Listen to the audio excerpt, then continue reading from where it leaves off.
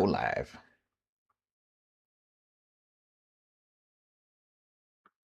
Close tab. All right. We are live on all 3 platforms. Broadcast started live on Twitch, Kitchen Stream, Cabbage, Bananas, and Lentils. Thank you, StreamerBot chat. I'm using combined chat, which I don't do upstairs. What's on the menu? First of all, a cup of tea. Or coffee, potentially. Then sauerkraut, then something with these bananas, and then some kind of pasta sauce. Because those are all things that I need to do, so I thought I might as well stream doing it. But first of all, I think we'll have some tea. That's a good question. I don't know yet. I might have coffee. What am I having? Am I having tea or coffee? Tea. I think tea. I think we're gonna have Twining's English breakfast because it is breakfast time.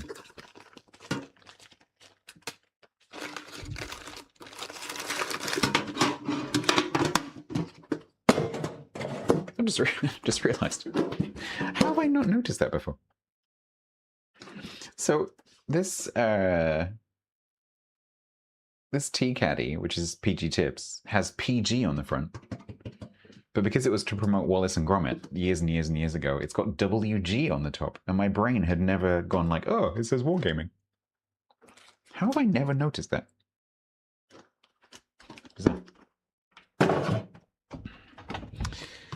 Okay, well, need to do some cleaning of the sink.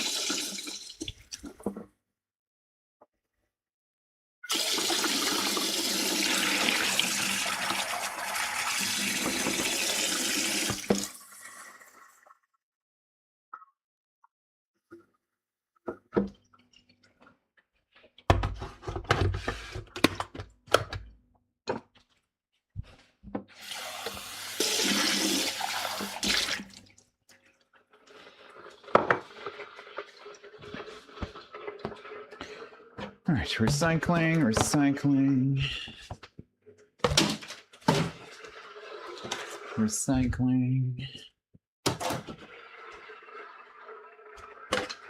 Squeezing. The tap water here is amazing compared to my last place where it was terrible.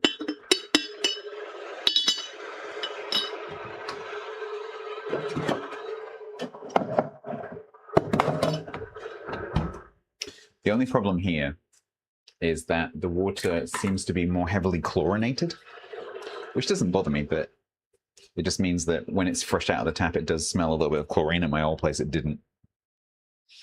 But that's how the water was where I grew up, so it doesn't really bother me.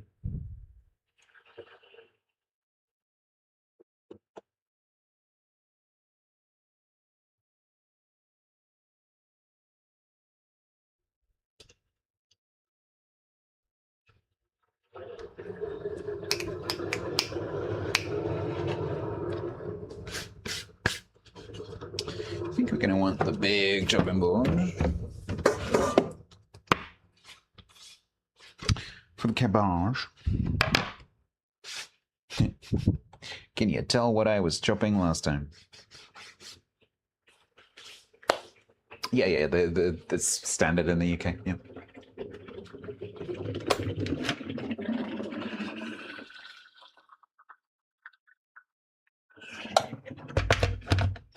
Our water is generally chlorinated, but not fluoridated unless you live in one specific region which does have fluoridated water for some strange reason.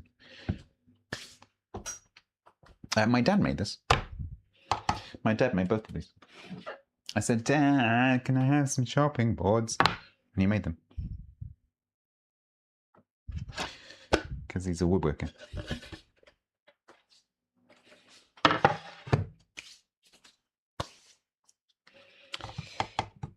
I don't, Otter.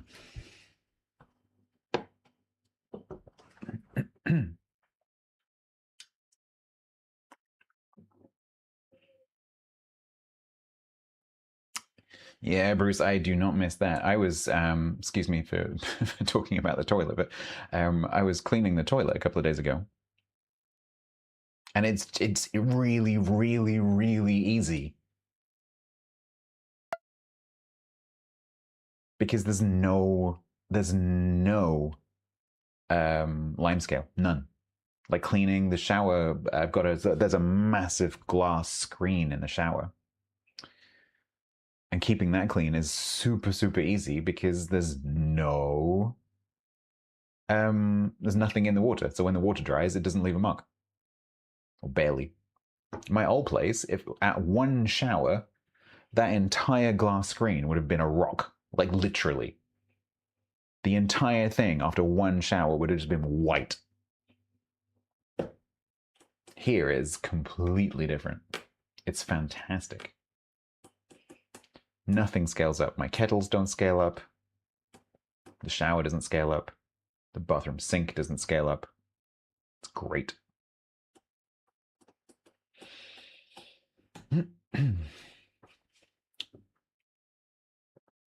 Oh, we are definitely going to be cooking with the wine, and that is some of that is definitely going in me. There is no question about that. It is cheap, but it is wine.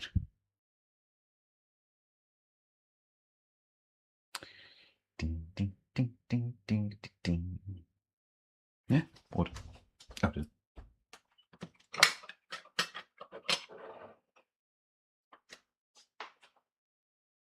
Oh, no, this is a blend. It's Syrah Alicante Boucher and Touriga Nacional. Two of which I have never heard of. However, this is a relaxed, flavorful wine with the soul of Lisboa. Perfect for everything, enjoying your life at your own pace. Yeah, it was cheap.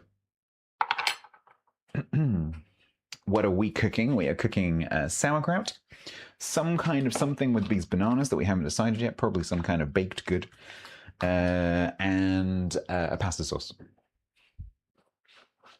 It's going to take a while. I am not in a rush.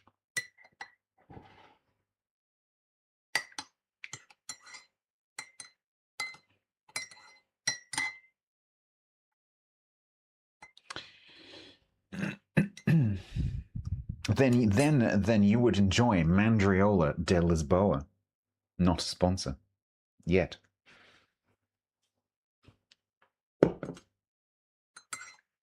Available in Tesco for £6.50. I'm kind of hungry. I even ate before the stream to make sure that I wouldn't be hungry, and I am kind of hungry. Is this a proper cup of tea? Of course it's a proper cup of tea.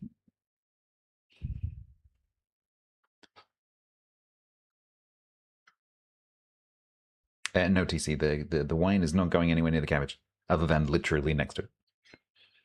This is the closest the wine will ever get to the cabbage.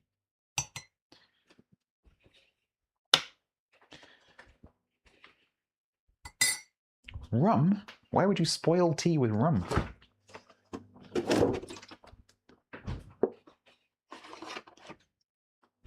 Proper cup of tea.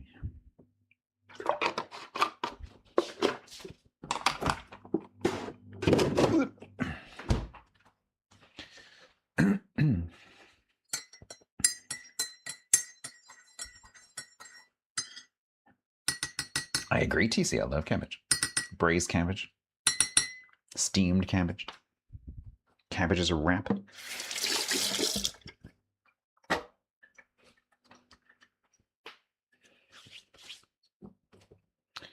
Yeah, I wouldn't tell Brits about putting rum in tea. That's not going to go down well. Oh, so good. I haven't had a cup of tea today. This is my first cup of tea. My tea meter is L.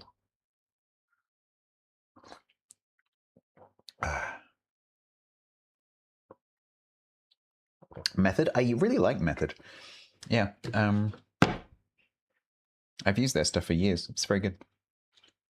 I mean, it's one banana, Michael. What could it cost? $10? Thank you, T-Bone. I also like it.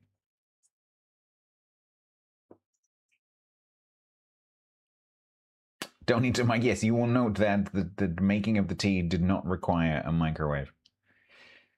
At no point was the microwave harmed in the making of this cup of tea. Welcome to Jurassic Park. Golden syrup tea, I can see that working, if you like sweet tea. I don't like sweet tea or coffee, but I can see that working. Is the Yorkshire? No, this is Twining's English breakfast. Because it was on cheap. And it was the same price as Yorkshire. And so I picked up the box of Yorkshire and went, hang on a minute. The same amount of Twinings is the same price. So I'm going to get the Twinings for a change. Honey and tea? I don't like sweet tea. I got nothing against honey in drinks, but I love honey. But to me, tea is a savory drink, as is coffee. No sugar, please. Dim sugar os gwelwch dda. Dim sugar. You're going to learn some Welsh today as well. Honey and coffee. I can have sweet coffee if it's like, like a Starbucks, like cream-based 3,000 calorie coffee. Like one of those very occasionally I can enjoy, but generally speaking, I don't like sweet drinks.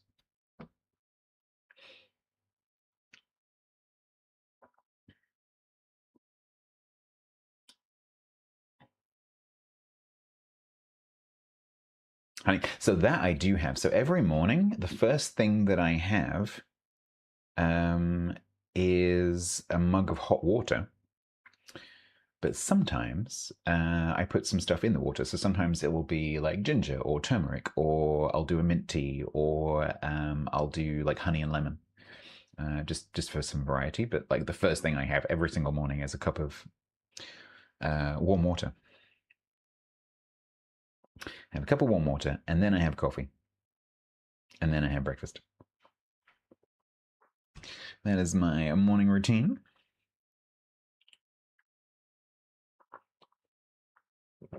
Right. Oh, this chopping board might be a bit big for this oven, because this hob does not like it when you cover the controls. I'm just going to experiment. I'm going to put it there and see if it complains at me. We might have to use the small one. Yeah, it's not happy. I'll have to do it over here.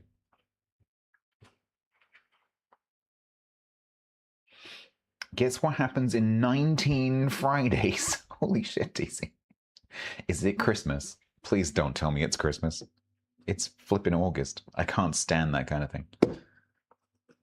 A, because I can't stand Christmas, but also just... No, it's August. Go away. Right, I need knife. Which knife are we going to use? Maybe this one. This is my sharpest knife, but it's not a very nice shape. I want to get one of those Chinese-style cleavers. I'm actually wondering whether a serrated knife might work better for cabbage.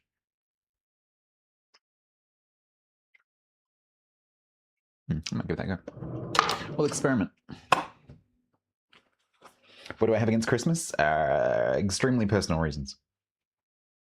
Not a fan of Christmas and New Year. I would rather not talk about it on Twitch.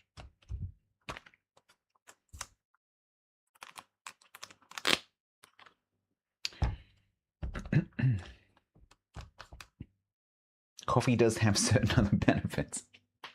It's very good for you.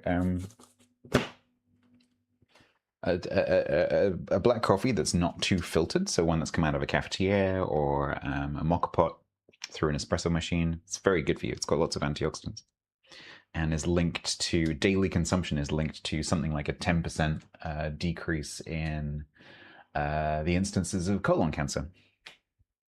So it definitely has some benefits.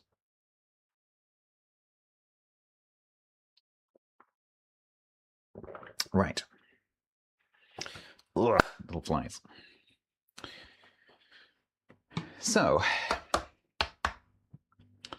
we are going to turn those into sauerkraut. I think I'm going to combine them. So I'm going to try and do the same recipe that I did last time, but this time I'm going to use some red cabbage. But it's going to be, but no carrot.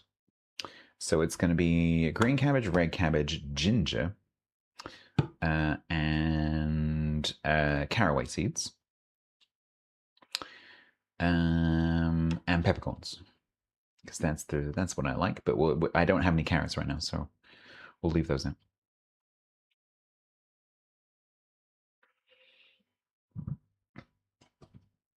You're just going to casually learn how to make knives. I think that's a fairly steep learning curve. Fennel? I don't know. Caraway.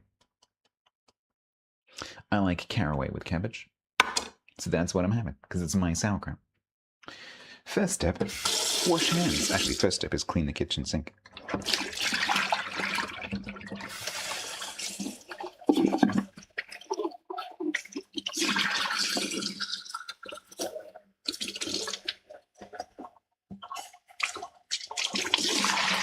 The cow's done cooking. Nice.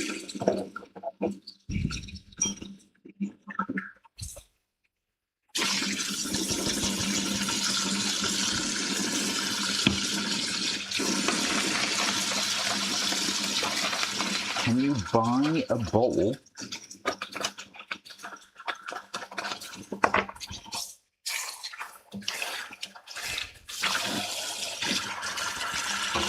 Oh, what you mean of my sauerkraut? No, it's mine. We have no TTS today because I'm going to read. Although you... oh no, channel points is off. We're not in quiet mode, by the way. So, like, subs and stuff will still work.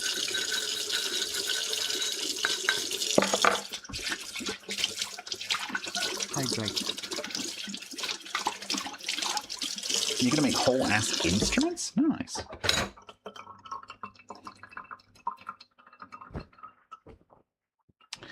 Very nice. I didn't actually wash my hands.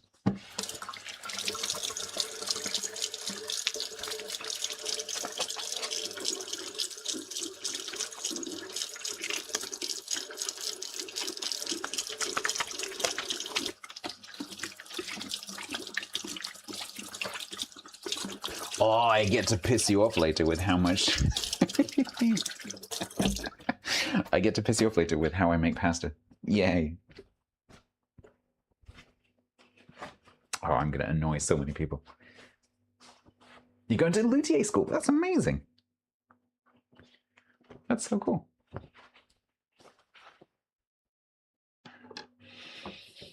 Yeah, I'm quite jealous about that. That's really cool. Okay, so the first thing we need to do is just take the outsides of the cabbages off, cut off the stems, and then get to a weight of cabbage so we can work out how much salt we need. Nope, not 30 minutes, no. Hands are clean, yep.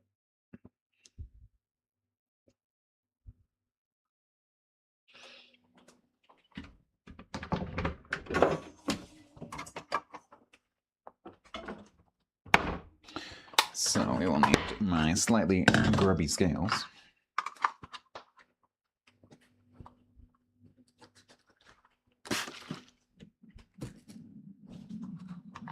Whoa, my stomach's rumbling, I'm so hungry.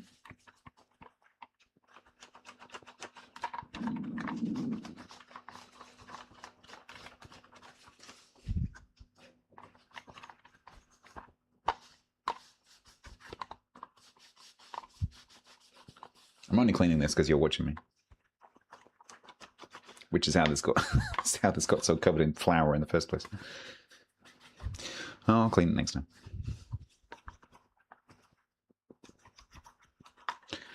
This hasn't been this shiny for years.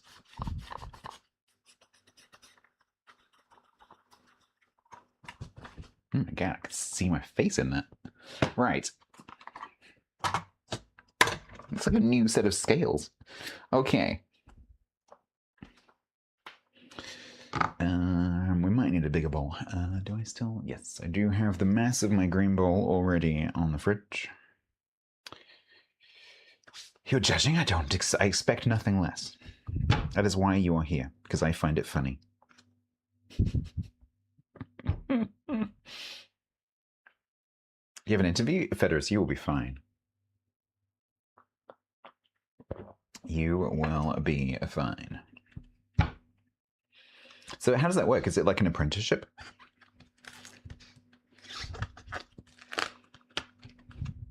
Do you study under a master?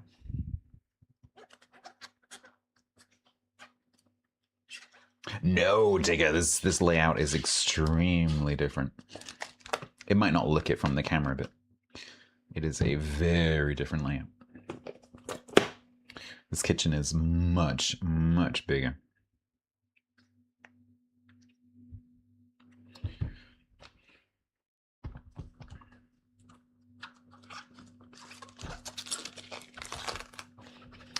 So just taking the outside leaves off, because they're a bit battered and bruised.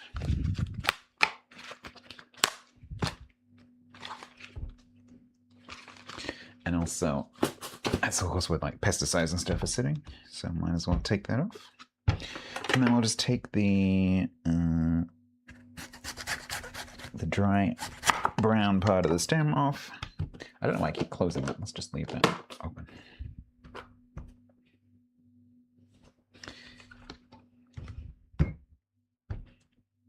You like cabbage? Yeah, I like cabbage too.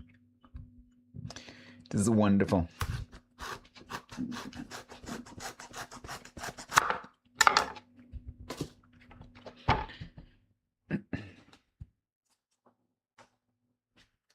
The hob and the sink? No, because this hob, it doesn't look like it from your point of view, but this side of the hob is in the middle of the room, so this is sticking out in like an island.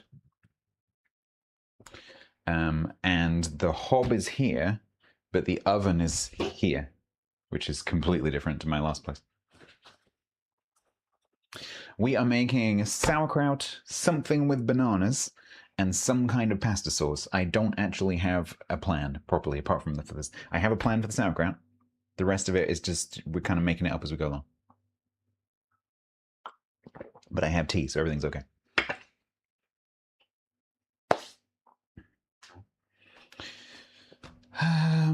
Right. I'm debating going to get my axe. This is a big cabbage. This is a hefty cabbage.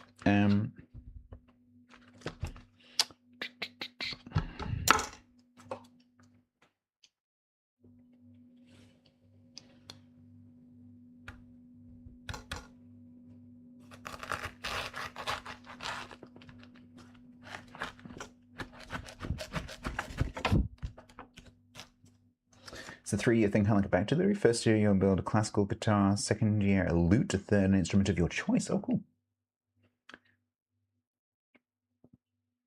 Wow, that sounds really cool. I am jealous.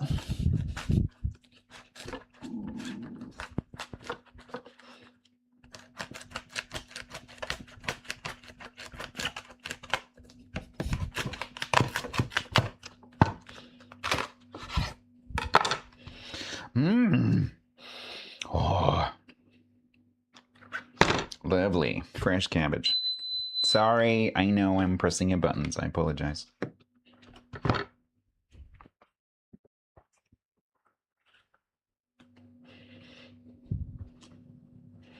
Tough cabbage? No, it's just big. It's difficult to get leverage.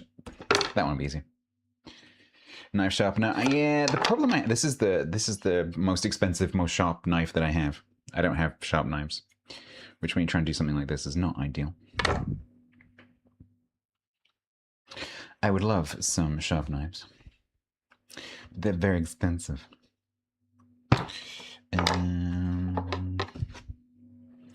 Right, I think what I'll do is, because this one's so big, I think I'll quarter it and then I'll shape it that way. What do we? Yeah, we'll quarter it.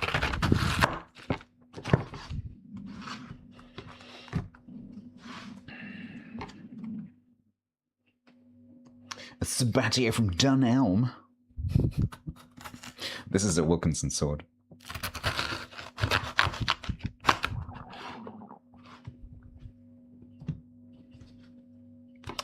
Alright, first step is take out the stem. Because that bit does not make for happy sauerkraut.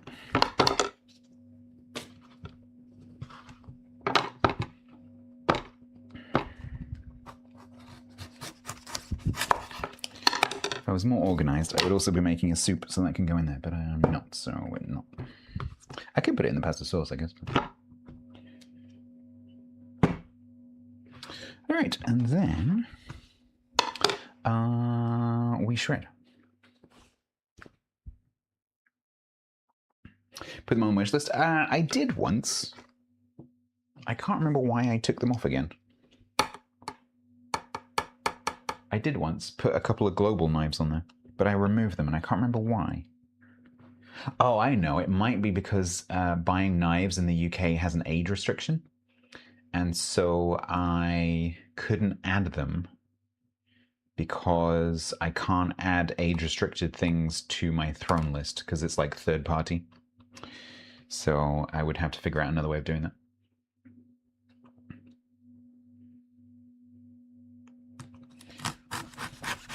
Oh yeah, this one will work. All right, then we want to shred as thinly as we can.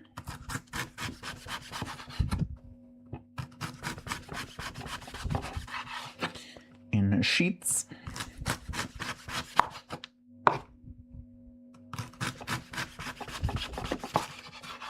Because then as the cabbage breaks up, it naturally breaks into little strips. Yeah, I can do that, Hangman, yeah, absolutely.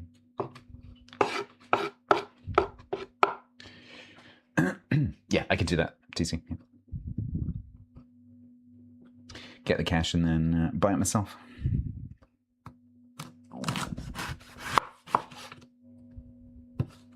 This knife's actually pretty good for this.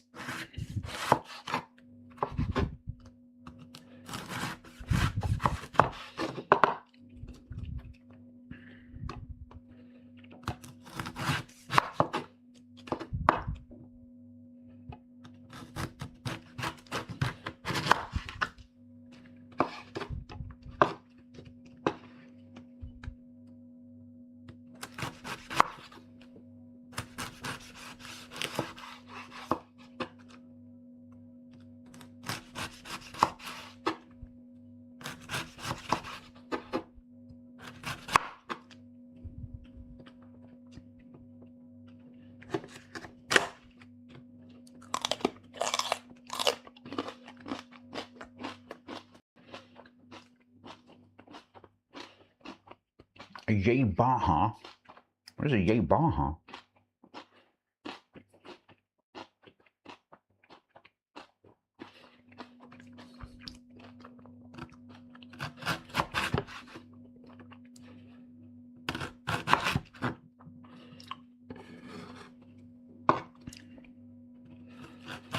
I would imagine, better is that you will, as you are doing the first 2 years, like with most degrees, you will discover what you like as you go along.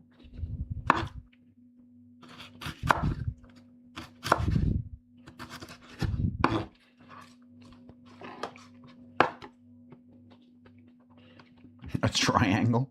I don't think you need a luthier to make a triangle. Me, a blacksmith.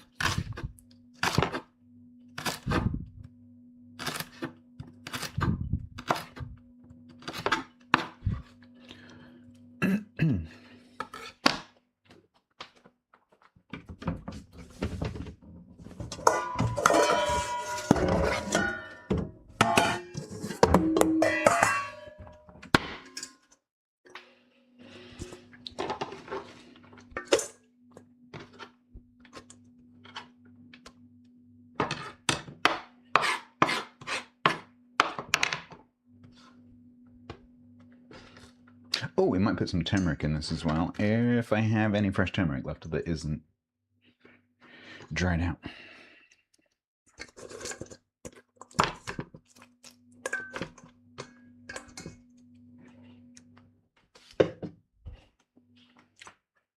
banjo. I would. Do you know what? I've been listening to a lot of banjo music recently. I might have to get myself a banjo. I really like banjos.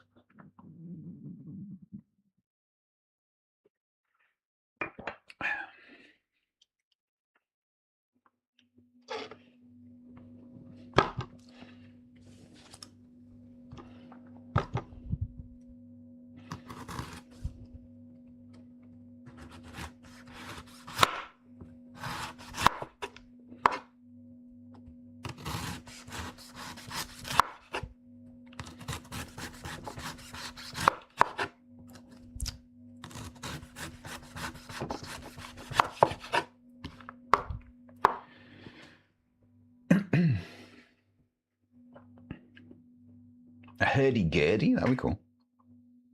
What about an ood? Just because it's fun to say ood. Ood.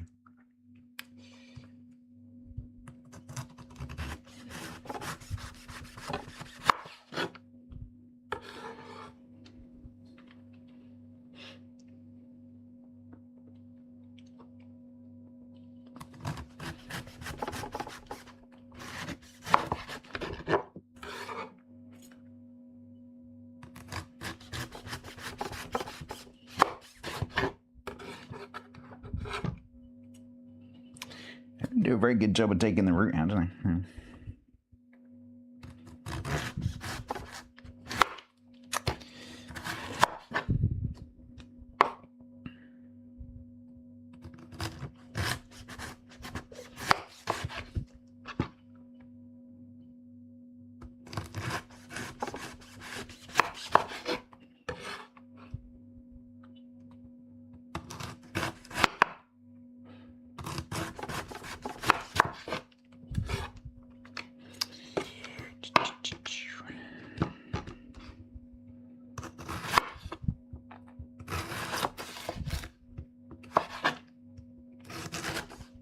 Whoa, yeah, that's a thick one.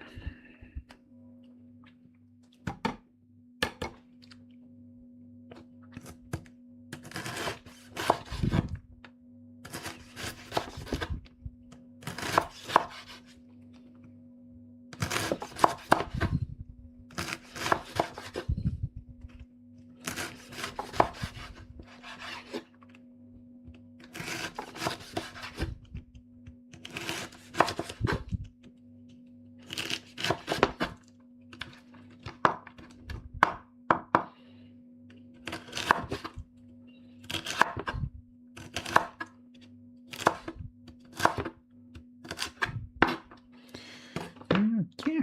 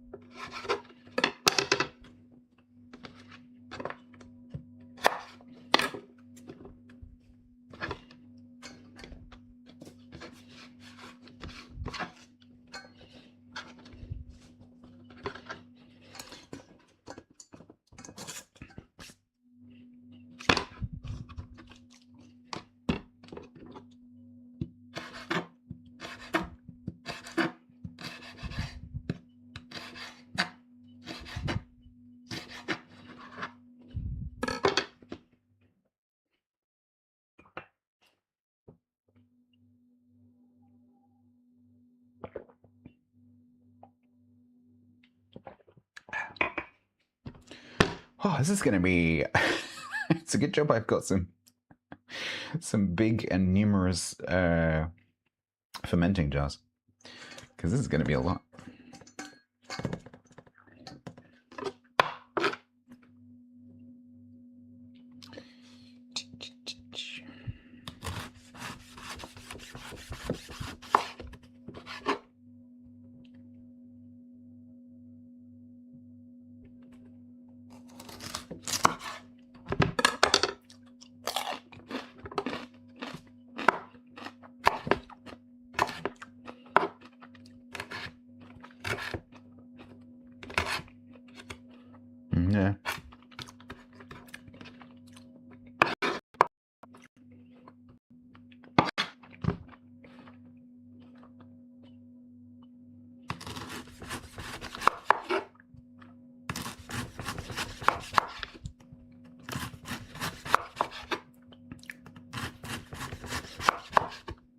have this terrible habit of gritting my teeth when I'm chopping things.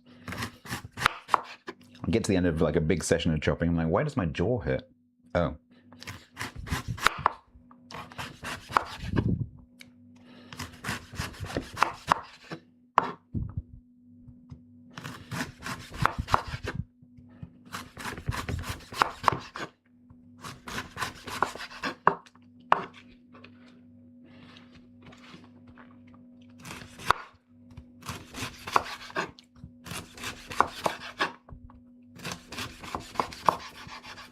Cabbage, yeah, it's just my jawbone.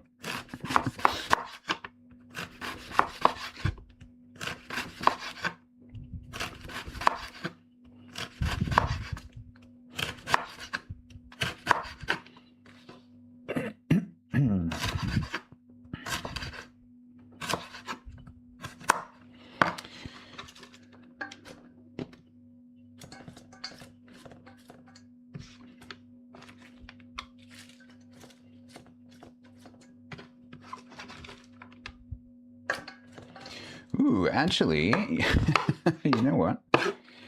I am not going to be able to scrunch this in one bowl because there's not going to be enough space in the bowl. So we are going to have to make 2 separate batches using 2 separate bowls. Which means I have to do the weighing for both bowls.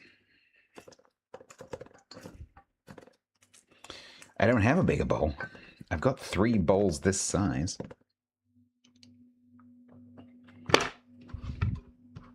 That we'll have to do.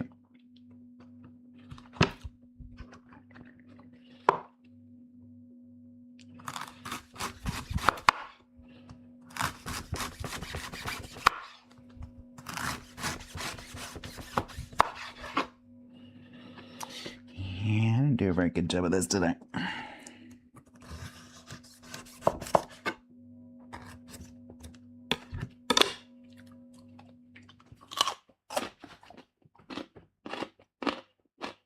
Does this all come from World of Warships gameplay? No, it comes from Sainsbury's.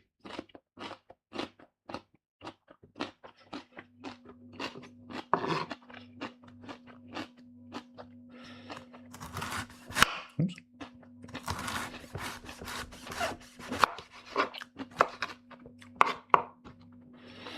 Hello, Mary.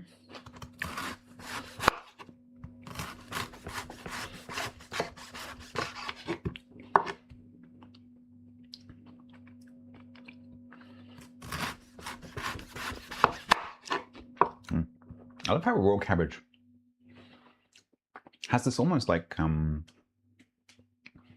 at least the stem has the, I know, has this horseradish-like quality. It's slightly peppery. Nope, we'll get to that later, Piper. First, cabbage. Bye.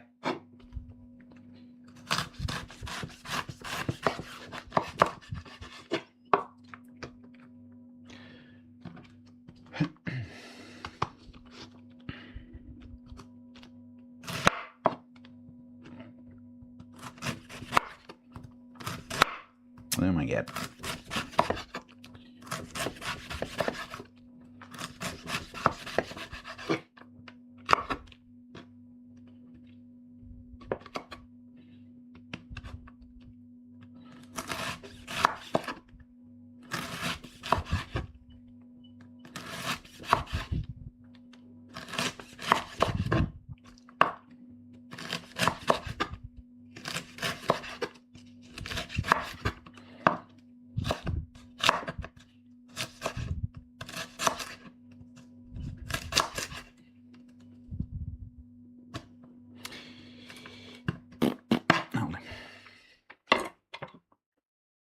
How does one even set up a microphone?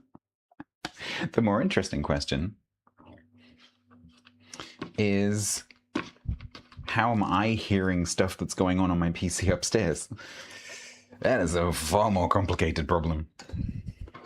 Getting the audio out of this microphone is actually pretty easy.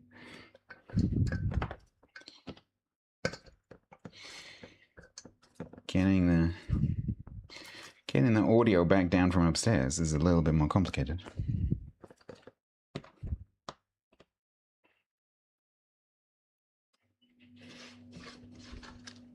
When I finished playing with the sharp knife, I will explain.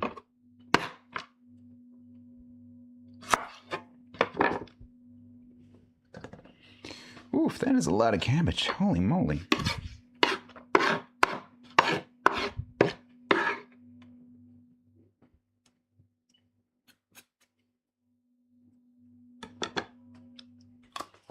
My upstairs computer might be scheming against me.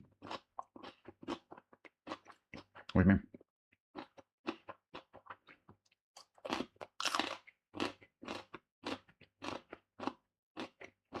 I'm eating so much cabbage. What the hell is that, Stats? What is that? It was not up to our standards.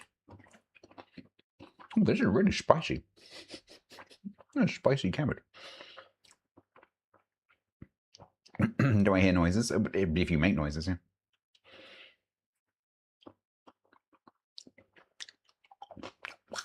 Hot, badass female. Boiling it? No, we're fermenting it. We're going to feed it to some bacteria. Exactly.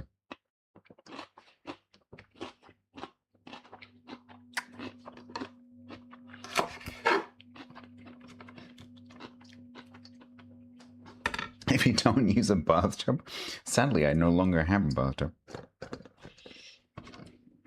I don't think the shower is going to be much help.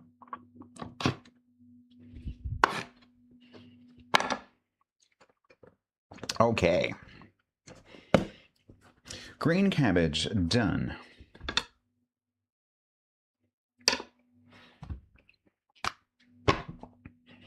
Sauerkraut, yeah, but they didn't actually do it this way. What they did, which is very interesting, is they brined the whole cabbage. I guess it is sauerkraut, but they didn't chop it up. They just did the entire thing, and then the sailors could literally just bite the cabbage.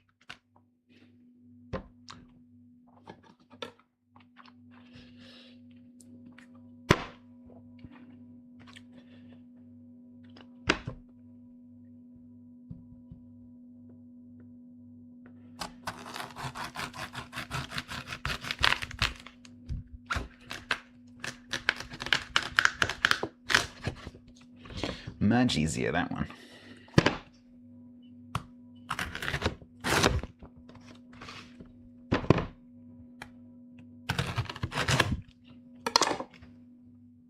Much easier.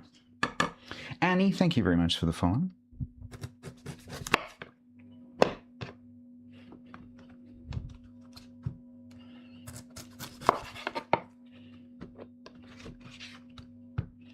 The inside of a red cabbage is so pretty. What camera? So pretty. Wow.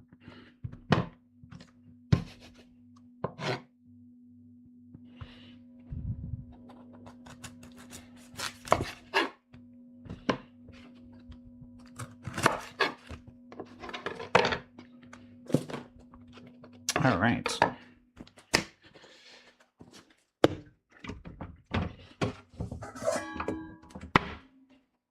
New bowl.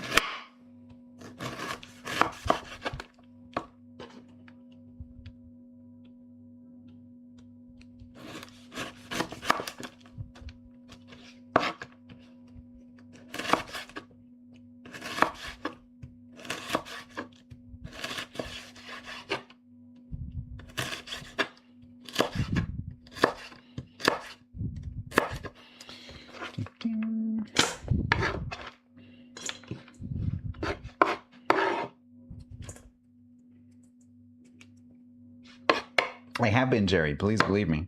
Chat will tell you. I have snacked enough. A lot of that cabbage is in me. Did I peel this? Yeah.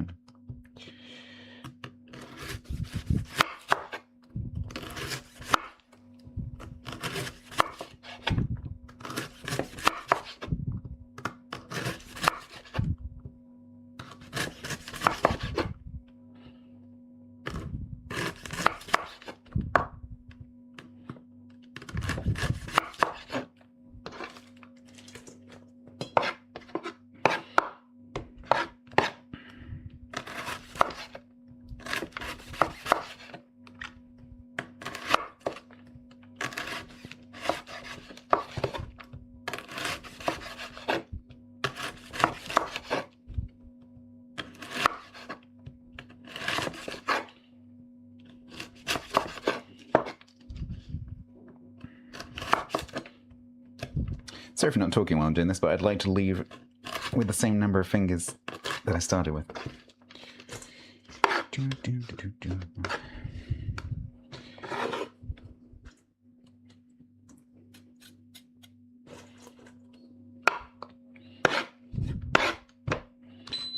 I know. I'm pressing my buttons. I'm aware.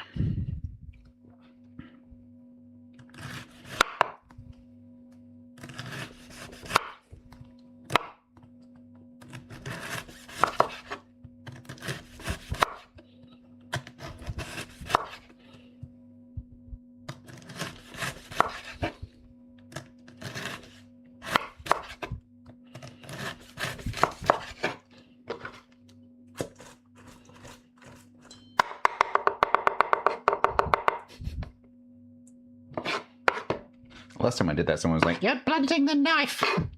Like, I don't care.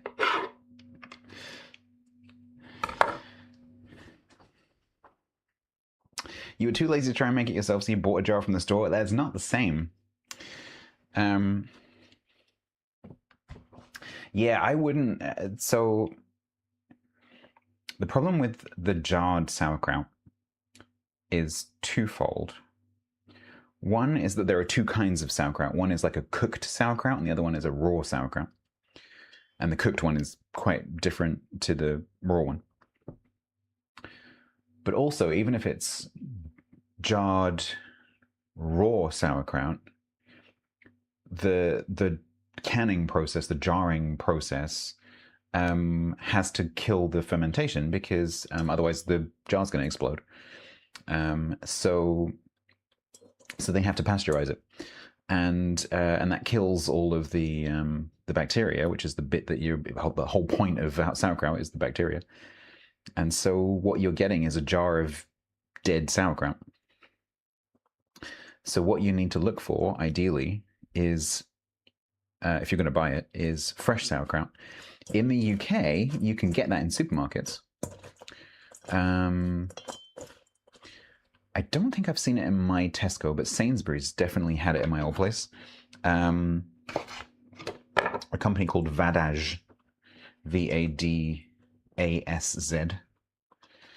make a very good fresh sauerkraut in the chiller aisle.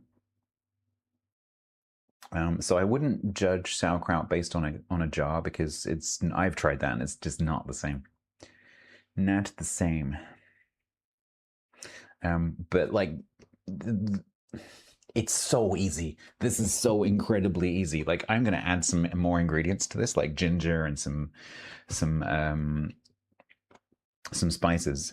You do not have to do that. You can literally just use cabbage, water, and salt. That is it. That's all you need. Cabbage, water, and salt, and some kind of jar.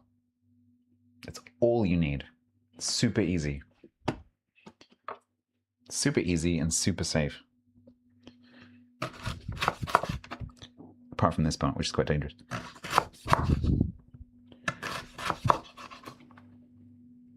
Yeah, it's so easy. Just look up, either like follow what I'm doing or look up tutorials on it.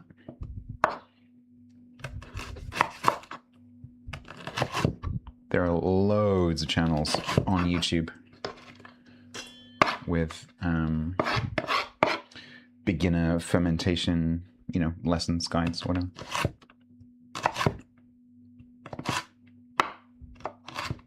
Super easy, because the bacteria that's going to do the fermentation is already on the cabbage. So you don't need a starter culture, although you can use one. So I'll probably stick a bit of my the brine from the previous one into this one just to get it going. But you don't have to do that. Absinthe.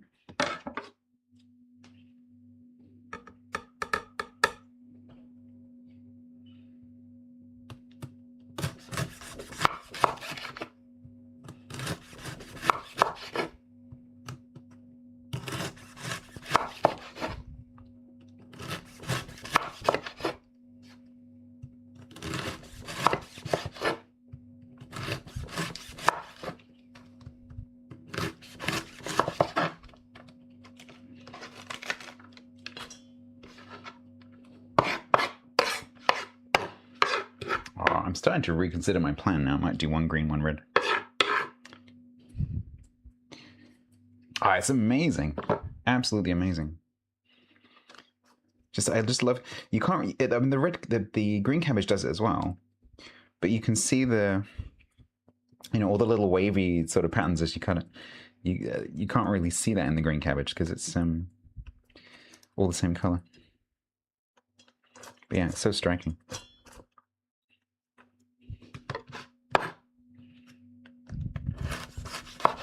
That, of course, is the good part.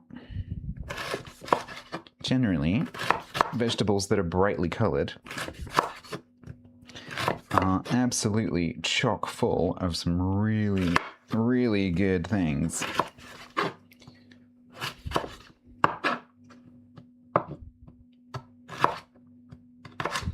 Like polyphenols.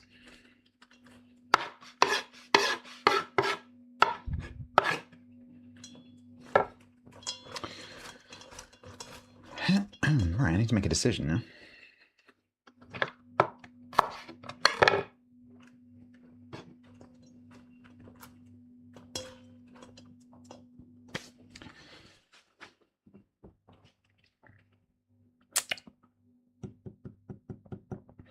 Am I going to do one small batch of red and one big batch of green? Or am I going to do two medium-sized batches of mixed?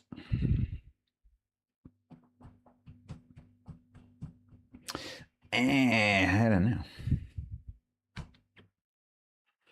I have a cramp in my foot. Ow. Ow.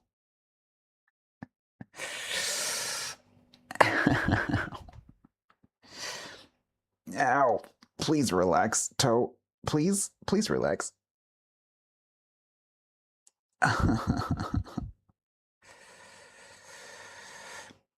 Oh, I hate foot cramp. It's because I was gripping the floor while I was chopping.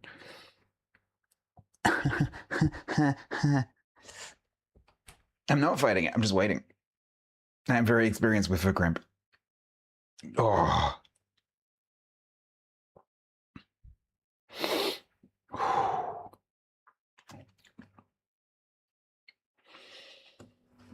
Okay.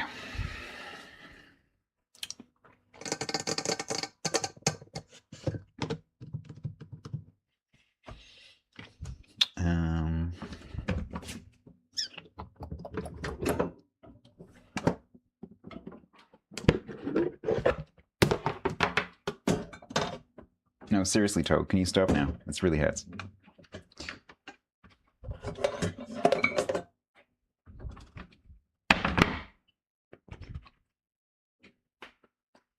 No, really, can we stop? Okay,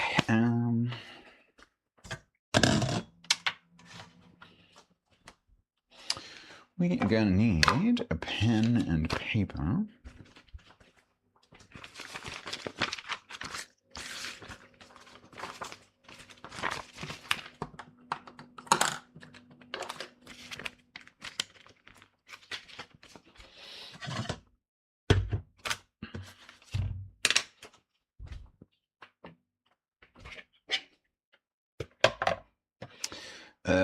I do this last time? I put something on the scales, then I know what I did.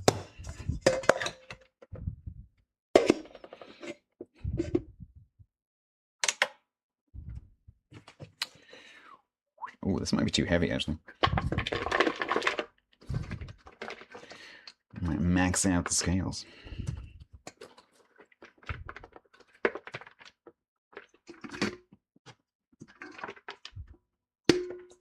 Nope, scale survived. They're in imperial units. Can't make something German. In imperial units, ew. We need it in grams, no? Yes. Okay. Green cabbage weighs in at 1,362 grams. Green, 1,362 grams. Whoops. Minus the bits that just fell on the floor.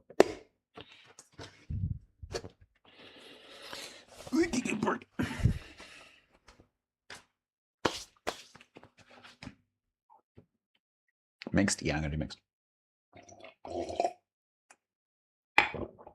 Reichseinheiten. And okay, and then the red cabbage. Any bets? Any bets? These bowls are the same size, approximately. No, pretty much exactly. The green cabbage is 1,360. How much do we think the red cabbage is? Anyone want to bet? I think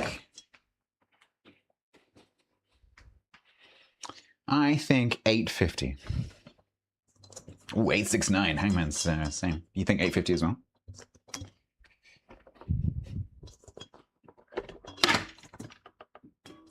Oh, we were wrong. We were wrong. It's 748. Doug got it almost exactly.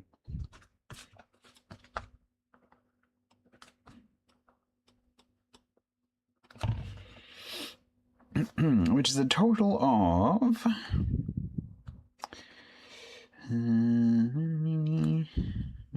that's funny. All the columns add up to 10.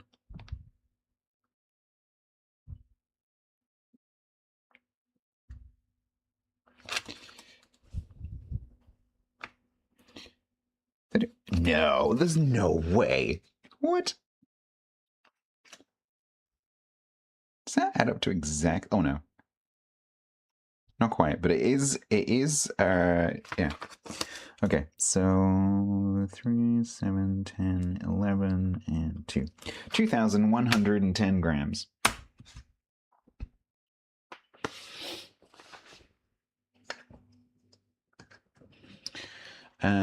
Which means I need to get approximately 375 grams of red and 14,700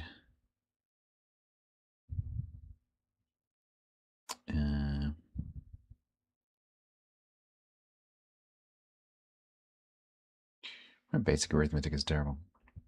31, 13, 12, 650, 681.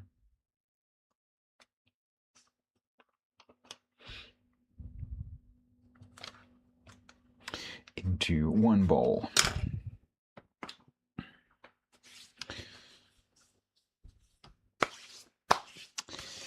What if I had them, Tippets? I have some quite big fermenting jars, man. They're right at the back of the down. I have some quite large fermenting jars, which we'll probably be using, and it's the first time I've used the big ones. Because normally I use the small ones.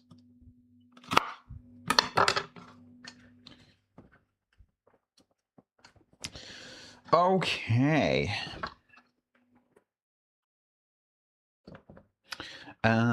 So I need to do that, get it into 2 equal bowls, and then work out how much salt I need for each bowl. Because each bowl is going to be 5, 8, 15. Each bowl is going to be just over a kilogram. You're about to drive, so you will not be able to read anything, but you are listening. Well, safe drive. Whoa. Why is it like 10 everyone pings in Damien's Discord?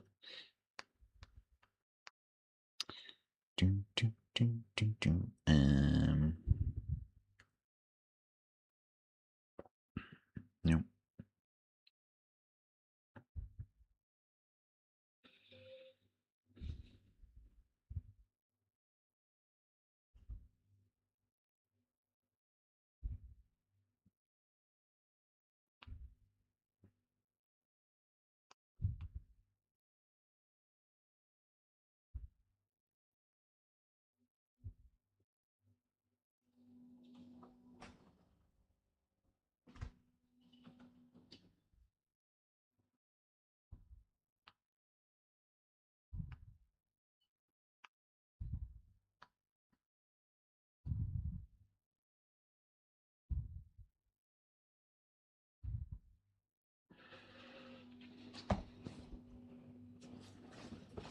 You have coins, but they're small coins. You want medium coins? We'll make medium coins then. What's wrong with you? Chop chop.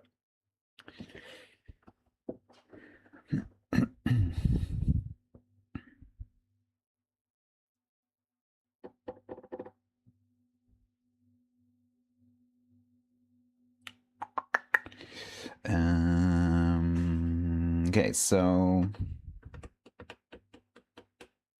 26.4 grams of salt per bowl.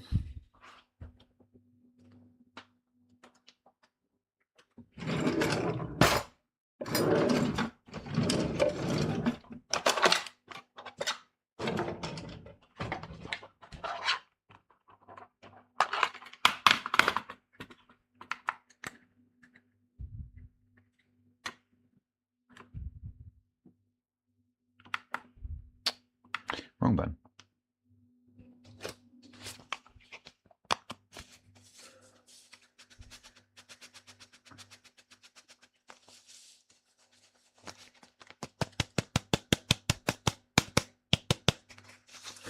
Ugh.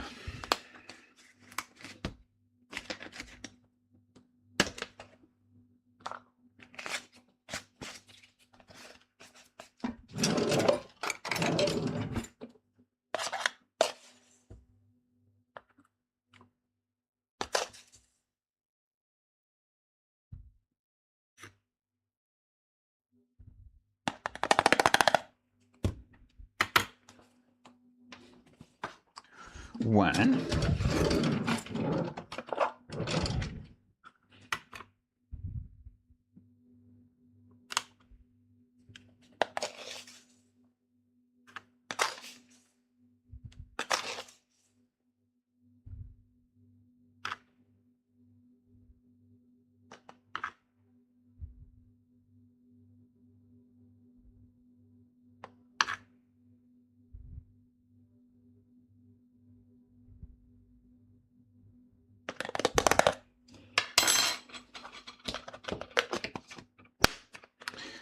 Two. So now we need to get rid of half of that and half of that.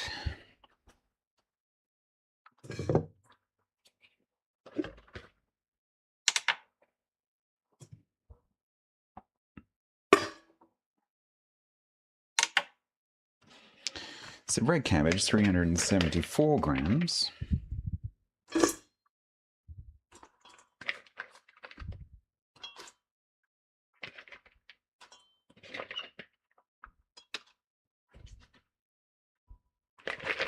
There we go, that's half.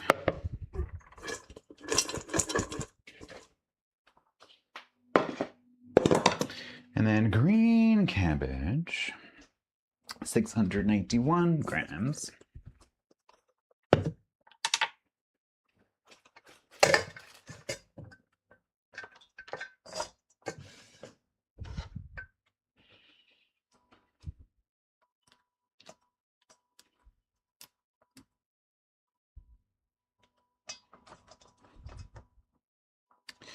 Oh my god, I did a terrible job of removing the roots. Oh crap.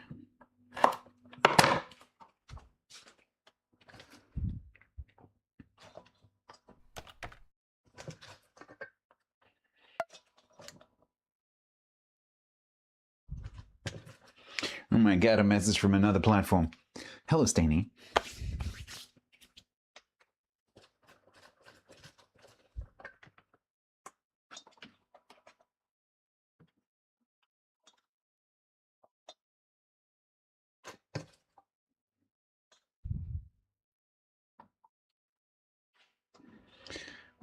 What is that? What is that, chat? What is that? That's failure. That's what that is. What is that?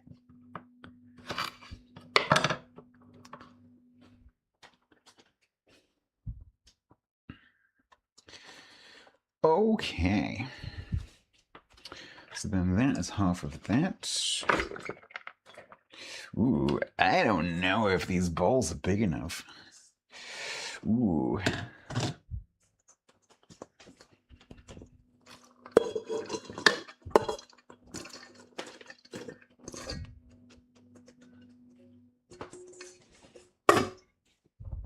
I don't know about this. That's not a lot of space.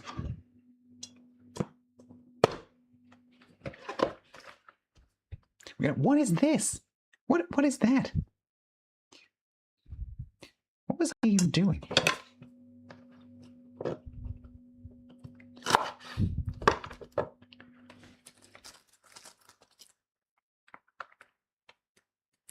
You've returned, hey Staney.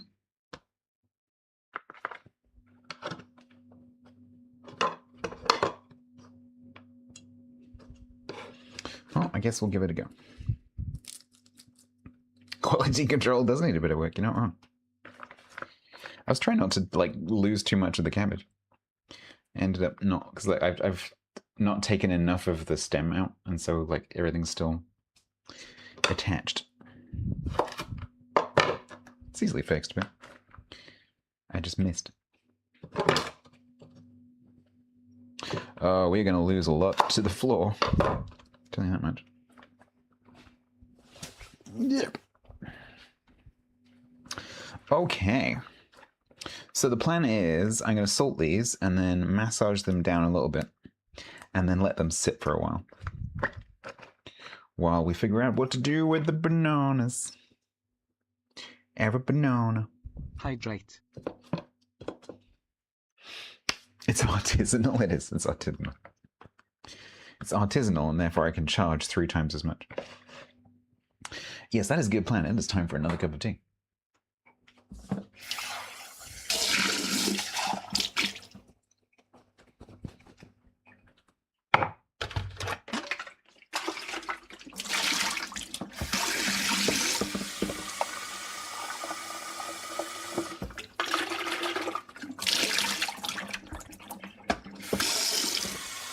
I also just need to go and close the windows upstairs.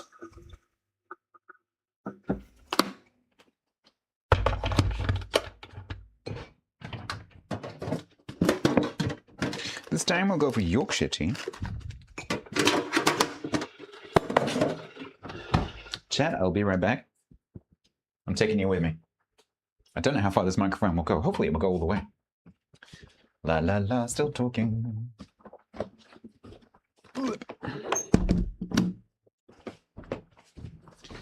La la la, still talking. Still talking.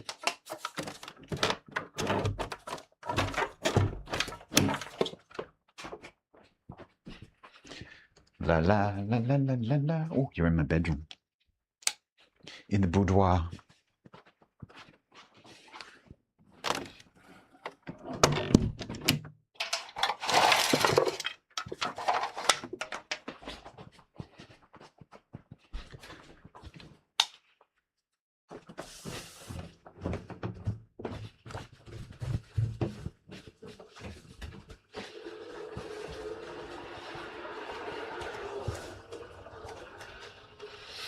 Did you hear any of that? Did you hear me say I'm in the boudoir?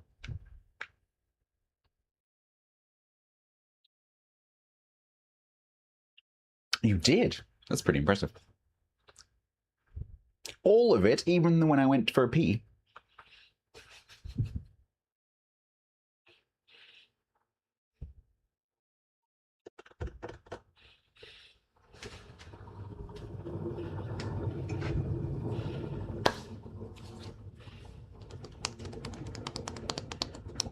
Even when I stepped on the socks on the bedroom floor.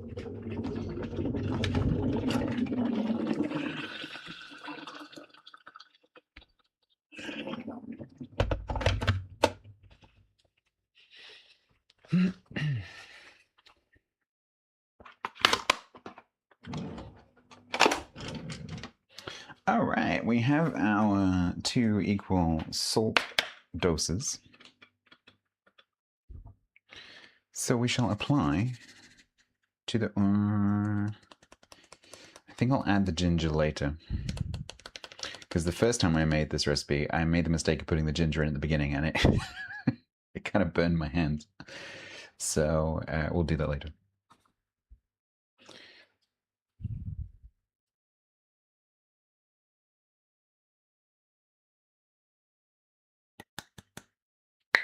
One.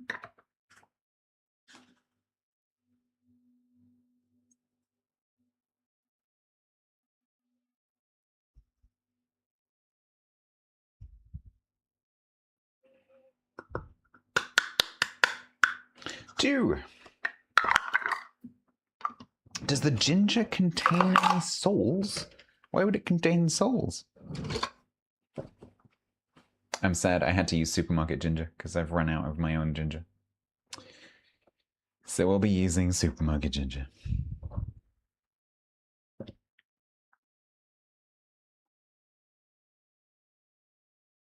Yeah, so if you go and read the wiki, Hangman, so basically there's just a range. So if you go and look at the page for breeding or animal husbandry, whatever it's titled, there's a picture that demonstrates in creative mode this range. So basically there's like a pig at one end and a pig at the other end with like colored blocks in between to like visually show you how far apart they can be. I forget the number now, but it's like 8 blocks or 10 blocks. And it's actually a technique that you can use because the boars are aggressive. What you can do is you can make a little pen specifically for the boar because the boar only needs 1 portion of food, whereas the sows need more. And so you can make a pen for the boar, and then when you have male piglets that turn into boars, you can just slaughter all of them because you still have a boar and you don't have to worry about killing anything you shouldn't be killing. Because basically, as long as some sows survive, it makes it a bit easier. So yeah, it's a not a realistic solution, but a lot of people keep their boar separate because the generation of the boar is irrelevant. That looks very healthy, he said, sitting down with a coffee and a cinnamon donut. Oh man, I could go for a cinnamon donut right now. Out of context in the photo, yeah. I'd love to see the Twitch AI summary. Stats has been talking about cabbage and boar breeding.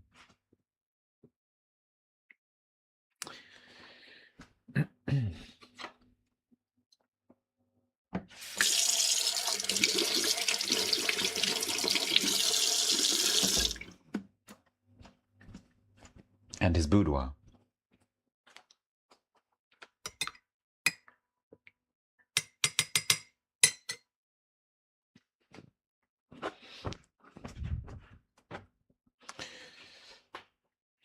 Right. Once I get my fingers in here, it's a bit difficult to do anything, so I'm going to wait until I've made the tea. Okay, I don't know if you can see, which cam are you on? I don't know if you can see, like, on the overhead cam, maybe? Can you see it starting to glisten already, where the juice is coming out of the cabbage, just where I sprinkled the salt on top? That's the effect that we are producing here. Yeah, I don't know whether the cam will pick it up. It's mainly because I'm looking at an angle to the lights, I think. But you might be able to see it on that camera. See a slight glinting. No, it's a bit too bright, isn't it? Maybe if I do that and it'll adjust itself. Trouble is, I have to hold it out for like 10 seconds to get the preview.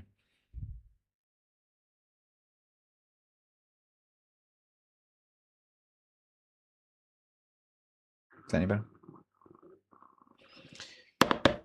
Anyway, trust me, the juice is coming out. Glistening, yes. Glinting, glinting, glinting evilly.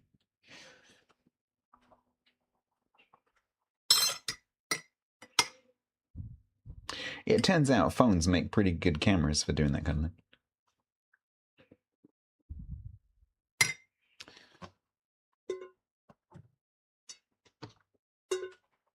I am hungry. I'm going to have to think of it.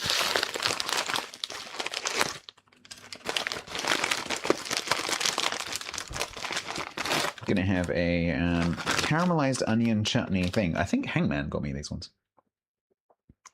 Can't remember if these were Hangman's or Gavras.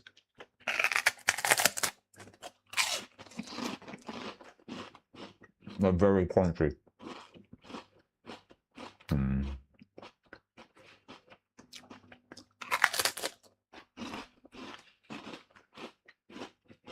I'm eating it over the sink so Monica can't get sad, can't get angry with me.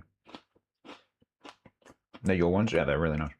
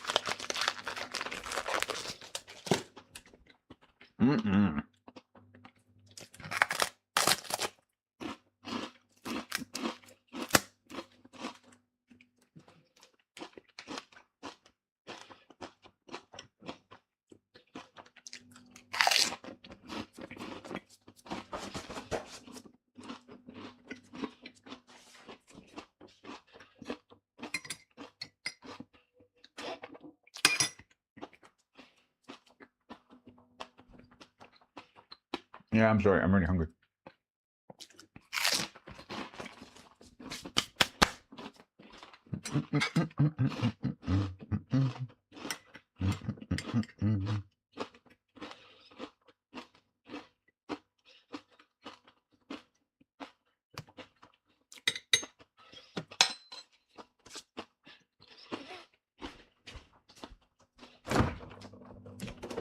Oh no.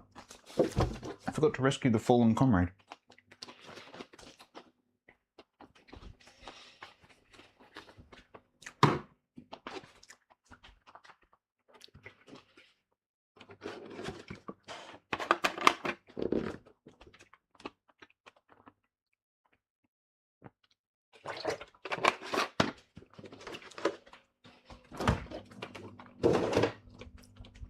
All right. Let us begin. Oh, I gotta do 2 bowls. This is hard work with 1 bowl.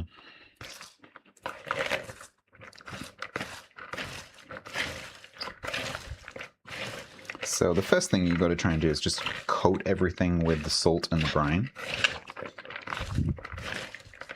So some brine's already come out of the top bits of the cabbage. So it's just a case of like, just move that around a little bit, get everything coated. Try not to lose too much off the side.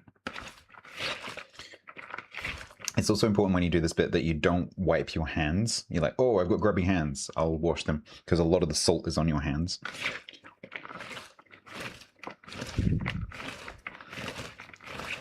Coleslaw? No, sauerkraut. This will be a lot of coleslaw. This will be coleslaw for like 200 people.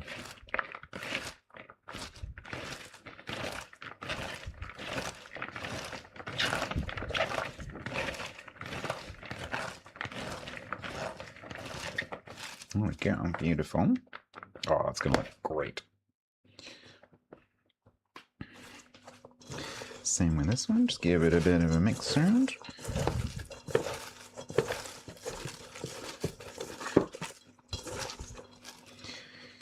some more chunks that I haven't cut properly. Gruyere.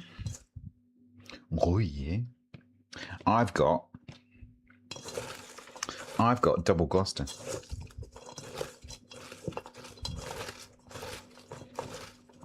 Not single Gloucester. No. Double Gloucester.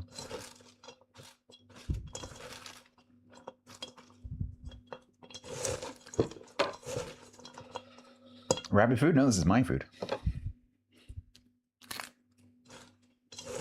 Rabbit's gonna have off.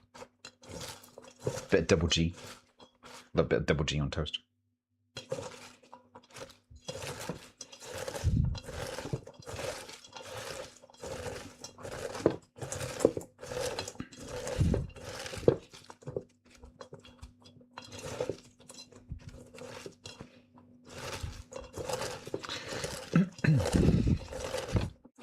So for those of you considering doing this, this is the epitome of trust the process. You won't feel like it's doing anything, but I promise you it is. You're like, oh man, because what's going to happen is all the water, if your cabbages are fresh, which these were, all of the water is going to come out of the cabbages, and it's actually, believe it or not, it's actually going to cover this cabbage in liquid. Looking at this right now, you think there's no way that's going to happen. It's going to happen. But you just have to keep going. You just have to trust the process. So what we're going to do, once I've got these well mixed, and I've started that osmosis process, I'm going to put these to one side, and we can do something with the bananas. And then I will come back to these later. Painzor would not be happy with this meal now.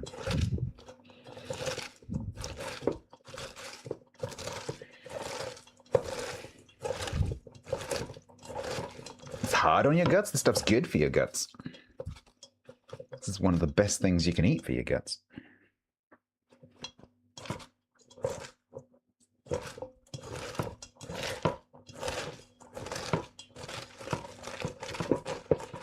Only meat and tuna water, if I remember correctly.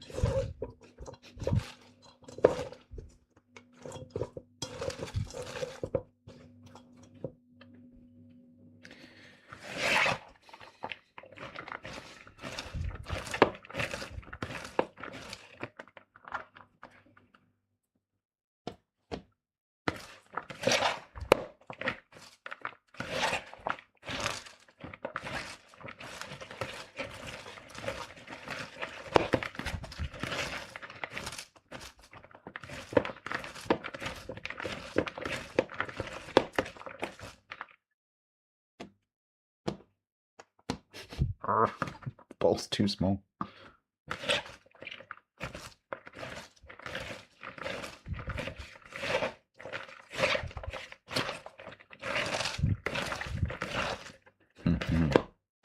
There's already some brine in the bottom of the bowl.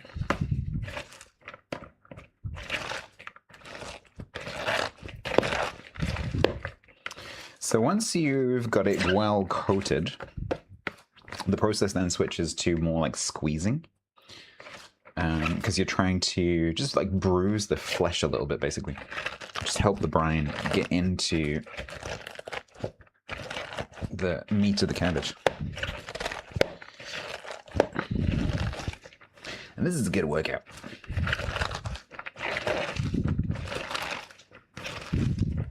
This is basically, you know, kung fu grip training. Kung fu people do it with sand. You can do it with cabbage.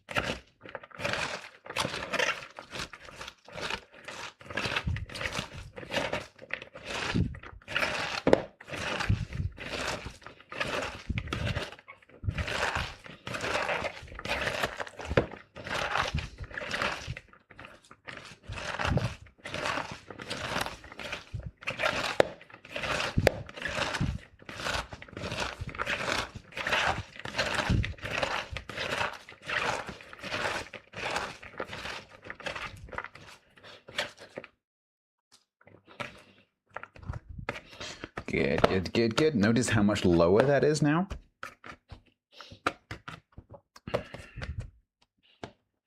How much more compact.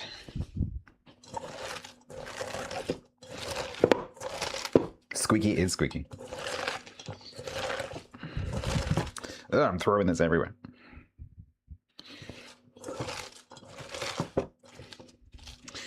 So what am I going to do with these bananas? Whatever it is needs to be freezable.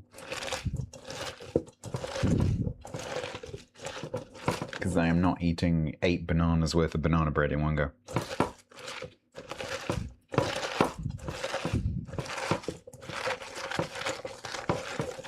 Banana focaccia.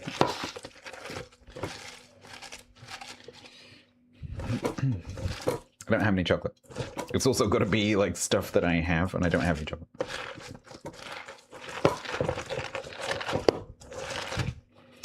Pretty sure it's going to be banana bread.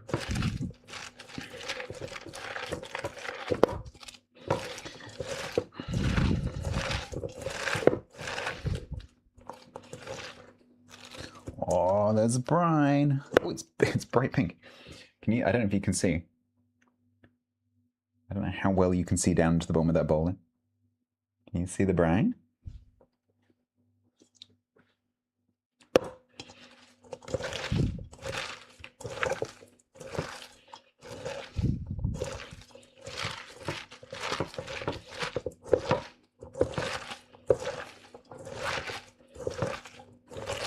Yeah, I'm dealing with kilos of bananas, making us not a banana, you know?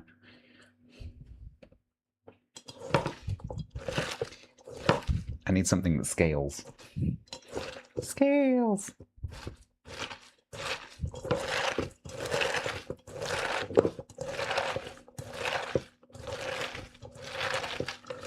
Oven-baked banana chips? Possible. I think these might be a bit soft for that, though. These are very ripe bananas. They're like mushy. Alright, Bruce's. You can always watch the clip.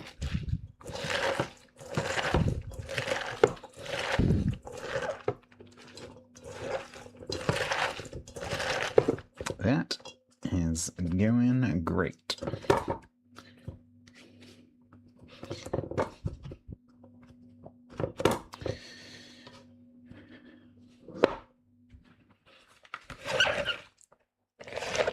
Yep, nice. Avocado. I do happen to have 2 avocados.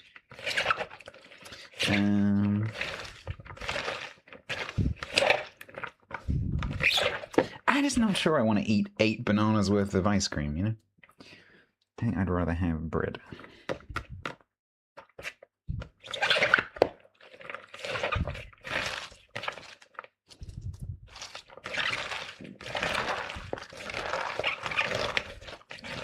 I will look up a recipe for that though, because I do happen to have 2 avocados.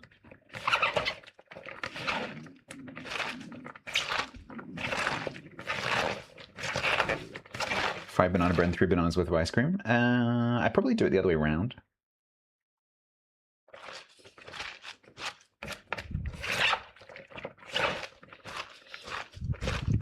Because 1 banana bread, probably 3 of these bananas will be about right, and 3 of them are very, very, very, very, very ripe. And the other 5 are not quite so ripe, but still very ripe.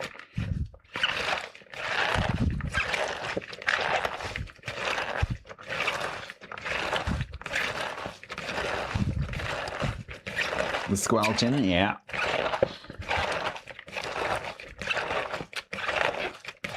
Banana bread, yeah, that's probably, well, that's definitely one of the things I'm going to make. Either as a loaf or as muffins.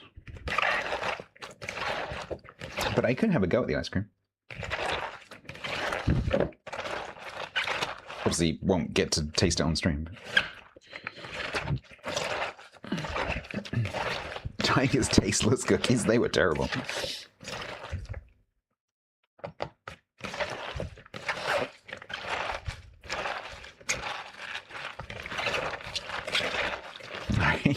It feels like rubber as well, which is a funny thing.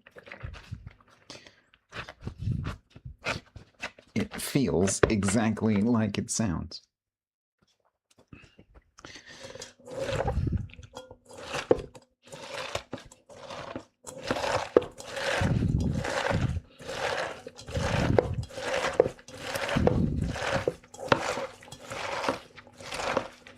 You found a recipe for a banana and cabbage smoothie. Ew.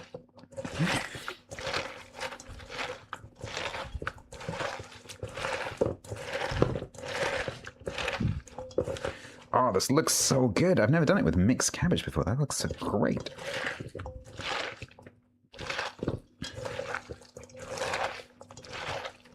I'm not frying anything. I don't deep fry anything. In fact, I have never deep fried anything. Never once in my life.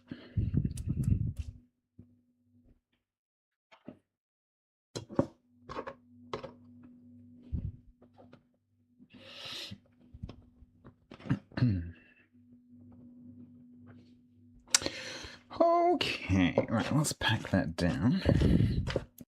I'll try to.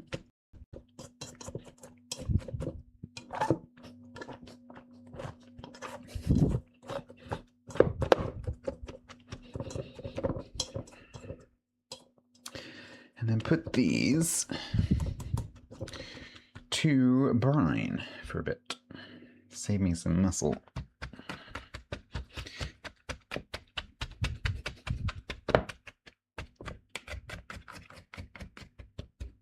Four boiled potatoes. Look at you with the cordon bleu.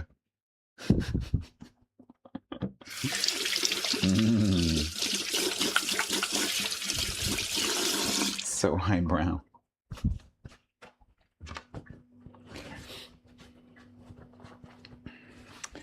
Right, these can go over here into the holding area.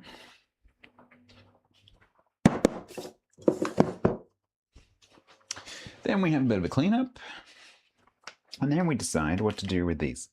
I will leave them in your view so that they are inspirational for you. As you can see, these three are very, very, very, very, very ripe, and these three are just these five are just ripe.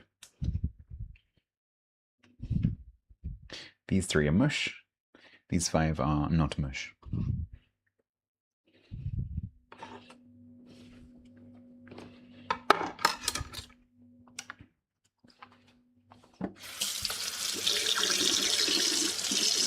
No, we are not on quite low.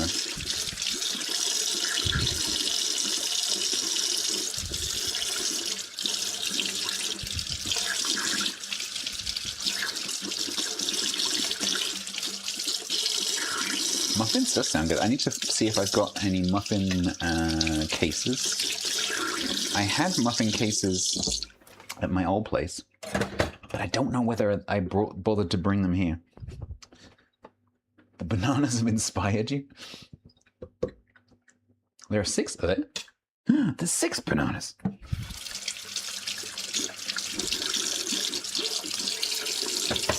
Thank you for my extra banana. I shall treasure it forever.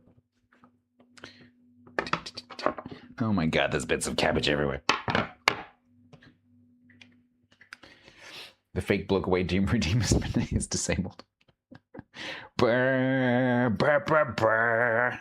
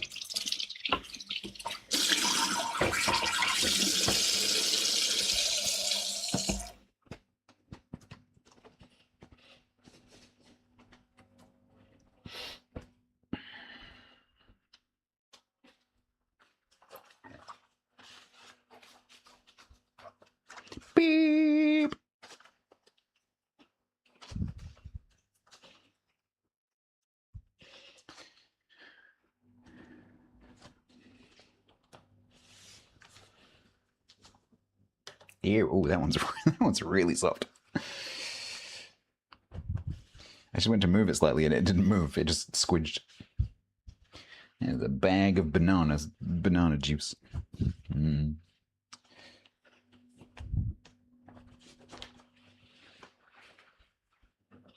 A sauerkraut mallet? Yeah, I could do with one of those.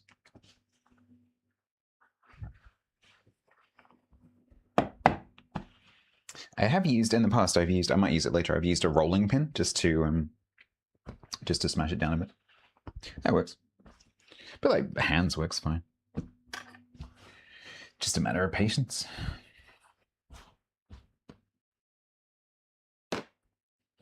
All right. I will be finding bits of cabbage in the kitchen for weeks.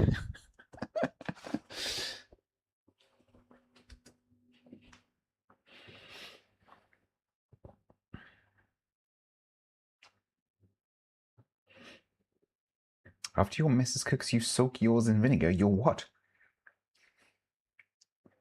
Your missus? No, sorry, you've been cooking again. You go back, got to go in the vinegar. You know how it works.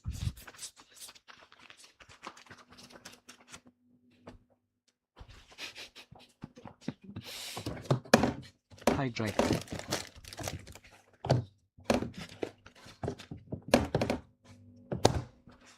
Oh, yeah, I know. I made it. I've got a cup of tea. I got a cup of tea.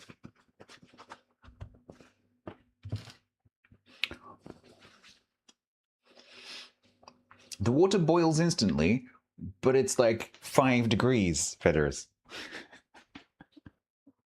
That is not a good thing.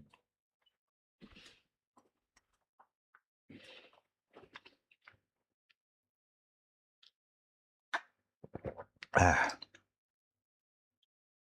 Mm. Oh, that's Yorkshire tea. That is nice. Different cup of tea. That is a more robust cup of tea.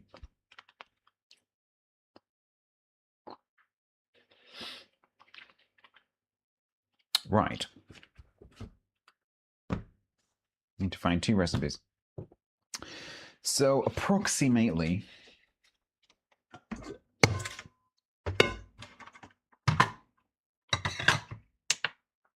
what order of magnitude of banana are we dealing with here? 700 minus the skins on those ones.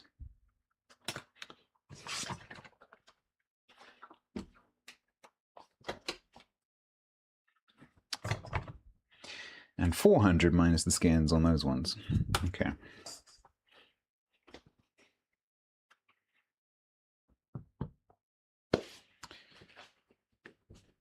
That's why you can never have a good cup of tea on Everest, absolutely.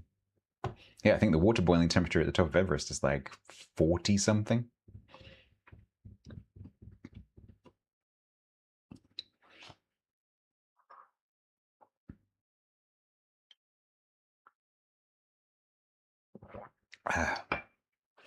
All right, let's find recipes. Now, I might have... let's have a look. Where's my cake and bake book? Here it is. Cake and Bake, the classic 1000 cake and bake recipes. I love this book. Ooh, that might be doxing. 1 second.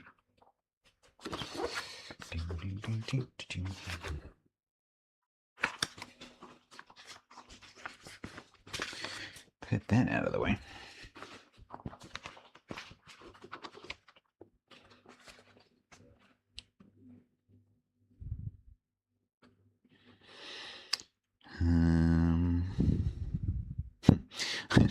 It's open on the carrot page, which I'm guessing was when I had a carrot glut a few months ago. Oh, is it 71? Okay. I stand corrected. That's still quite low, though.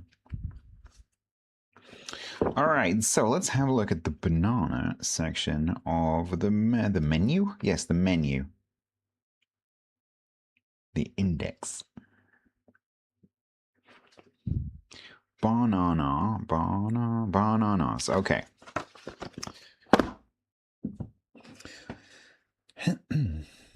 Oh, I have lemons, actually. Well, that's a good point.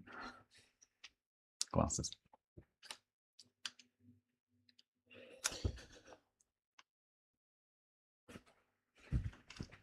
Excuse me. I'm old.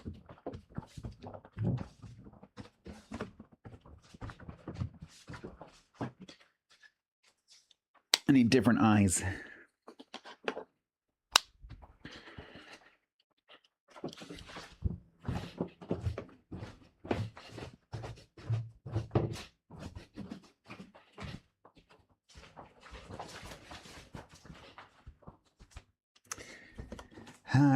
Bananas. All-in-one banana and raisin cake. Banana and lemon cake. I'm genuinely interested in that one because I do have some lemons. Banana and nut bread. I also have nuts. Banana and peanut cake. Don't like peanuts. Banana and whiskey cake. I do have whiskey. Ooh, I do have whiskey. Huh. Okay. Banana cake. Banana cheesecake. Don't have the cheese from that. Banana loaf, which is basically banana bread. Banana muffins. Banana oat and orange juice cookies. Don't have any orange juice. Banana sponge. Banoffee fudge pie. I won't have the ingredients for that. Blender banana chocolate cake. I won't have the ingredients for that either. Brown sugar and banana bars. Ooh, that sounds good. Brown sugar and banana bars. I definitely have some brown sugar.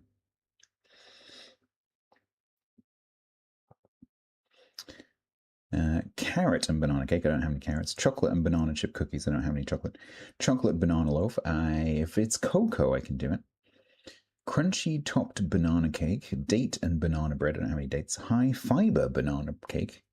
Microwave banana and passion fruit cheesecake. That sounds amazing, but I don't have the ingredients.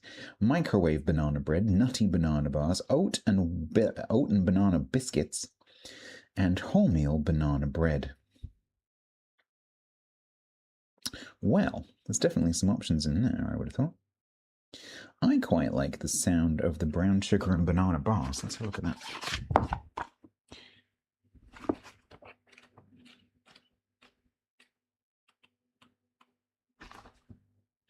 Brown sugar and banana bars. Butter, brown sugar, eggs, plain flour, baking powder, salt, chalk chips. Yeah.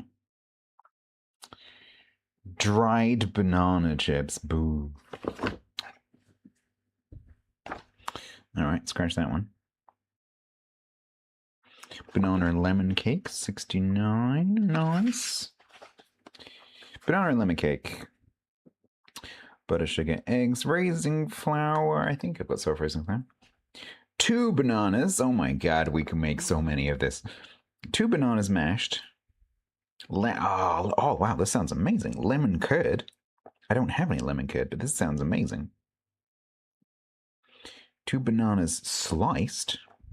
Oh, I need to make this at some point. This looks amazing. Mainly because I've always wanted to make my own lemon curd, and I have never done it. Oh, I have to make that, but not today. High fiber banana cake.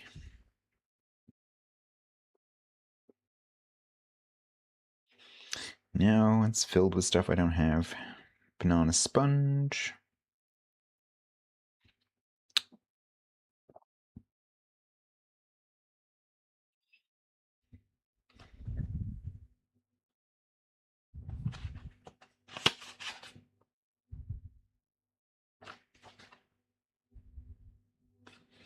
Banana cake 4 ripe bananas. Oil, vanilla essence, chopped mixed nuts, plain flour, bicarb, and salt. Oh, we could do that. That's a possibility.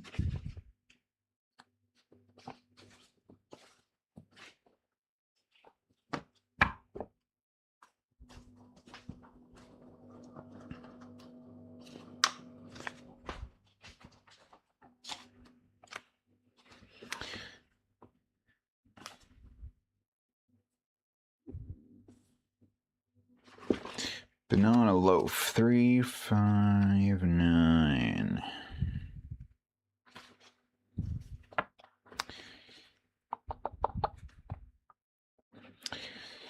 Butter, custard, sugar, eggs, bananas. A pound of ripe bananas. Ooh, okay. What did I have? Ah, okay. So this is about half of the bananas that I have. 1 3/4 cup of self-raising flour. Walnuts. I have pecans. That would work. Sultanas. I have those. Glassy cherries. I do not have those, but that's not necessary. Braco. Ooh, maybe we make this. I have most of that stuff. Yes. What's the 2-pound loaf tin? We have that. Ah, we're going to make this. But also maybe this.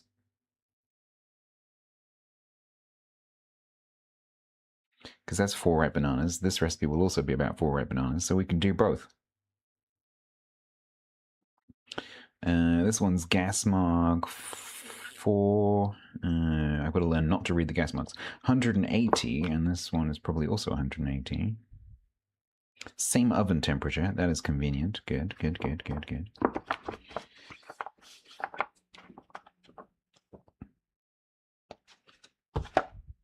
All right. We have a vague plan. I don't know if I have enough butter. That's going to be a slight problem. I do have a fresh block of butter. It's actually breaking things.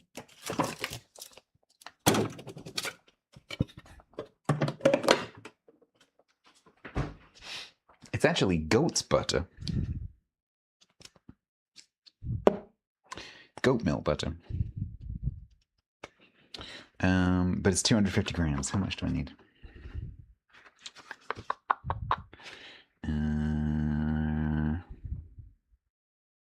75 grams for that recipe, and oh, that recipe's oil. Okay. No butter. Okay, cool. What am I kidding about? What?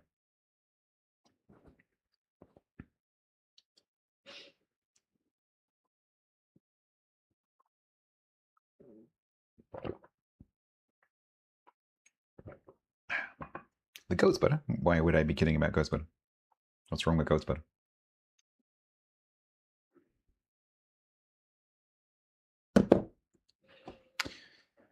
Oh, get out. You take yourself and get out. Doug. Fuck's sake. Leave. Go on. I'm waiting. You should be ashamed of yourself. Despicable behavior. I have kind of used all my bowls for the cabbage. We're definitely going to have to make one of these at a time. You didn't get it? What is a baby goat called? We'll wait.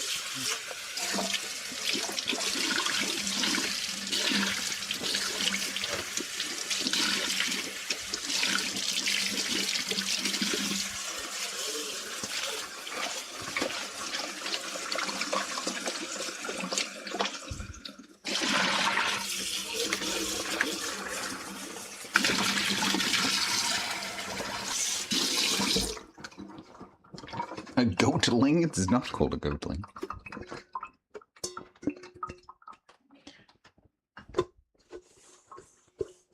It is called a kid, yes.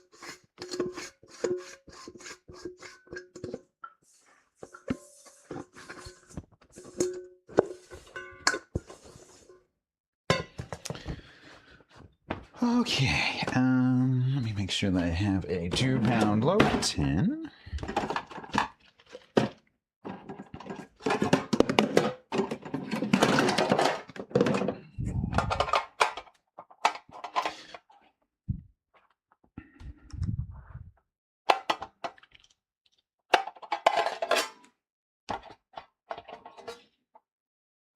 Well, that one will definitely work, but Problem with the silicone one is it tends to do that. Gets a bit fat in the middle. Yeah, man, they look like £1.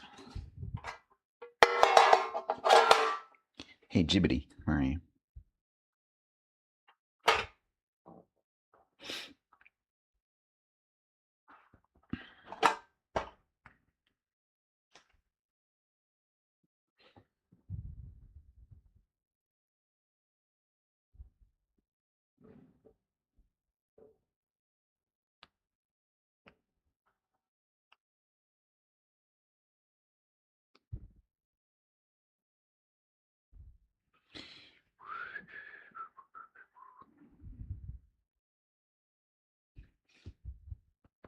You still didn't get the joke?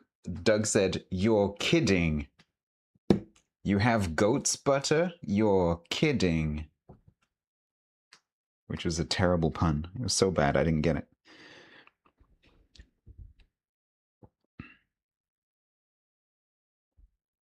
No, GPT, we're not talking about cabbage anymore. I'm talking about loaf tins. 1.4 to 1.4 to 1.5 liters when filled to the brim. Well, we shall see. Be smart. Be smart. Do it next to the sink.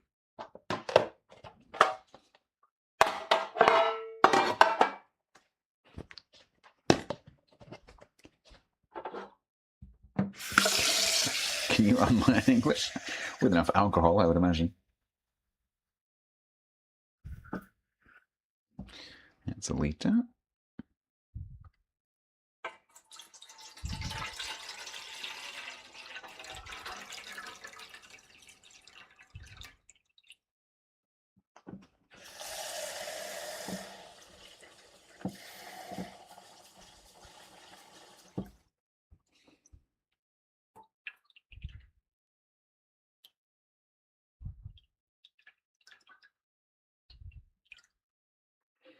Yeah, I think there's a £2.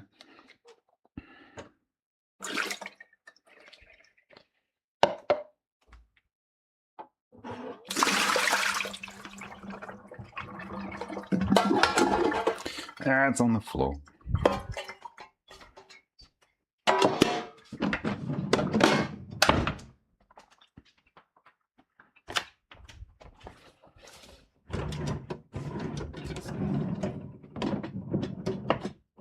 Oh my god, I hate these drawers. Oh dear.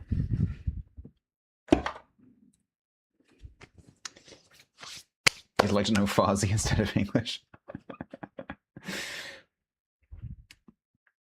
Dairy farmers left disappointed after visiting Isle of Wight Cows Week. Yeah.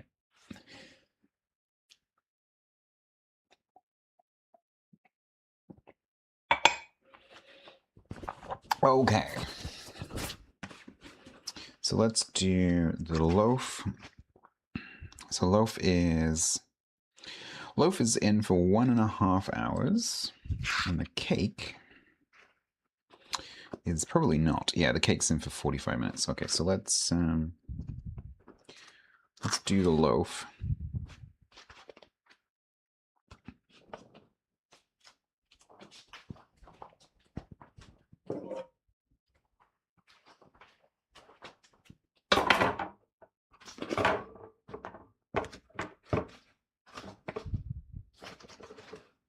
Stay.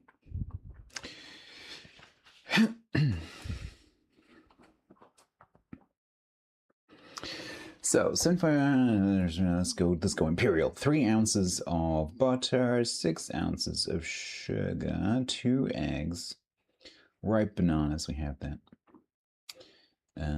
7 ounces of self-raising flour. Let's just make sure I have that. Oh no, I am gonna trip over all these cables, and it's gonna be a horrible accident. Excuse me, chat.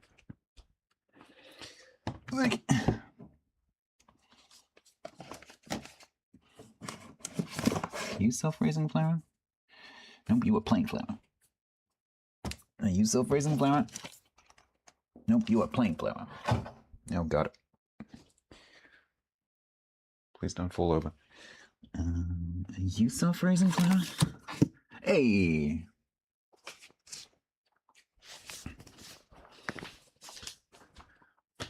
Self-raising flour. Yeah, the clip would just be the camera just getting yeeted across the room.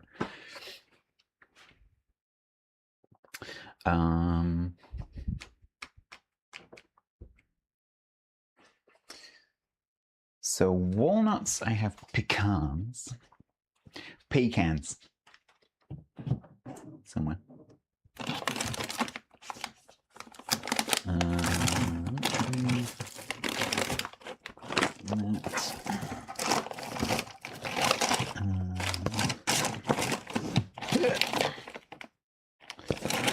Nut selection. There we go.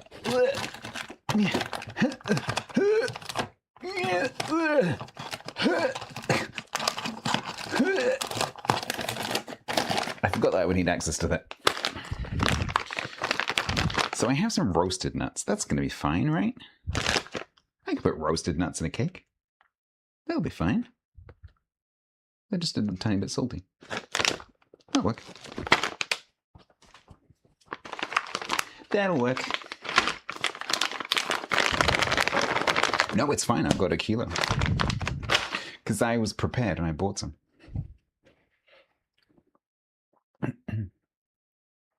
Recipe's not bothering me. I'll do what I want. I'll do what I want. I actually have citric acid. That is a thing that I have. Right. Continue checking recipe. Glassy cherries we're skipping. Sultanas I have. If I can get to them without killing myself.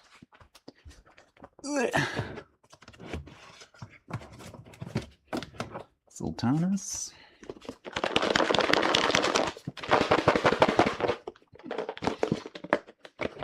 Sultanas.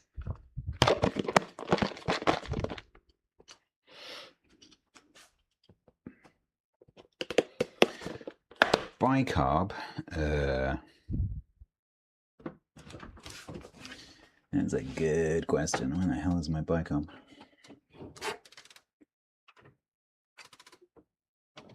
Are you bicarb?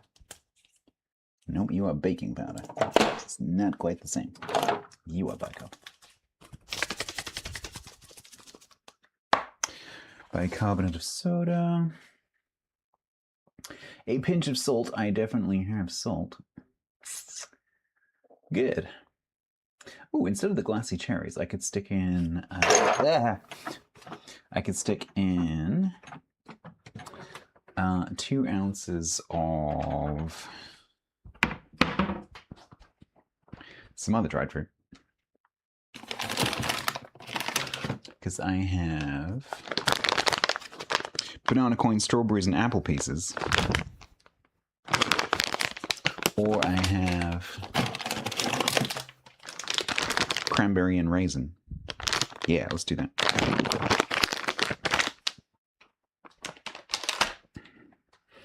All right, I believe I have everything I need. So we're going to need a spoon.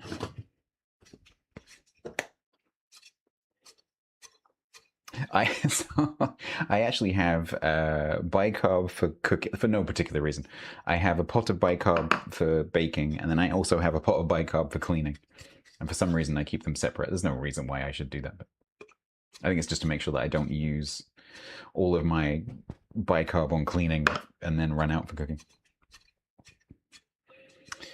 Yeah, so these ones are going to go into the banana loaf that I'm going to make. Plus probably one of those. And then the rest are going to go into the banana cake that I'm going to make afterwards, which is probably going to get frozen somehow. Why not an axe? Have you ever tried mixing a cake with an axe?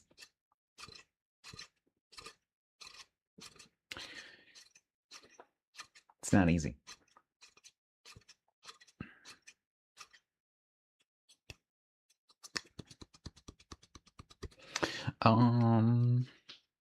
Have I? No, I can't say I have.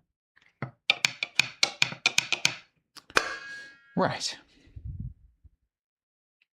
slight problem is I normally use the green bowl, which has got cabbage in it, which goes in a microwave. Well, it went in my old microwave. It might be. I think this microwave is a bit smaller. I used to use that to melt the butter. We're going to have to adapt. Okay, so first, I should probably read the method. Cream together the butter or margarine and sugar until pale and fluffy. I'm already pale and fluffy. Gradually beat in the eggs, then stir in the bananas.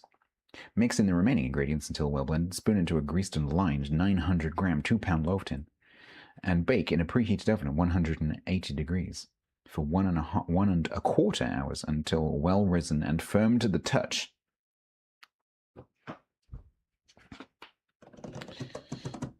No, Chasmo, sorry to disappoint you. There are 3 separate recipes. 4, actually, technically. 4 recipes.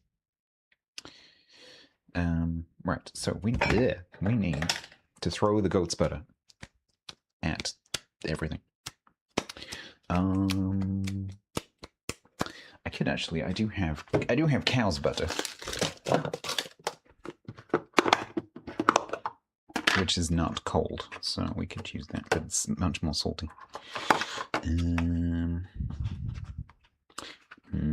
Yeah, I'll use this, it'll be easier.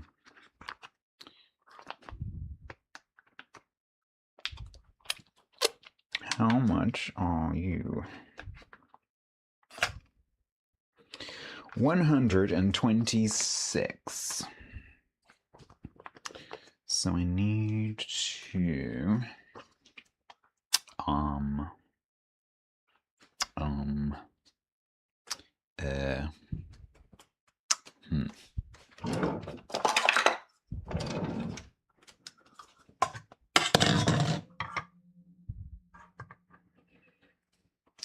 Not having all my bowls is inconvenient.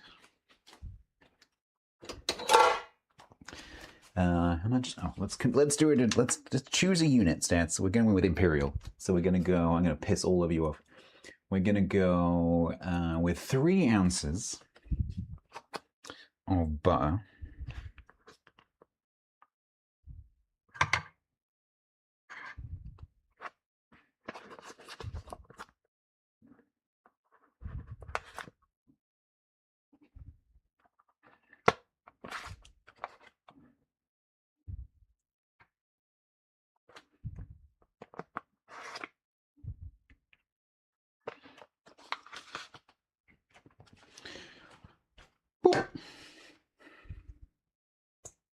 The dumb units. But not the freedom dumb units. No. These are the old world dumb units. Because they just make cakes taste better.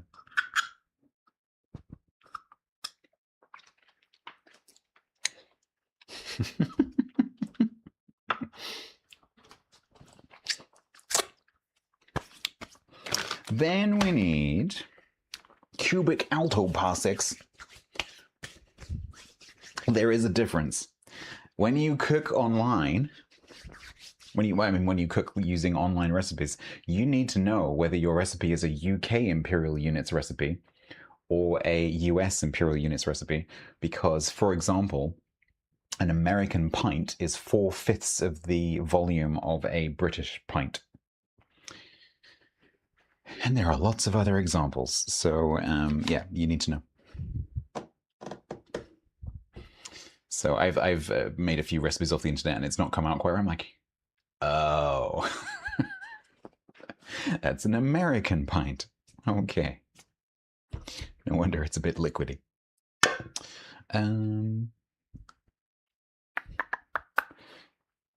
Cream together the butter or the margarine and the sugar. Standards. Actually, that's a different ratio to normal. 6 ounces, I guess, because of the bananas. 6 ounces of caster sugar. Now, I did buy caster sugar as well. Where did I put that? Yeah. I think it is in here.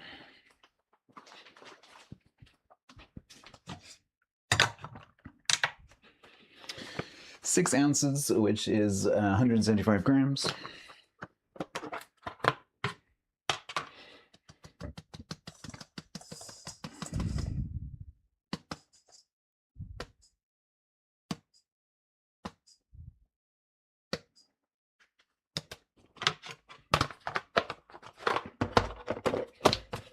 Overcast sugar, not granulated sugar.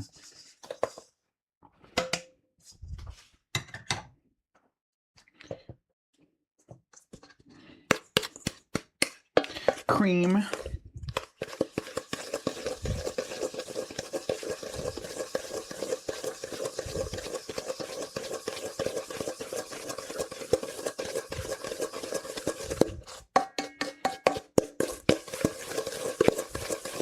You hate that you now know this.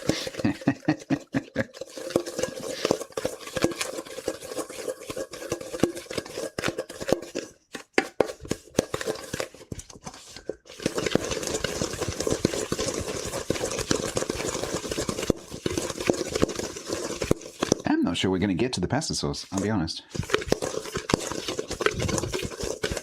Yeah, I'm a massive advocate of metric as well, but I've just grown up cooking in imperial units because the people that taught me to cook used imperial units, and so I find it difficult to think in metric when I'm baking.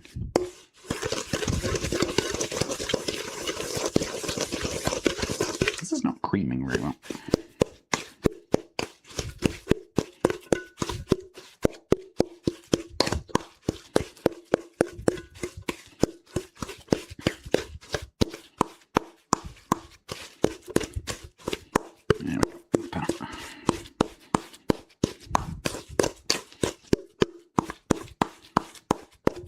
It's better.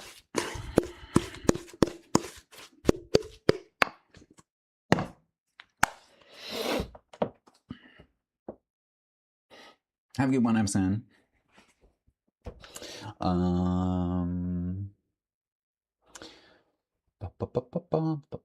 Pale and fluffy. Are you pale and fluffy? Yes, I think you are pale and fluffy. Gradually beat in the eggs, then stir in the bananas. 2 eggs lightly beaten.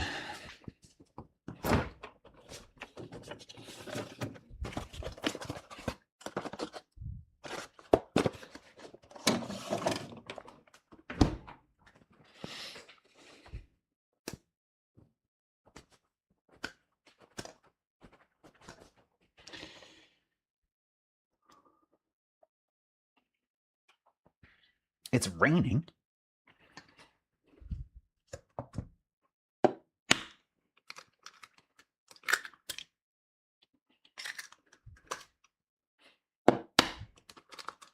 I smacked that too hard. I smacked that way too hard. And now there's egg everywhere.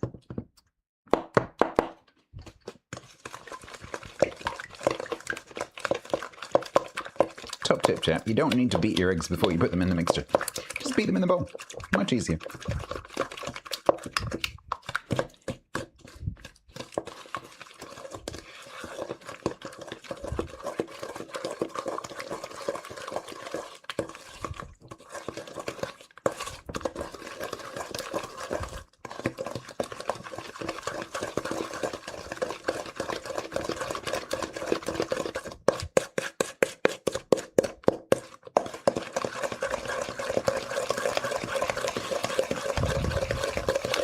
Probably put the oven on.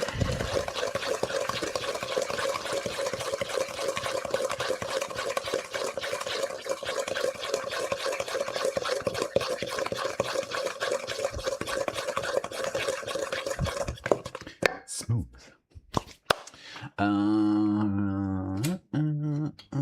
80.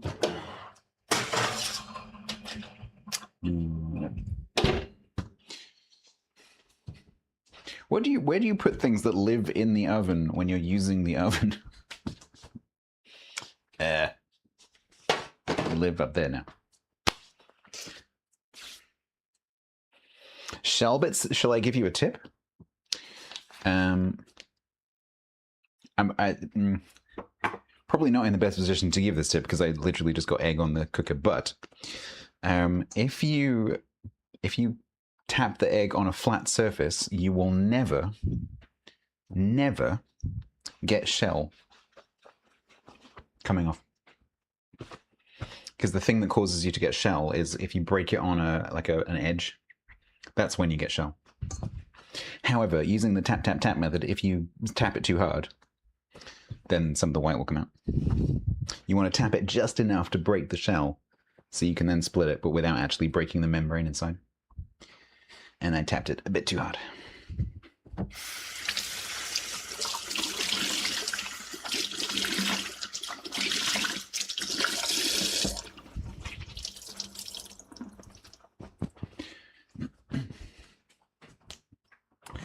All right, bananas.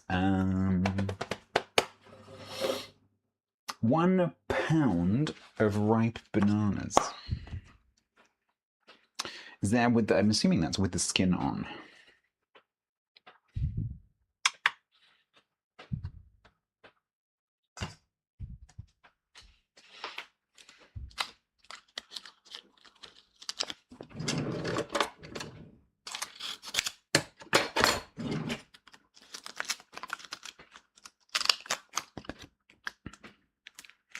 Is it American pound or a British pound? This will be a British pound.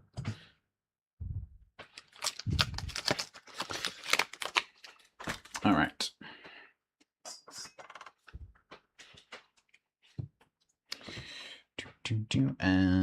These need to be mashed.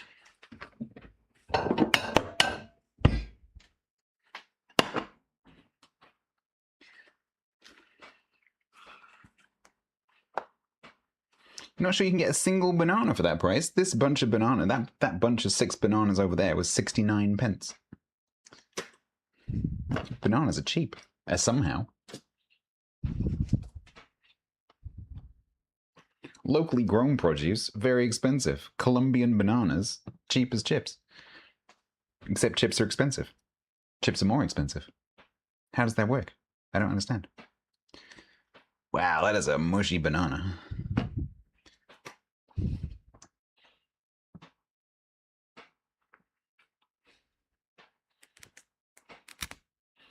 Urban is like an MP being asked the price of a pint of milk. What could it cost, Michael? $10?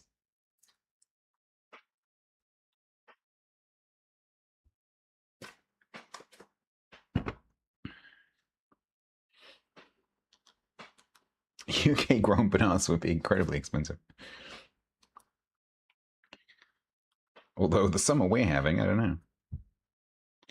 You could probably have grown some pretty good bananas this year. All right. I need a fork. My kingdom for a fork.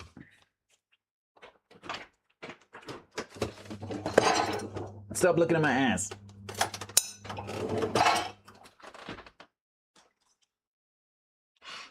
I saw you.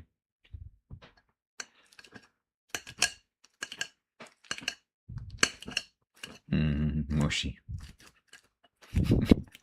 You have no idea. I love banana. You have no idea how hard it is not to just eat this.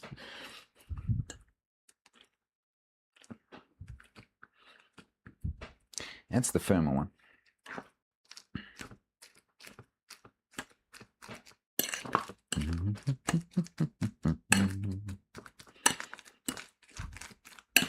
Mushy. Mushy banana.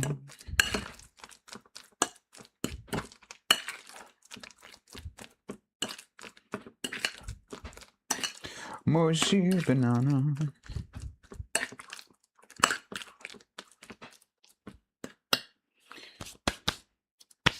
All right.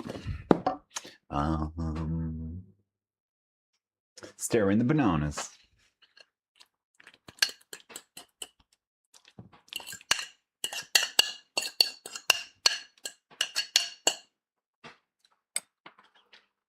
Banana. Hydrate.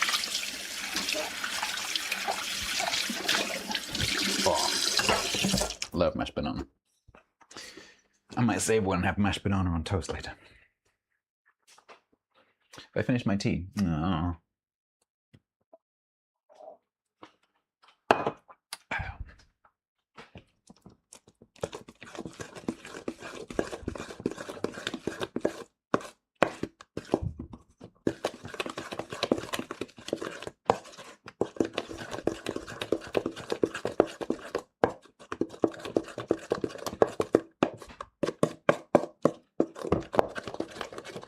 Potatoes are done. Nice. Mashed banana on toast. My nan also gave me a love of mashed banana on toast with a little bit of brown sugar.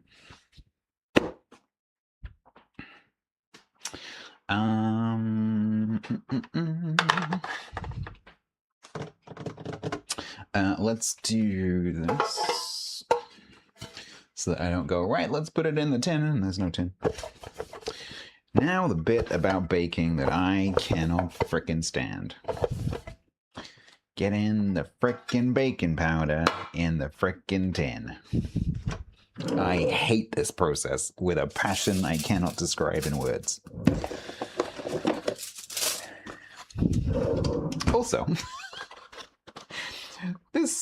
I've nearly come to the end of this roll of greaseproof paper. I can tell from where it came from. This is an Asda roll. I bought this no later than 2005. This is a 20-plus-year-old roll of greaseproof paper. Liners, yeah, I need to get something like that because this process drives me nuts. Nuts. 2005.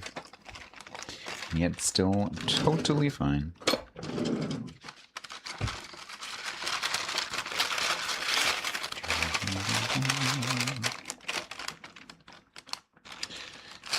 Consequently, I do this very approximately.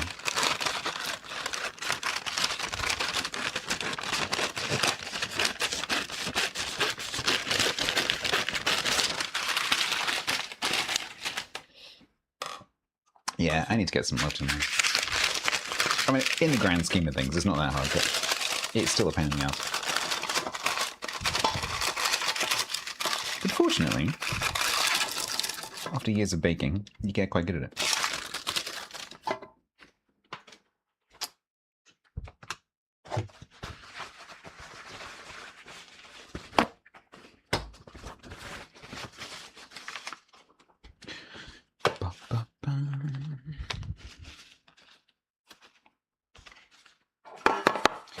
Butter.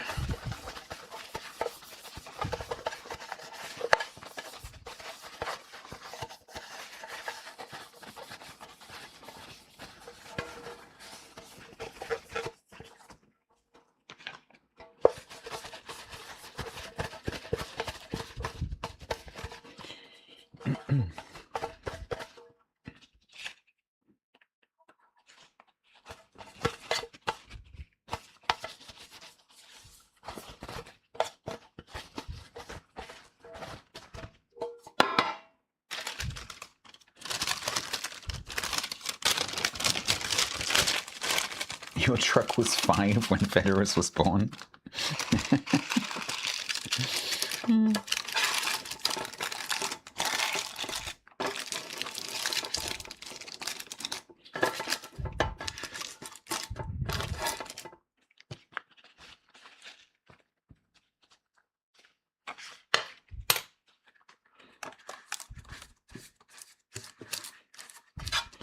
Just want to get this done before I get on with the flour part of the recipe, because once you add self-raising flour, it starts to do things, and if you leave it for too long,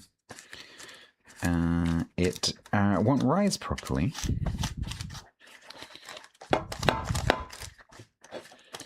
Because the reaction needs to happen in the oven, not out of the oven. I know, shut up. I'm leaning on you inappropriately, I'm sorry. Alright. That'll do. 1 grease tin. 1 buttery spoon. Right, now we can do 7 ounces of self-raising flour.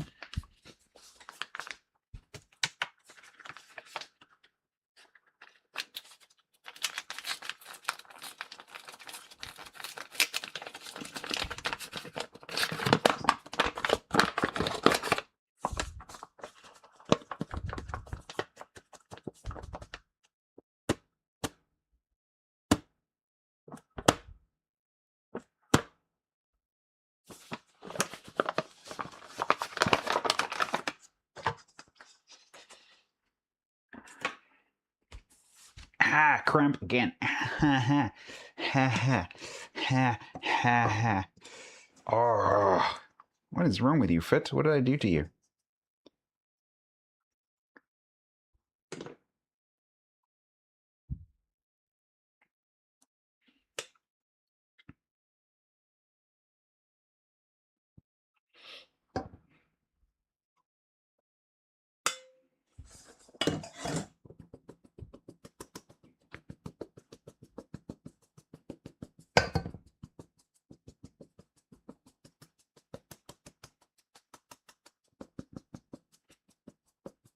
The cabbage was the worst.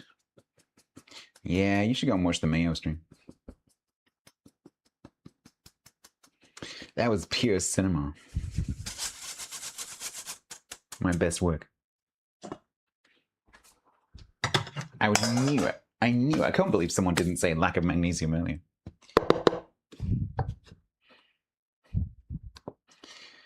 You got a lack of magnesium, you should apply leeches. Thanks.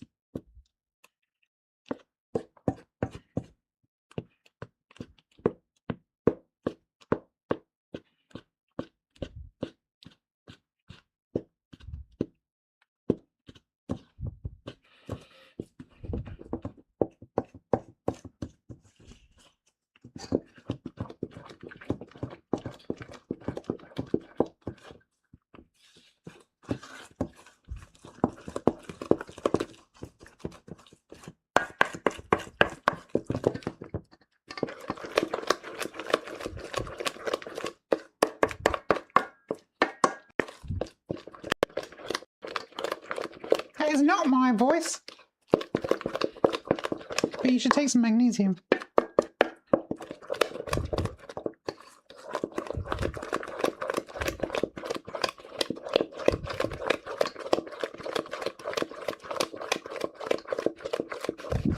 I know.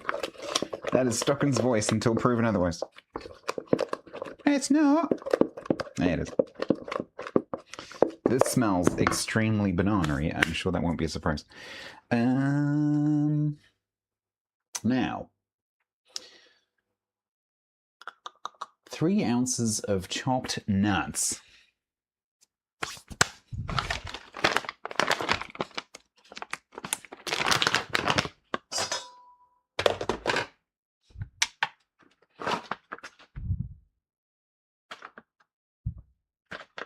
Which is most of this bag of pecans, which makes this very expensive.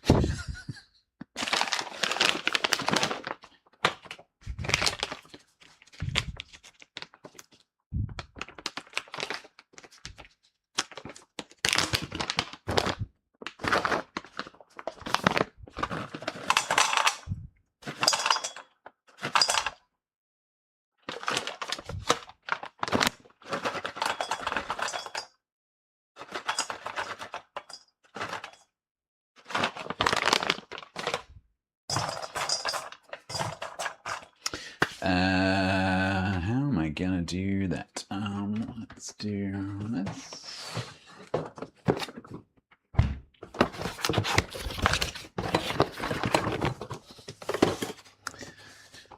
Run out of worktop, so we're gonna use a floor.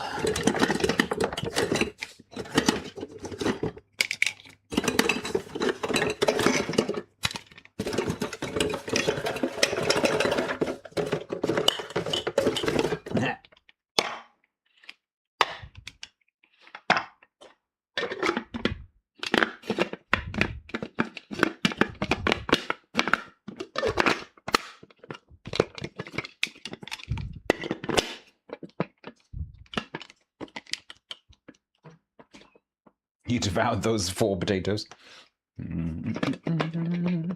Okay, how can I have no plugs in a house with so many frickin' plugs? How is that possible? Guess we're going for this one, which doesn't give me much room. Whee!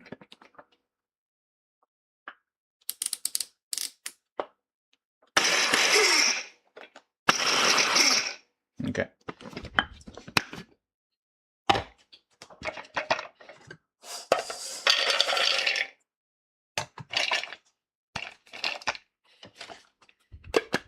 Chat, this is going to be loud.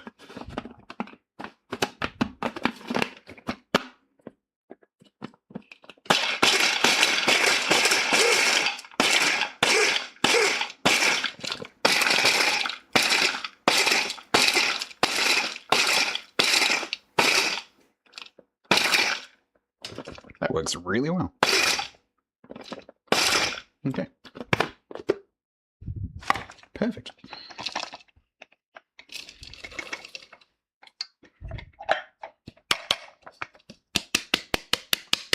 It's gonna be what? My ears are ringing. It wasn't loud for you, it was loud for me. My left ear is going, ooh.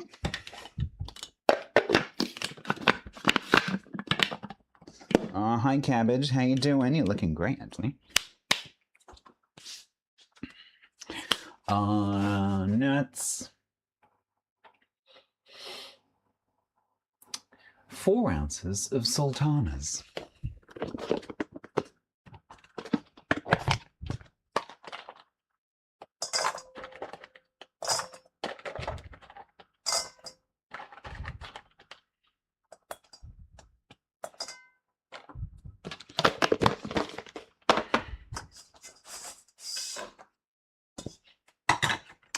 And then 2 ounces of glassy cherries, but we're going to use cranberry and raisin.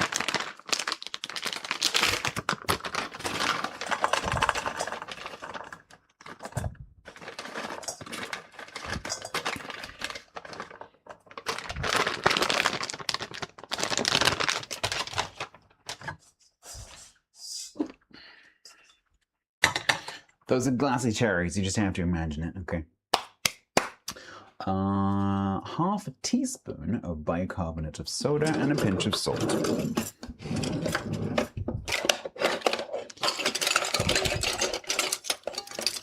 Half a teaspoon. Huh? Half a teaspoon of bicarb. Approximately. And a pinch of salt. All right. Dig the raisins more than the cherries? Yeah, me too. Also, cooking with glassy cherries, if you have to chop them, is really annoying because they're very sticky and hard to chop.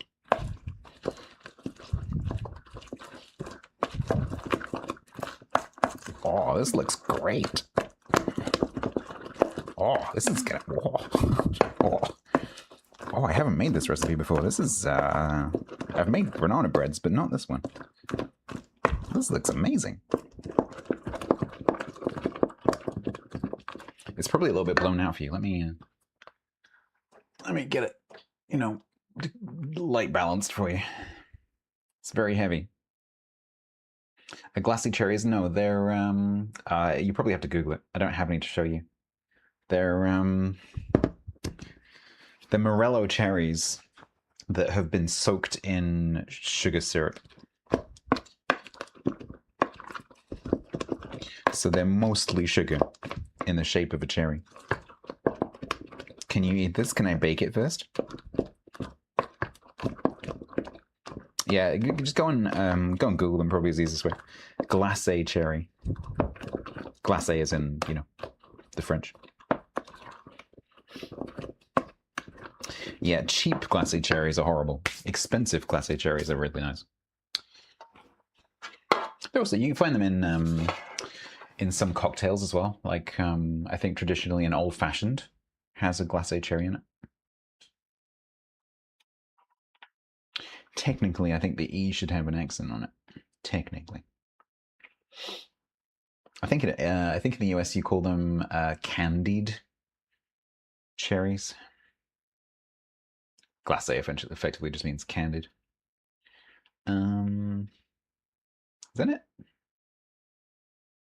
That is it. We are ready. Are you ready? You are ready. Let's go. Holy crap, it's 11 o'clock. What the hell happened to that time?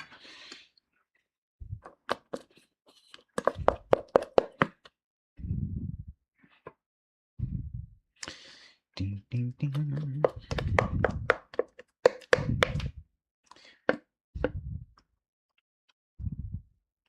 I am not convinced about the capacity of this loaf tin.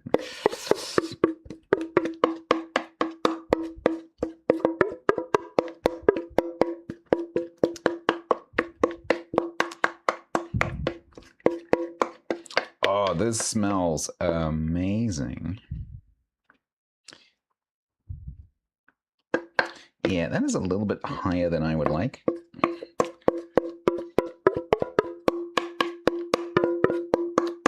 But we're going to YOLO it.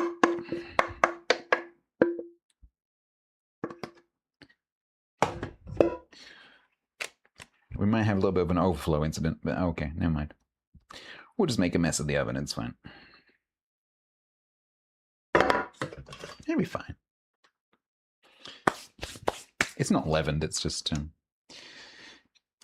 self-raising fine. Alright, here we go.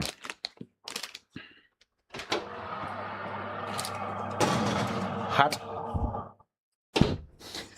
That is very close to the top. Yeah, I think that might shall I? I'm a little bit nervous. I think I might take that out.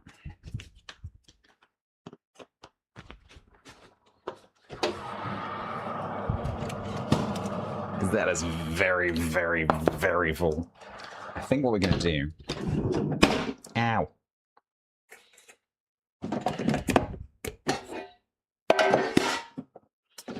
Is...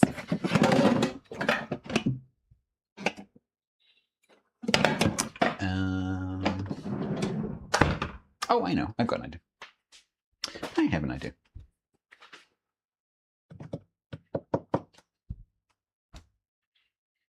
And I've used so many containers.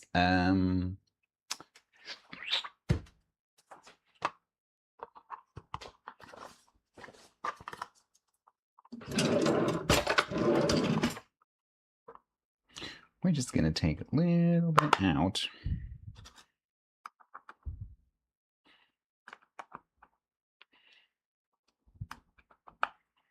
Just to give that a tiny bit of room.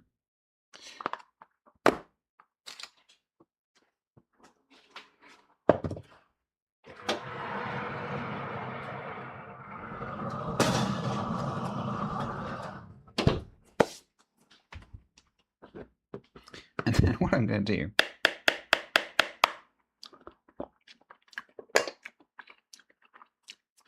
is see if I can cook this in the microwave. We'll get a preview.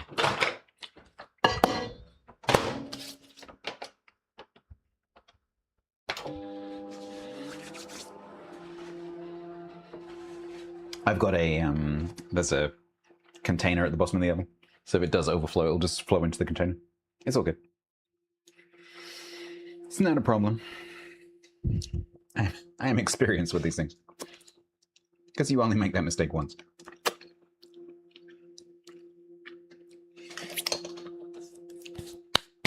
The Microdon.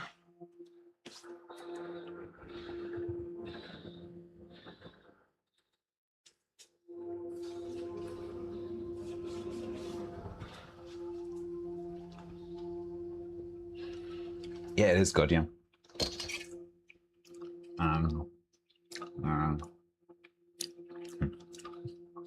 Really good. That's really, really, really good. Mm.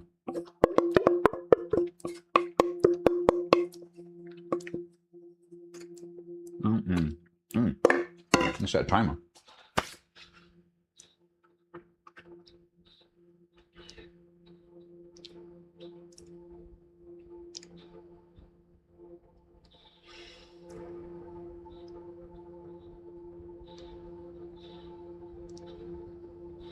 Oh, no, not mine. I do not like this timer.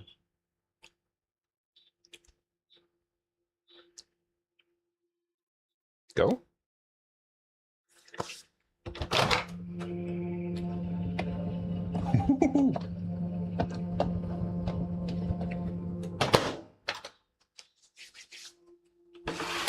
And now I'm going to want to make custard. Silicon spatula, you mean like this one?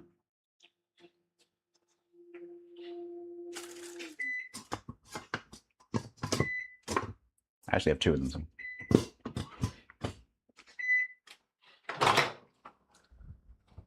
Hot, hot, hot, hot, hot, hot, hot. I make cake. It won't be as nice as what comes out of the oven, but it'll give us a preview.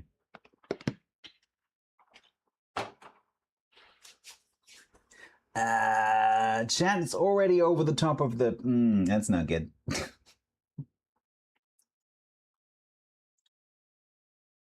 It's already risen above the edges of the pan.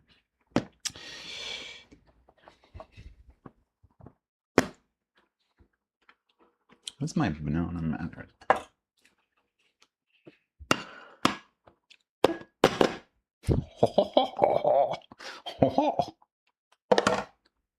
Look at that. It's fine, there's a catch tray. As I said, you only make that mistake once. I am experienced. It can overflow, but it's not going to be a disaster. Don't worry about it.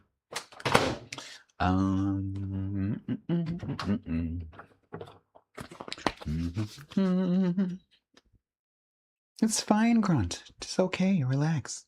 I got it. I'm on it.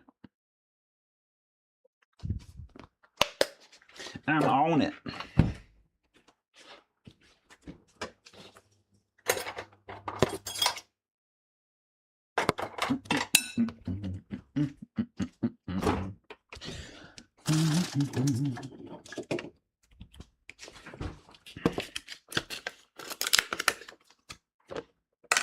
A pot liquor, I love it.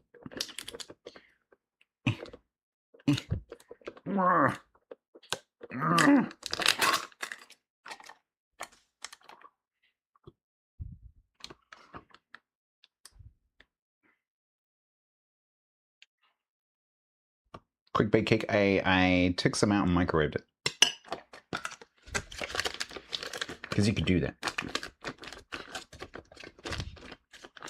You can make cakes in the microwave. You can totally make cakes in the microwave.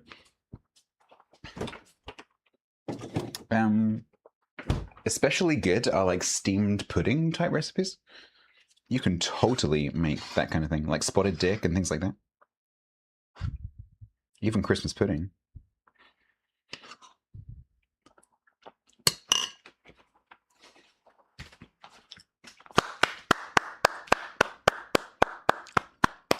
That is amazing.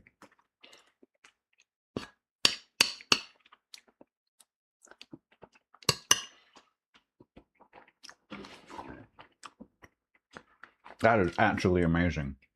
Oh, that's so good.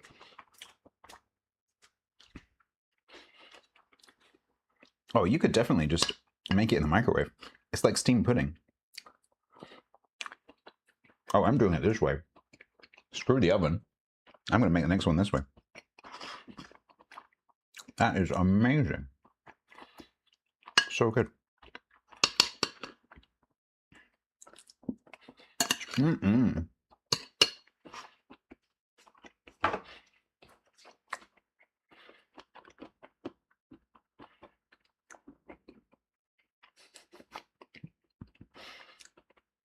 It's available for anyone who wants to come and lick it.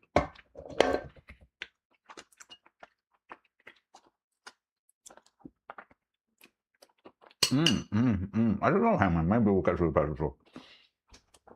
Right now, I'm just kind of concerned about the cake.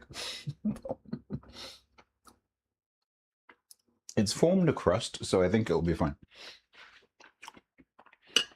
Oh, this is so good. Banana, it's nice and light. There's no spices in this at all. But because it's got the nuts and the fruit in it, so good. I think I would be tempted to add a tiny bit of something like nutmeg. Nutmeg or mace.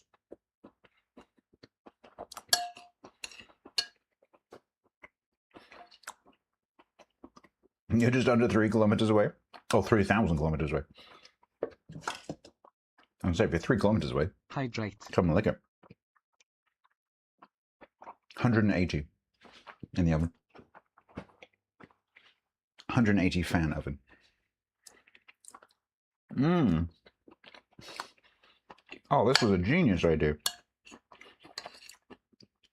That works so well.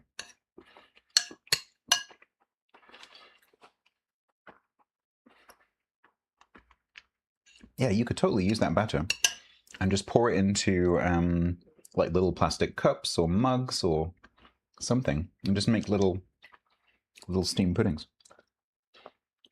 in 2 minutes.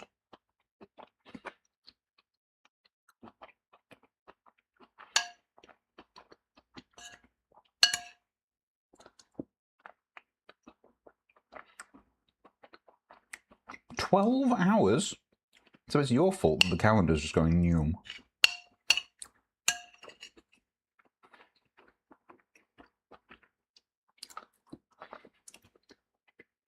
Yeah, you could do that, girl.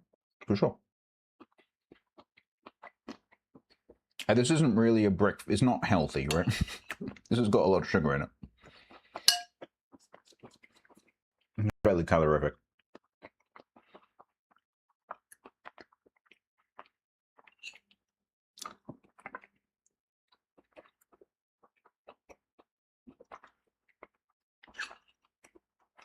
Don't you try and pass it off on quiet. Mm.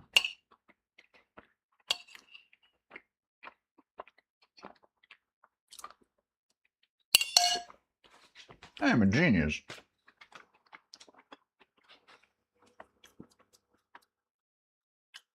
That's looking good.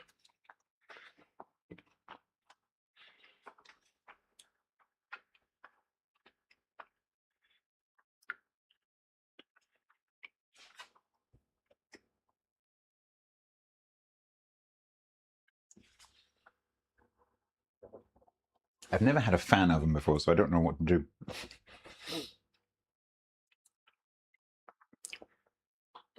I'm not sure if I should turn it down a little bit.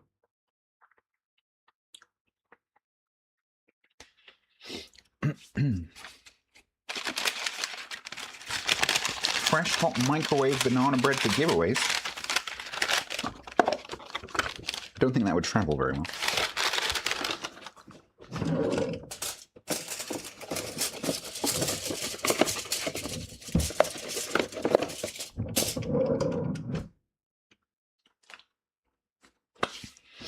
Can I link the recipe? It's not an online recipe. It's from a very old book, but I can put it in Discord.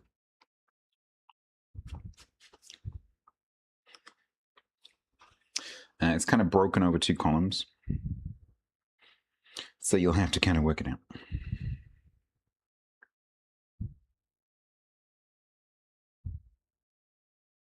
Oh, actually, I can take it in 2 parts. Pasta sauce, I'm considering doing that right now.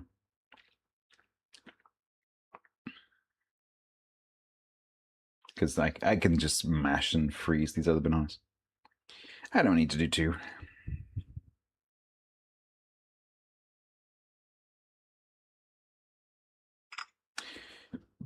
Don't need the flash.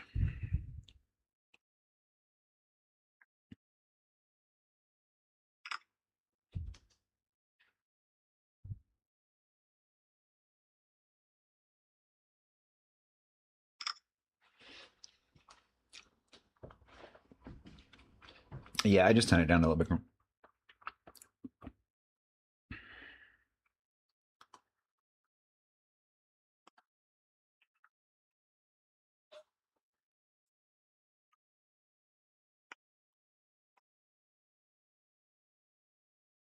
The oven equivalent of 180 conventional is 160 fan. Okay, I should turn that down a bit.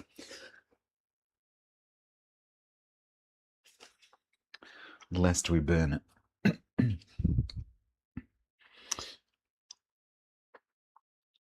Yeah, Triana, let me just get it up in the Discord. I can do that right now, and then I will tell you where it is.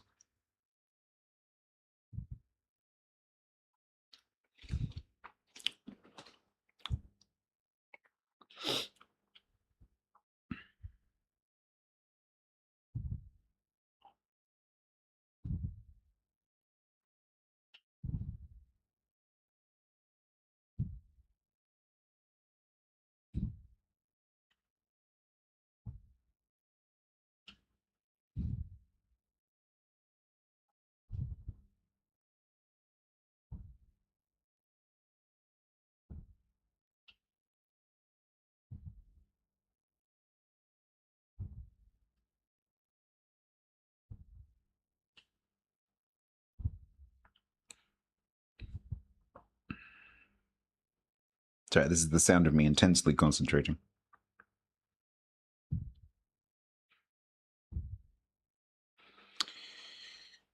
Food and recipes, go. So if you go into my Discord and you look at food and recipes, you should see the two halves of the recipe in there.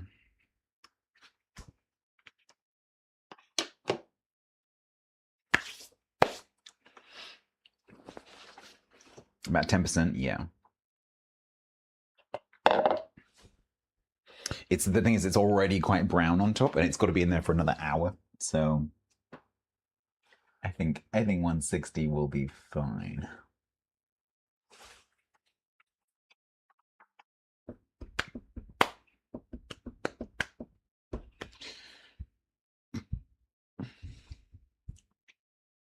Oh, I see, Grant. I see what you mean. Yeah, I can cover it if it looks like it's going to burn.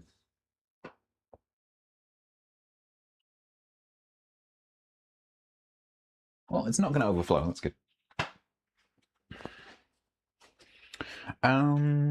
Right.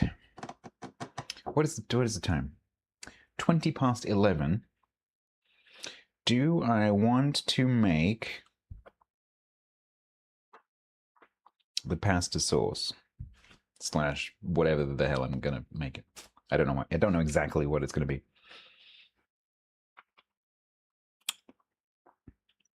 I think yes.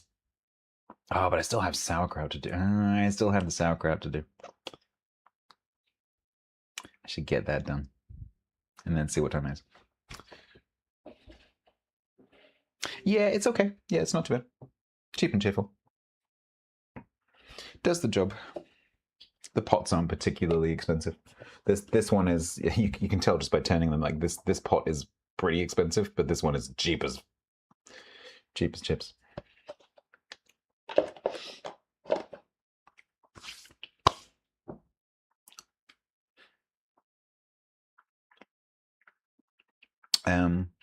Yeah, let's just do a bit of a cleanup, and then we can see how the kraut's doing.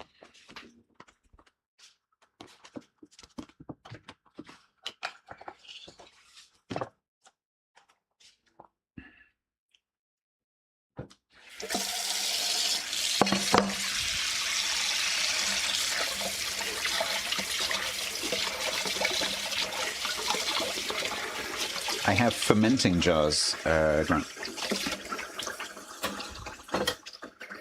They're just big glass jars with a vented lid, like a airlock.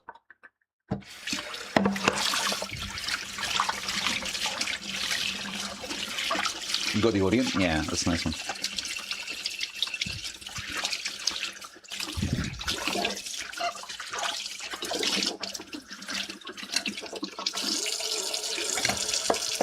The one I use upstairs for the stream is a PreSonus.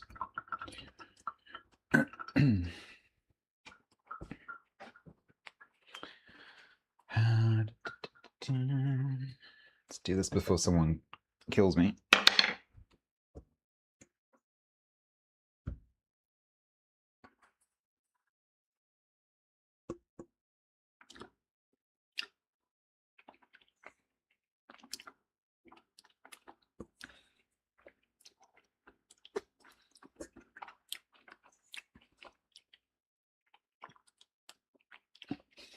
This batter is so good.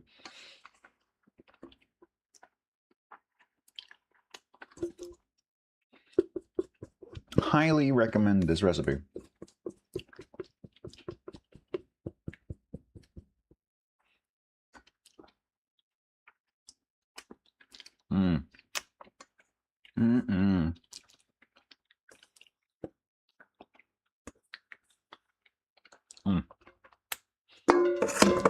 So good.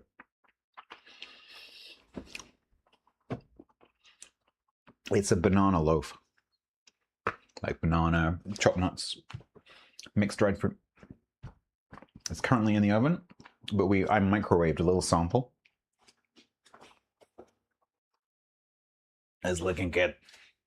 I'm a little bit worried though, because it is looking quite brown, even though it still has an hour left to go.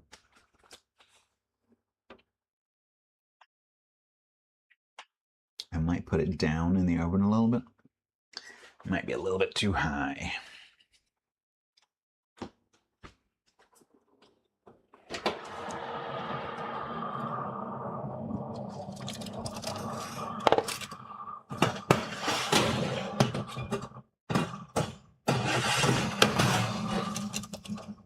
Just very quickly while it's out.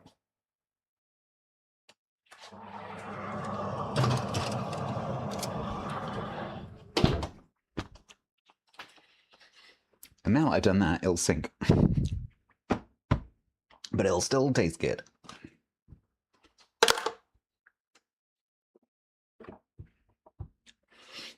Yeah, they are, Shaq, it's true.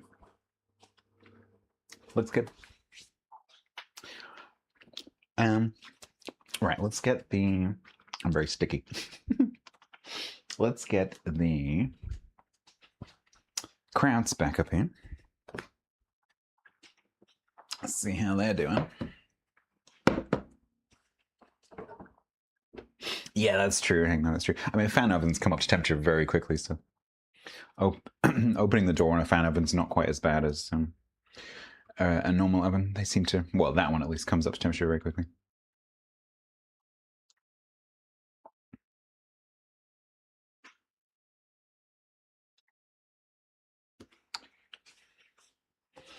All right.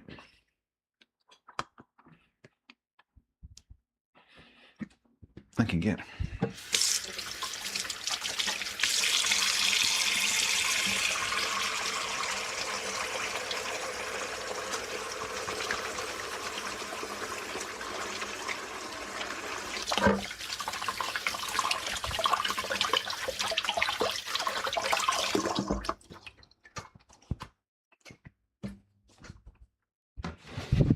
I keep reading that as love ahead.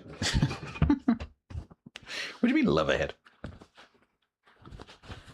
Pulled pork barbecue sandwiches, mac and cheese, and baked beans? Nice.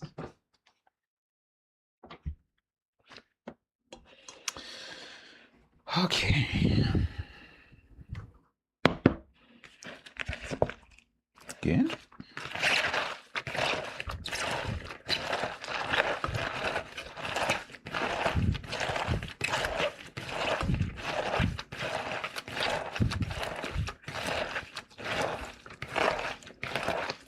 10 hours, nice.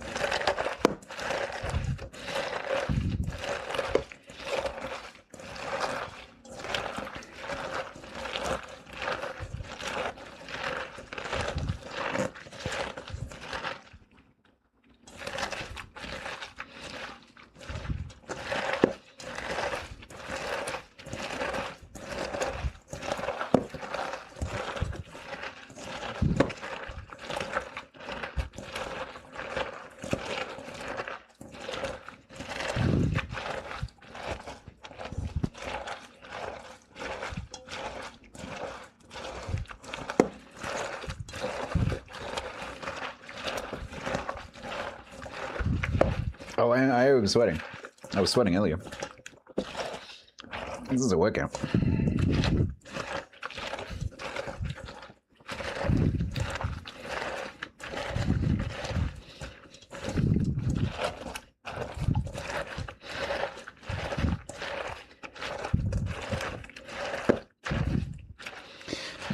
I'm kind of punishing myself by doing 2 bowls.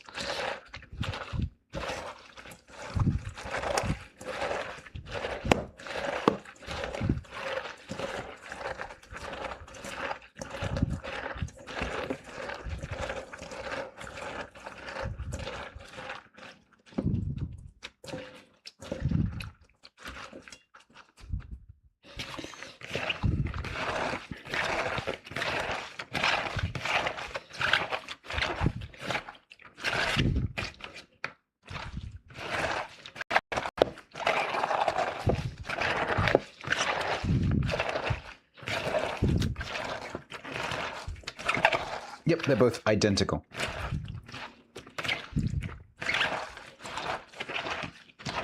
The only reason it's 2 bowls is because it was too much for 1 bowl.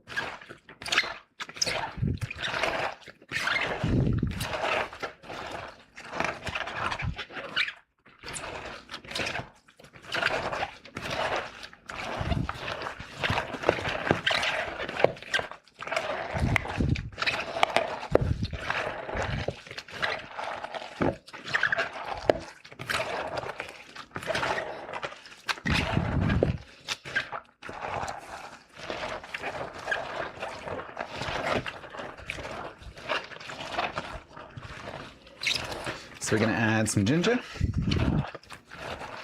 some caraway seeds, and some black peppercorns. And that's it.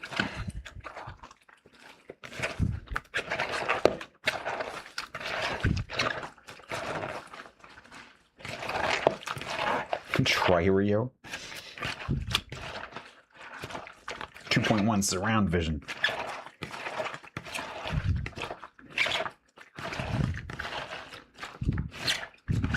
I'm really curious when this Holy Land Mike pair is going to give up the ghost. Because, how long have I been live now?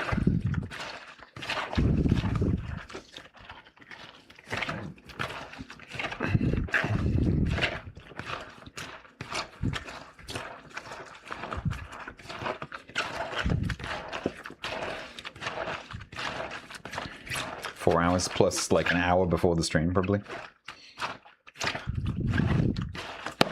It's a pretty good test of the battery.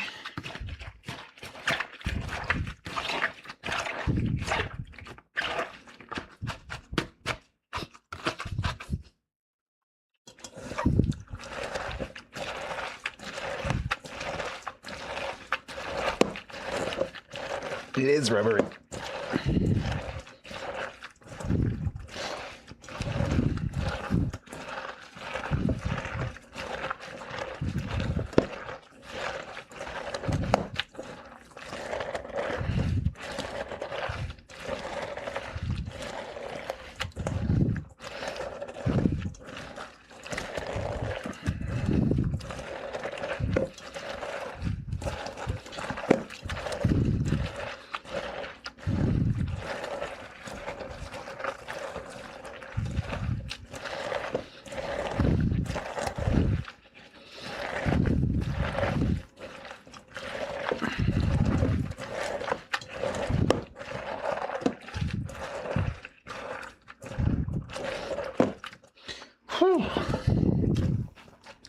This is hard work.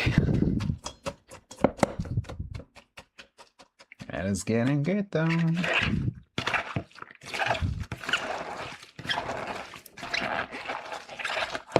It's almost as bad as the mayo. It is not. I feel like I have a perspective on that. I promise you it is not.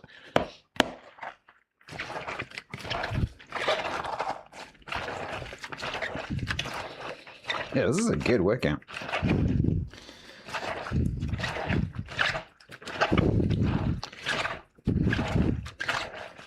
Don't mess with Slavic grandmothers, I'll tell you that much. They just pull your head off.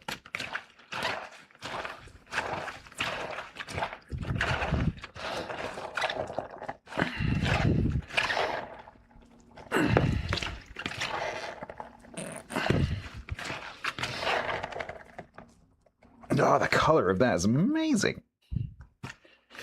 Look at that.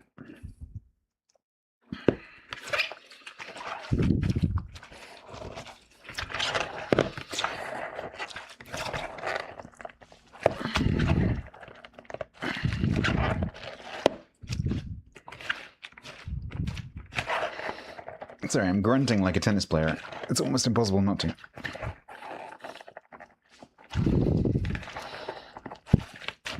Oh, that's getting good.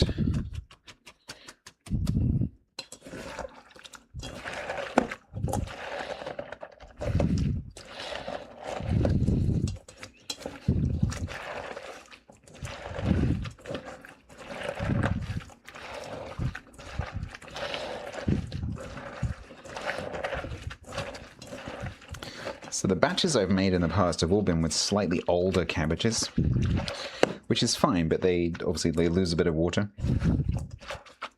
So I've had to add a bit of brine to them.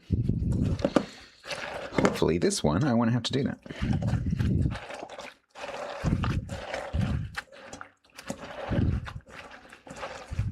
Whoops. Sorry, I just threw cabbage at you.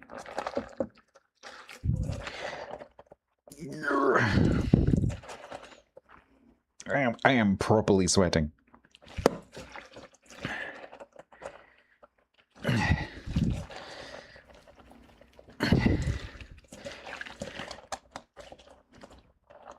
This count is slightly too high for doing this.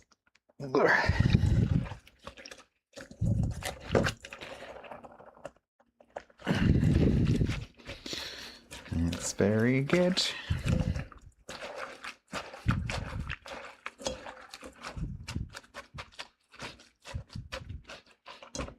Oh, we're getting there. We are getting there.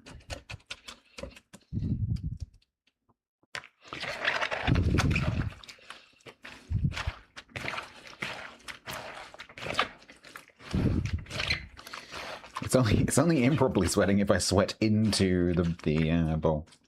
But I guess that all that does is just add brine, so I guess that will work.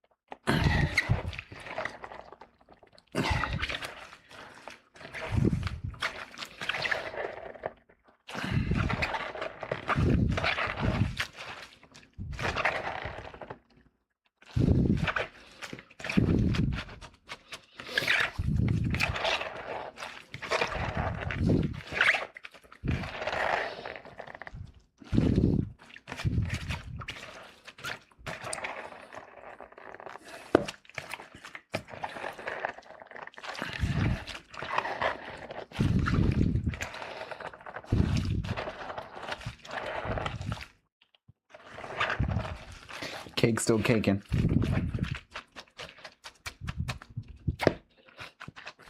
Oh, that is great. That has worked so well. Fantastic.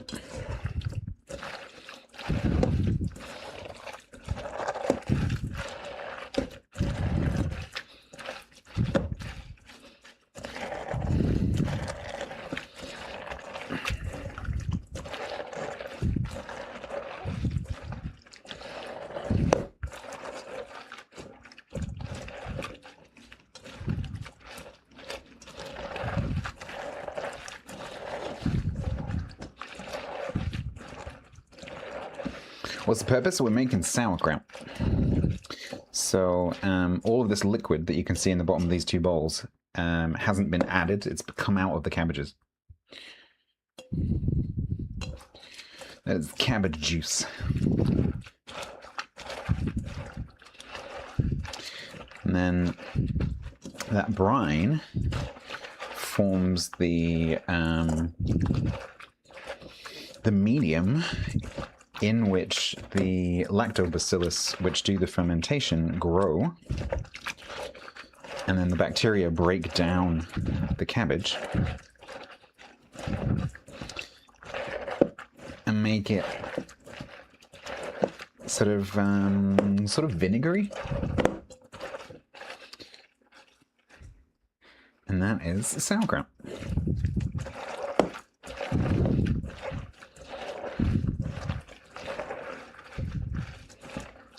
I am absolutely doing my hand exercises. My forearms tomorrow are going to be killing me. And my shoulders.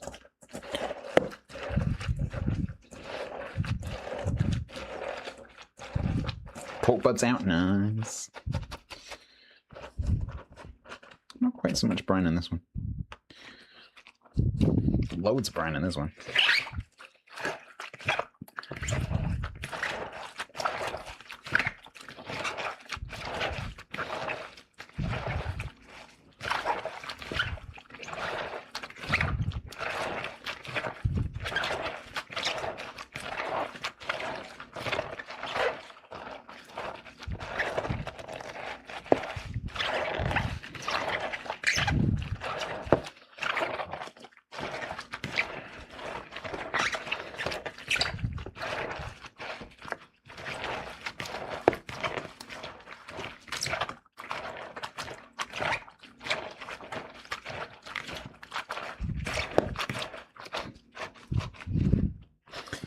that one is good.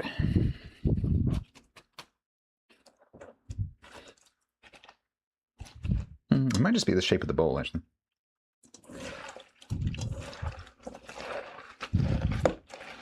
So the purpose of kneading the cabbage is essentially to bruise the flesh, because you need the brine to come into as much contact with as much surface area as possible, and as many cells as possible, so that the osmosis can pull the water out of the cells, because that's what's going to stop it rotting and form the brine that then covers the cabbage.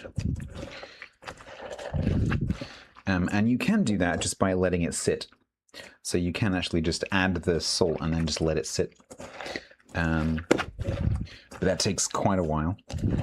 And there's a risk that the cabbage will actually go brown before it actually properly brines. So this is just to accelerate the process.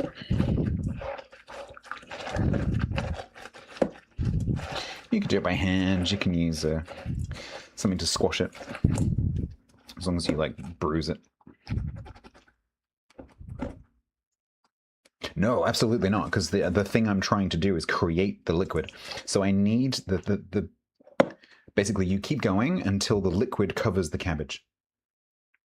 So you need all of the liquid from the cabbage to come outside the cabbage and cover the cabbage. So when I started, both of these bowls were pretty much full to the brim. And the cabbage now has released its water, which is pretty much now in this bowl covering the cabbage, which is what you want. Because when you put it in the fermenting jar, you need all of the cabbage to be underneath the surface of the liquid. Otherwise, what will happen is you end up with yeast growing on the cabbage.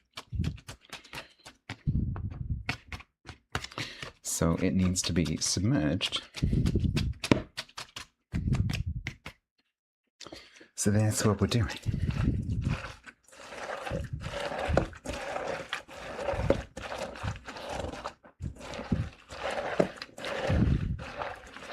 But in a minute, I'm going to add some brine from my last batch as a bit of a seed for the bacteria.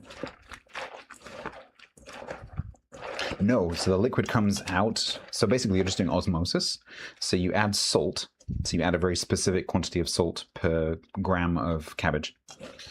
And then the salt starts to pull the liquid out of the cabbage by osmosis.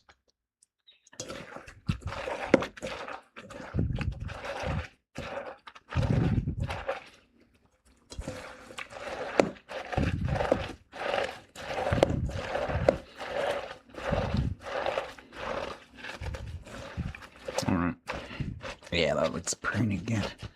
Yeah, this bowl for some reason is not quite as liquidy. I'm not quite sure why, because they're identical. It could be the metal bowl, I guess, somehow.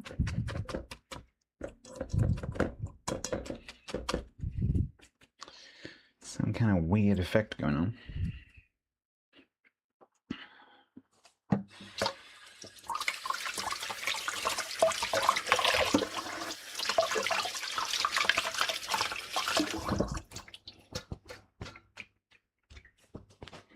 Right.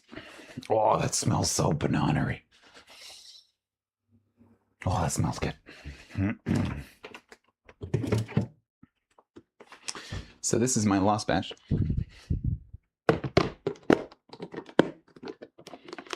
So if I add a bit of this into there, the bacteria that are in here will just get it going a bit quicker.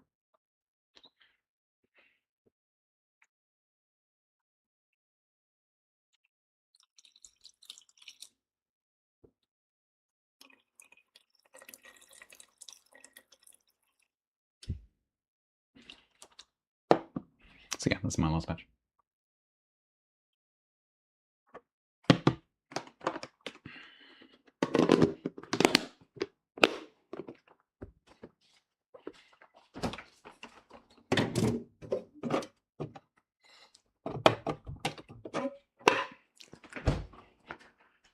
But now I need to do the cabbage, to do the ginger.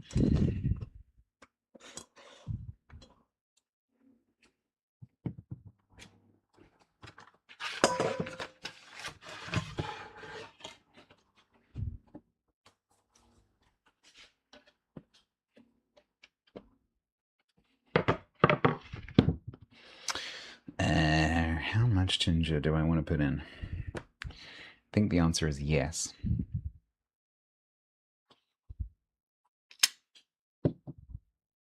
Because we like ginger.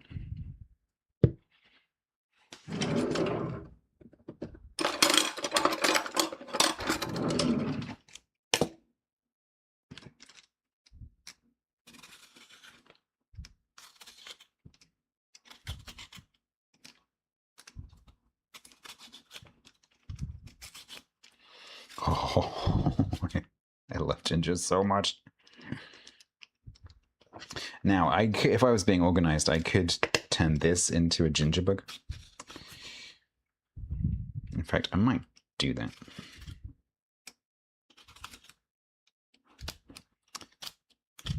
I might save that and make it into a ginger bug, which is something that I've wanted to do for a long time.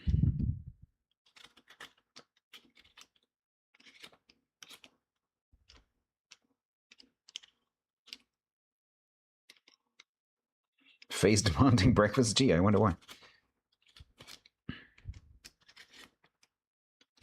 Just be thankful she can't see the cake. Which is looking amazing.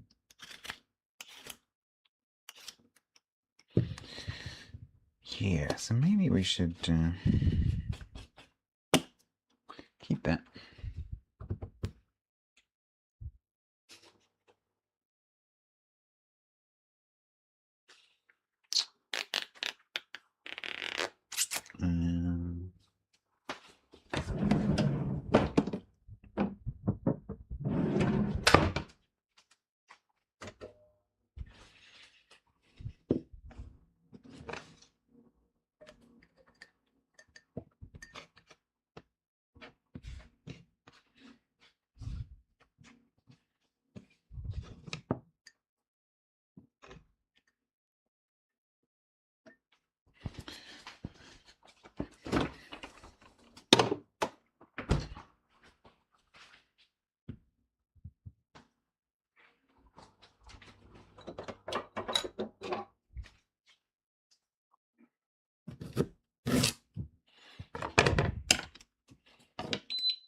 Shut up.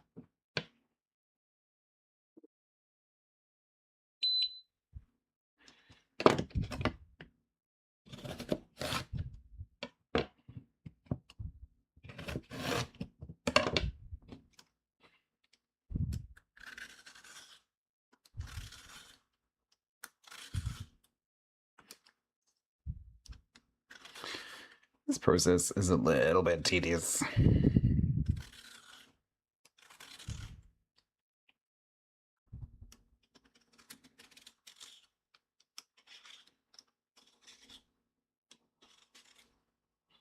You want purple cabbage soup? You can't have purple cabbage soup.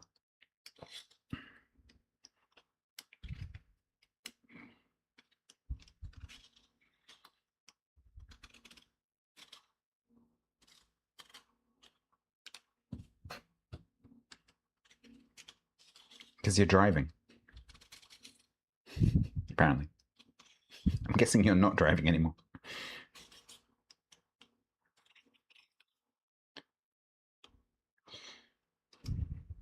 Relic, hello. You're home now, okay. Well then, get yourself a purple cabbage and make some cabbage soup.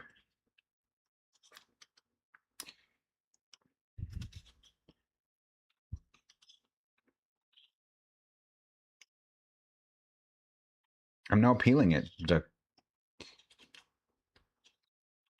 This is not peeling.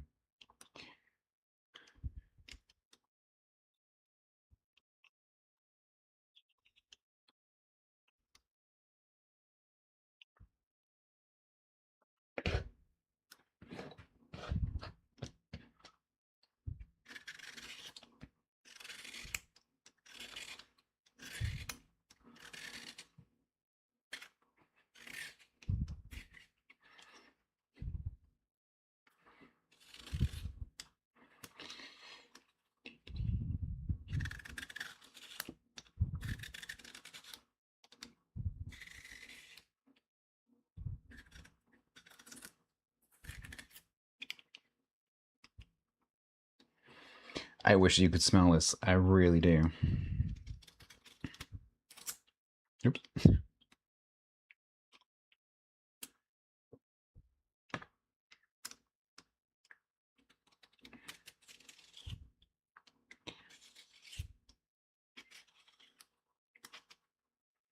Rather generous quantity of ginger? Yes. How many is divided between these two massive bowls?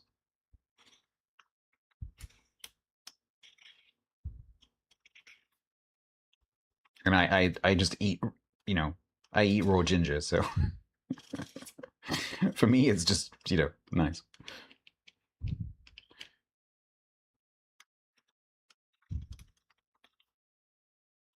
The smell-o-vision? Yeah, I wish you could have that. It tastes pretty much exactly the same, Doug. It doesn't really change very much. It stays very crispy, like the cabbage. And it stays very gingery. Oops. I mean, you're going in there anyway.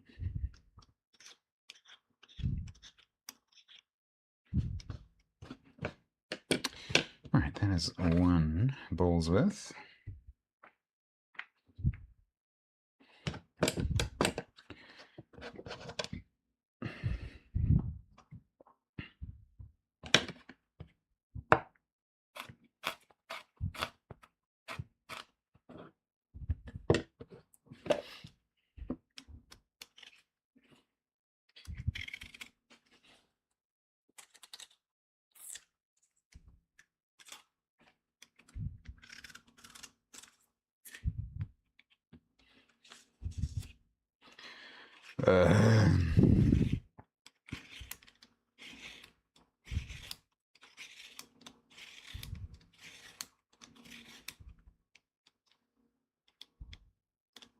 I do not enjoy this process. You can try basic sour? Do it. Do it. I think I posted in my Discord somewhere. I'm pretty sure I posted some instructions.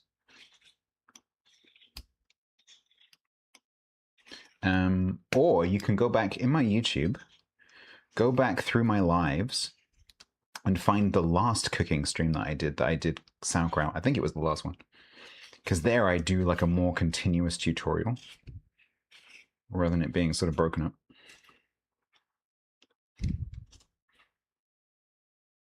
But I guess I've done a pretty good job today as well.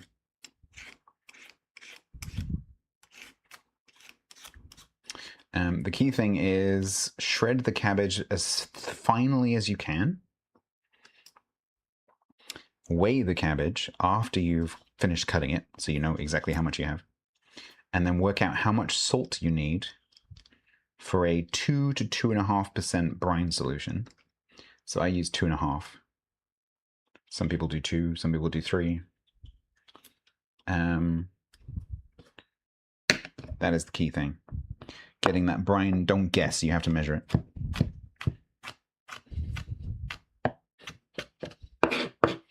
Because too salty and it will kill the bacteria that are supposed to do the fermenting. And not salty enough, it will rot. So you have to get that right.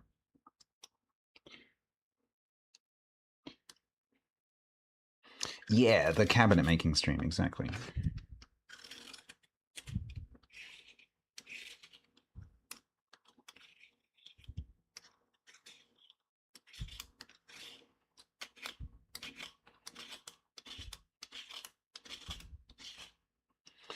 Oof, my upper back has had enough of my head being in this position. Holy moly.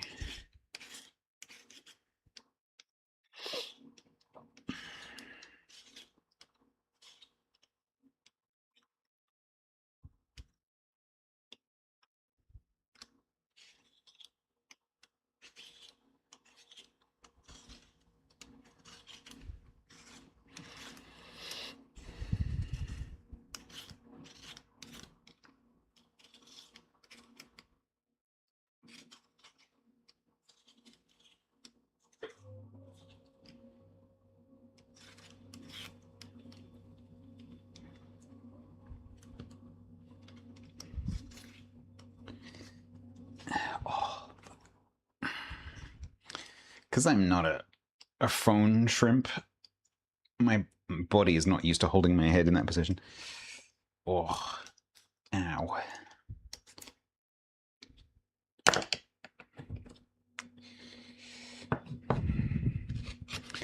Not for 4 hours, anyway.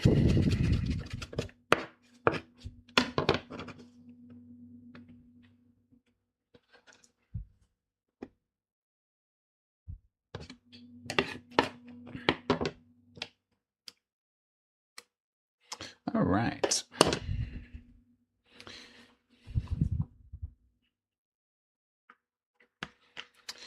Well,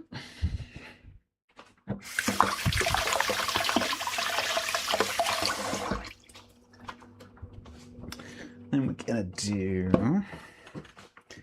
Oh.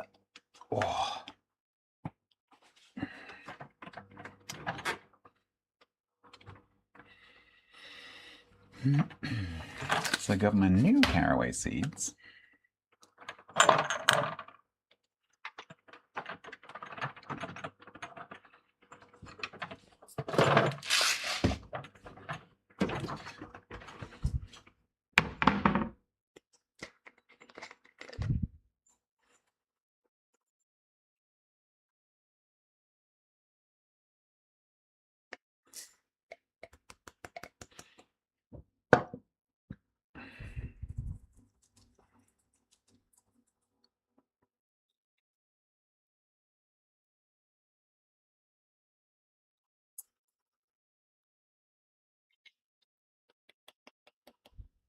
I think that'll be about right.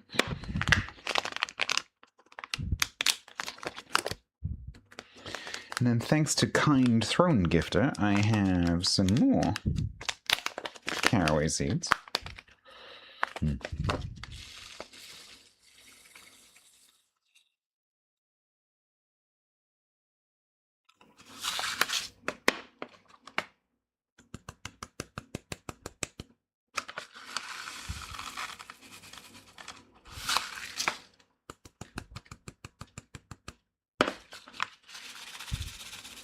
Yeah, put some of the fresh ones in as well.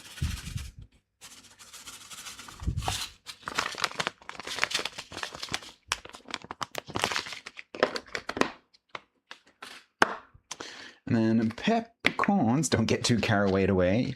It's quite a strong flavor, actually. So I love fermented peppercorns. They get the most amazing flavor. Beautifully aromatic.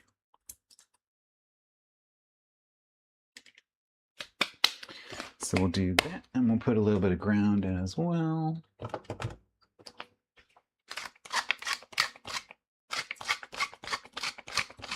Same peppercorns.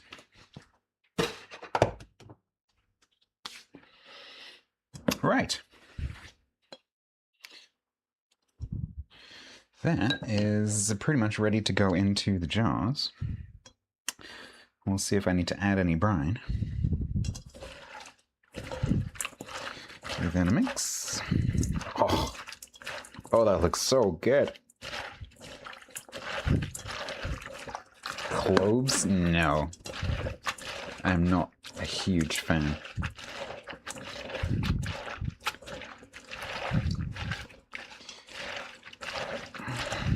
Not for me.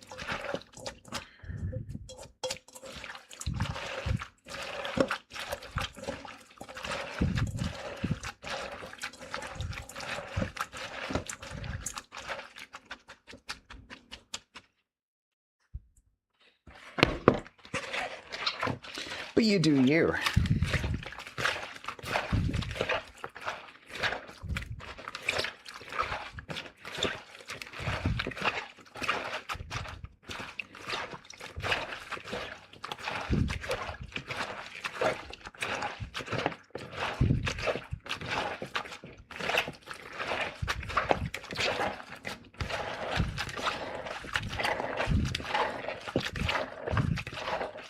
Okay.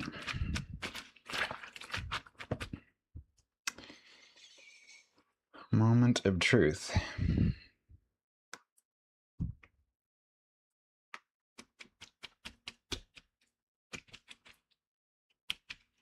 That's That's exactly what I've just done, Jerry.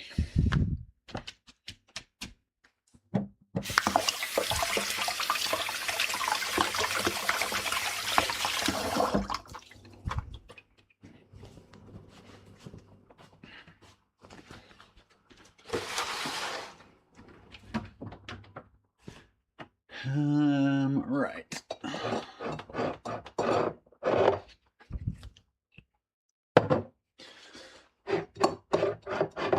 So these are the size that I use normally for...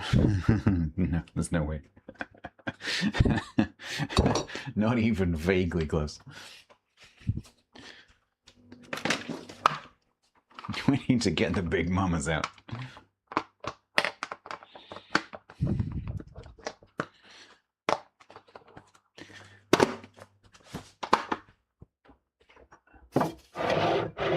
This is a job for the big ones.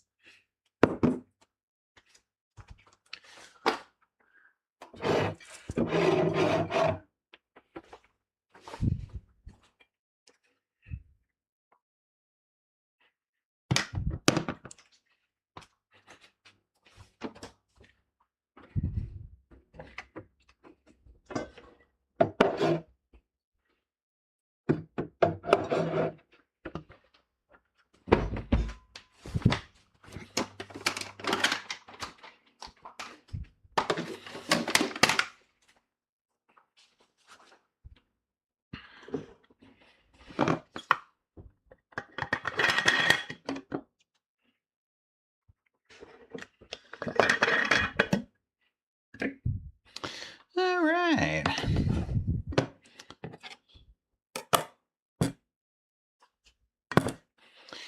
Cabbage go into jar.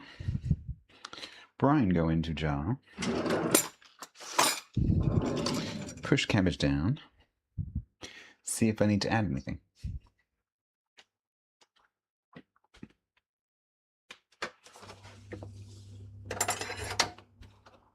Hey, doing cake. Yeah, looking a little bit brown. I think you're okay though.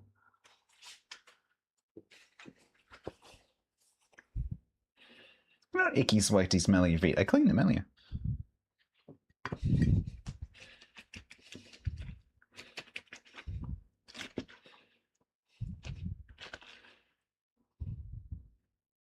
Probably be quicker doing this with my hands.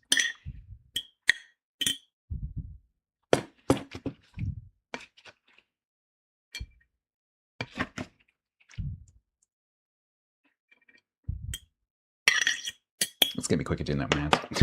Just shove it in. Shove.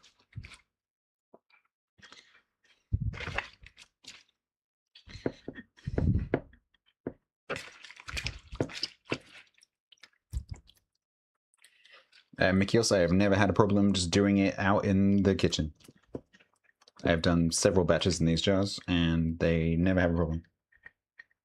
It was come out perfectly, so I wouldn't worry too much about that if I were you. No, I've never covered mine. Never covered mine, and they always work. Can the jar explode? Not with these jars, because the lid has a pressure valve. But if you used a seal valve, the sealed jar, then potentially yes. But you can just open the jar every day. To burp it, as the technical term goes.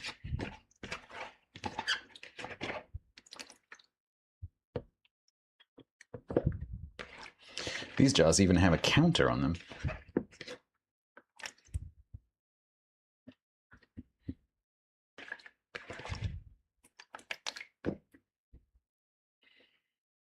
All right. Oh, the first time I did this, I poured the brine all over the table. I was so sad.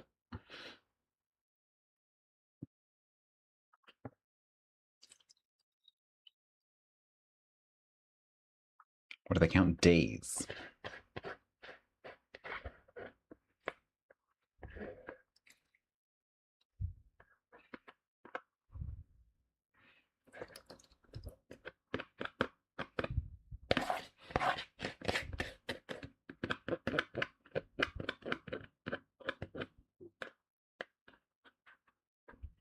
Mikios, that is the first time in reading a lot about making sauerkraut that I have ever heard anyone say that you have to keep it in the dark or cover it. I have never had a problem.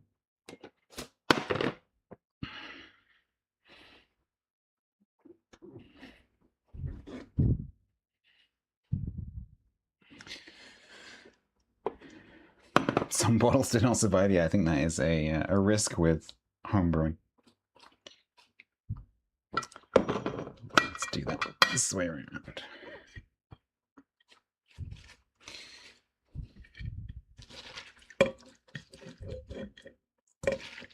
Oh, you are getting splattered today.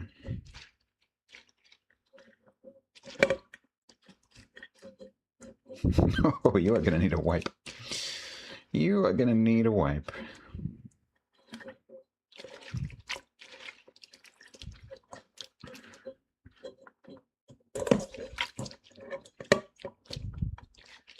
Yeah, it could also be that, Feathers, yeah. That might seriously be the thing.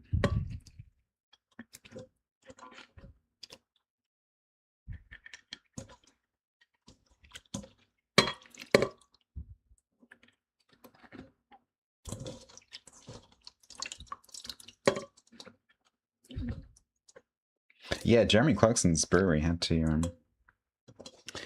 give out some emergency advice about how to release the pressure in their bottles.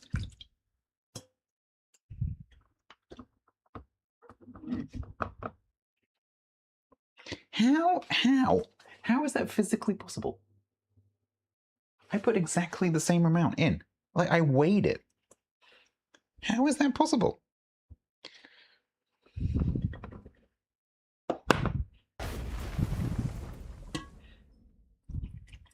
Pork markets.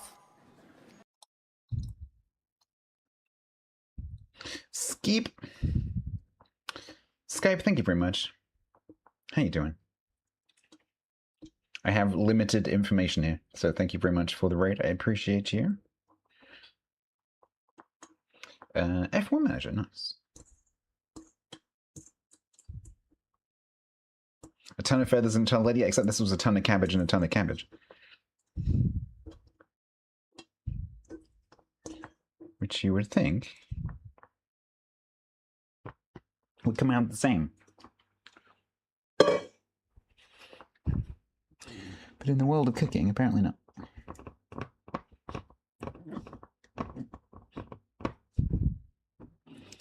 Oh, that's pretty good. That is pretty good. I might just have to add a tiny little bit. Just to make sure that's covered, but that's pretty good.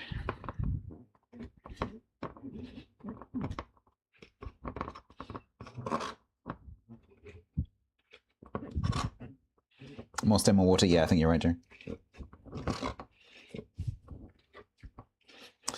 I suspect you are correct.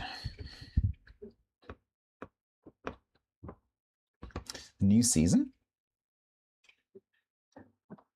You have not built a terrible car. Congratulations. Isn't that the whole point of F1? To not build a terrible car?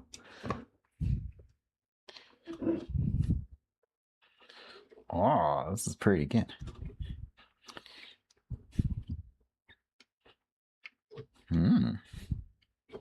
That will do nicely.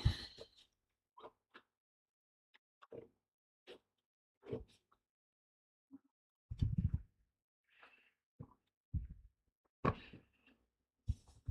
little bit nervous about pushing on it.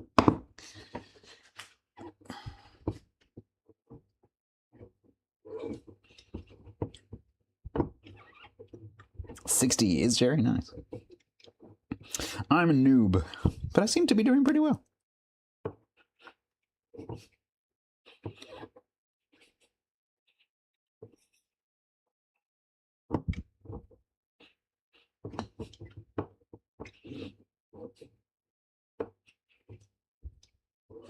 How long? 1 to 2 weeks. But it will depend on the temperature in the environment that you're doing the fermenting in.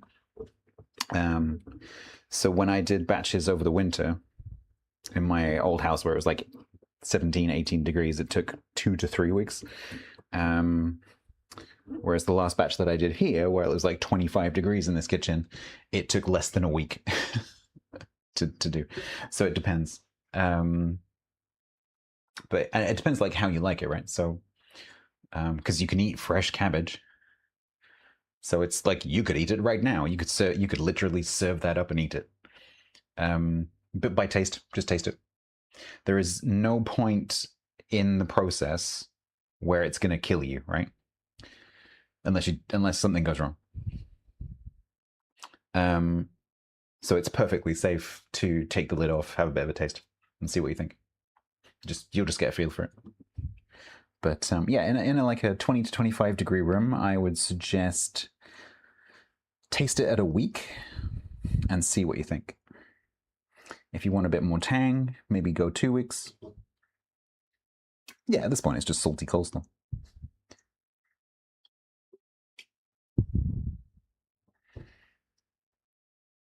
Is there a way to stop it? Yeah, you put it in the fridge. So once you're happy with how it is, put it in the fridge and it will stop fermenting. Well, like considerably slow down anyway.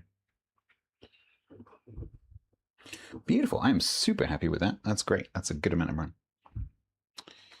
So now we just put the weights in. Again, thanks to a very kind viewer. Thanks to very kind viewer for the caraway seeds, very kind viewer for the jars, and very kind viewer for the weights.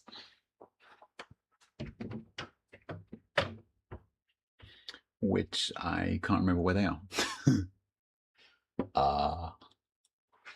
Where are my weights? Where are my weights?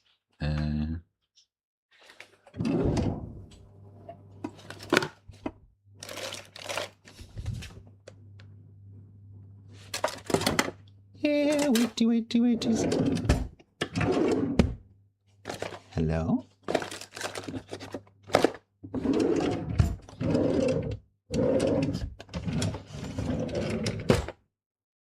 Hello?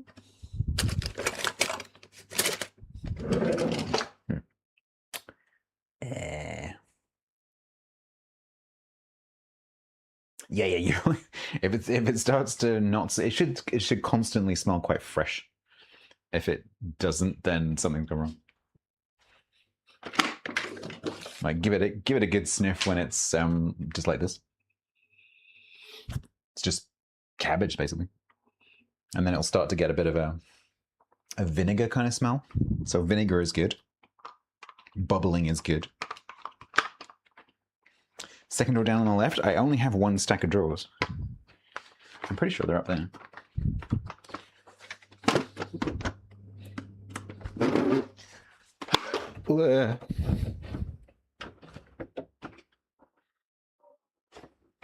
Oh, did I put you down? Was I being super, super organized and putting you back in your box?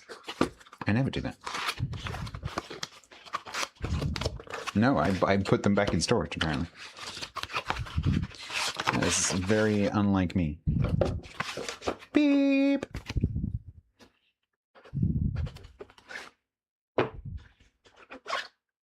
You get feet? You're gonna get them again, is it?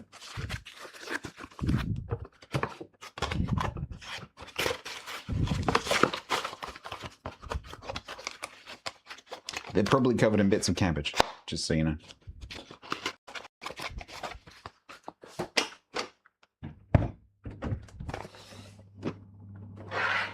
Oh, that's not right.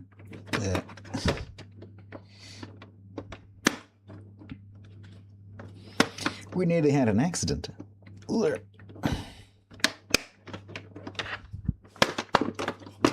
That's better.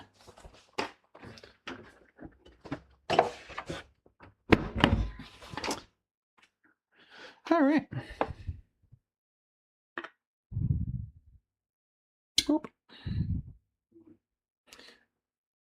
And so then this just helps to keep the cabbage underneath the surface of the liquid.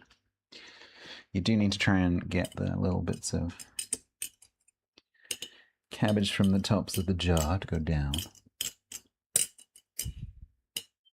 Don't worry if bits of cabbage like stick up very slightly, because the capillary action of the water will pull the brine over the cabbage. But like this, where it's up at the top, is not so good, because that will dry out. And you don't want that.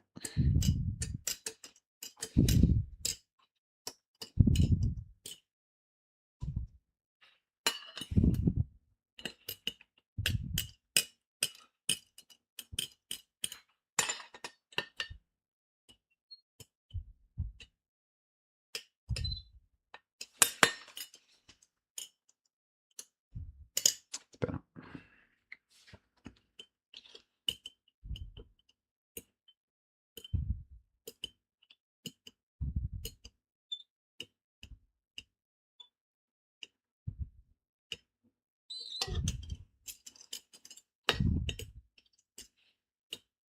Hydrate.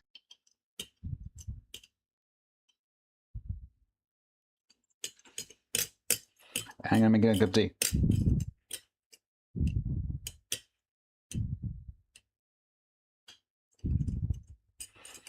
Ironically, although I'm in the kitchen, I don't have a bottle of water.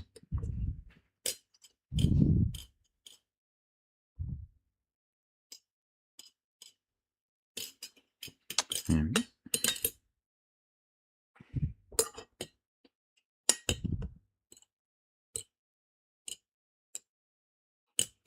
Better. Stop it. I will get another tea. Oh, that's so good. Oh, that's so good. I haven't had to add any brine apart from the bit of the couple of tablespoons of the other one that I added. That is so good. Do I have glass? I can't remember the last time I drank out of a glass, actually.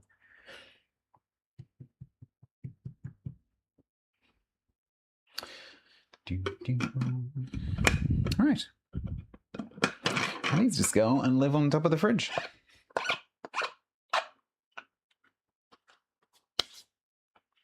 Oh, this size doesn't have a timer. I lied. The medium ones have a timer. This does not have a timer.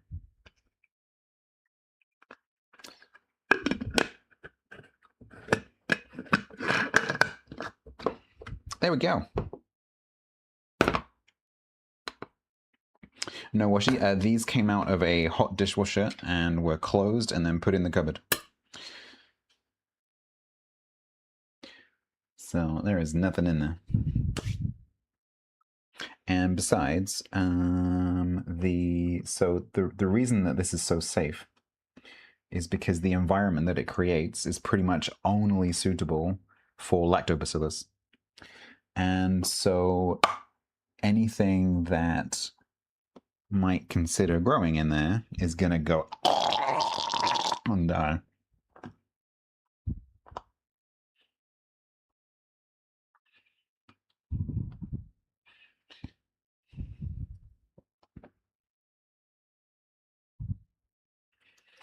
All right. E-burning. Ooh, not too bad. 4 minutes. Oh, that's such good timing. Such good timing. Extremophiles? Yeah, I wouldn't call them extremophiles. Say goodbye to these, chat. Oh, look at the color of that. Look at the color of that. Beautiful.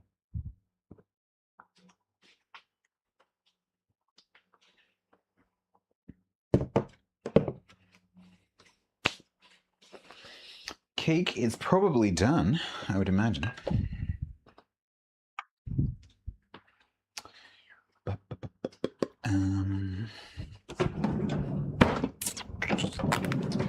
Where is my cooling rack?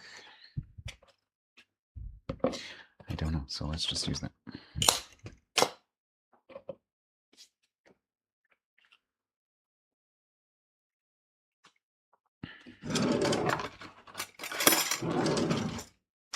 Are you ready for the bread?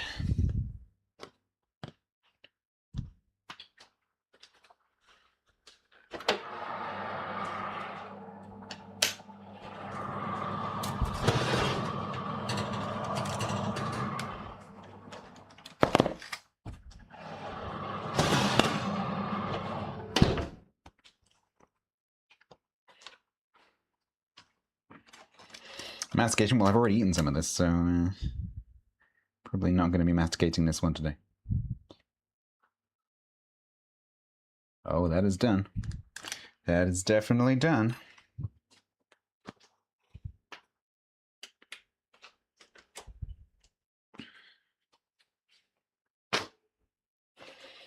Yeah.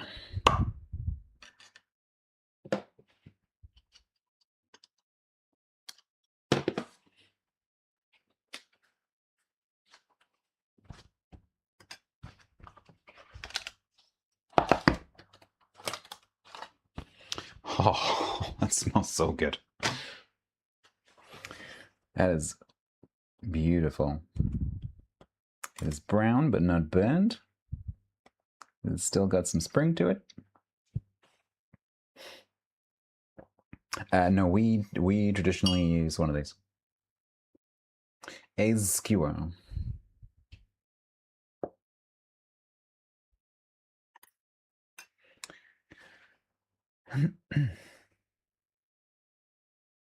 It smells amazing. I can smell, as well as the banana, I can also smell the nuts as well. For sure. For those of you who weren't here earlier, I actually took some of the batter out because it was looking like it might overflow. And I put it into a little plastic container and microwaved it.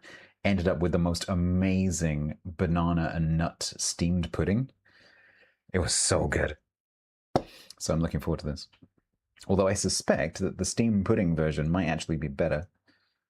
Because this batter just lends itself to that beautiful, airy, steamed kind of texture. So I think that might have actually been better than this will be. Should we better see if it's all gone? Yeah.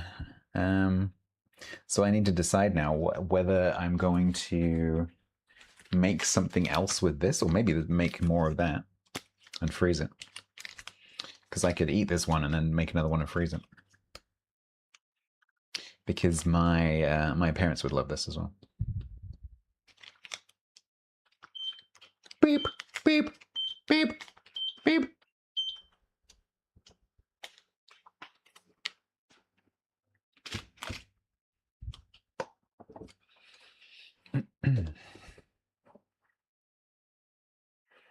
Make the batter. Yeah, I could do essentially what Grant was saying. Make the batter, but the thing is, if I'm going to make the batter, I might as well just I might as well bake it as well. Because then I can just I could just take this out once it's cool, just pull that out, and then just reuse the tin without actually washing it tomorrow. Because yeah, the only slight problem is I would probably have to go and get some more nuts. Because I don't know if I have another 4 ounces of nuts. I definitely have the fruit, but I don't know if I have the nuts. So might have to go on a little shopping run.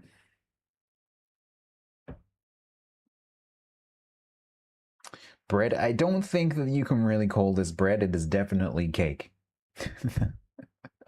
The butter, sugar, flour ratio was definitely a cake, not bread. It's got 6 ounces of sugar in it. It's not bread. Yeah, I might do that, Grant, because that when I steamed it, it came out great. I'm just trying to think what I could actually freeze it in. I have bags, but that's not going to work very well, unless maybe I microwave them in the bags. I just don't have like lots of little serving size containers.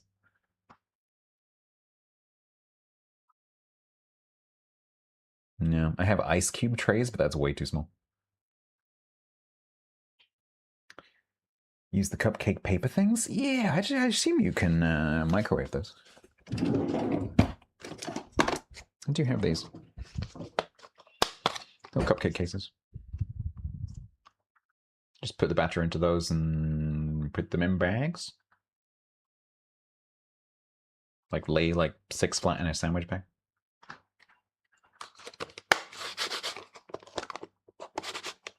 Yeah.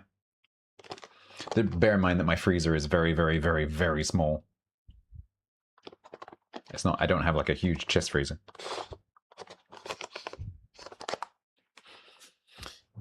It's just, I think it would just be easier to bake them and then freeze them.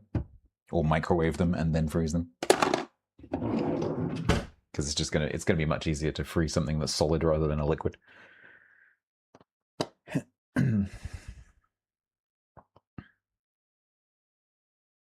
Might fail with a raising agent? Yeah, that's also true. That is also true. 170 grams, yeah, 6 ounces of sugar. So a sponge cake that I would typically make would be 4 ounces, what's a sponge? 4 to 6 to 6. 4 ounces of butter, 6 ounces of sugar, 6 ounces of flour is the ratio for a sponge cake. This is almost the same because it was 3 ounces of butter, 6 and 6.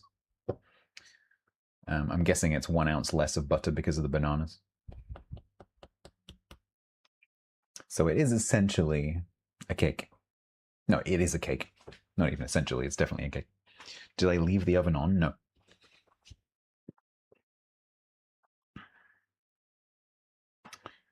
If I make anything else now, it's going to be a pasta sauce. So that I have dinner for the rest of the week.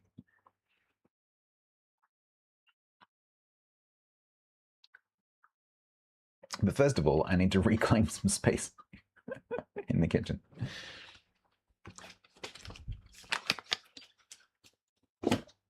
And have a drink, because I'm thirsty. Oh God, what a mess.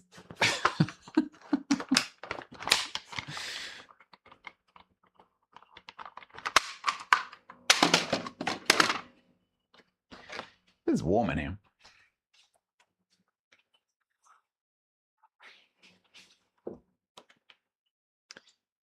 You found a B-roll book?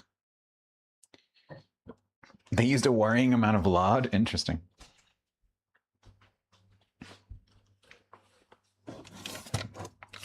Funnily enough, my favorite flour for baking, for griddling crumpets now, is this.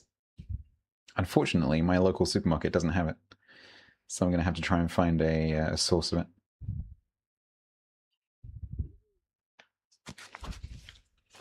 Because this makes very good batter. Good night, Fetters.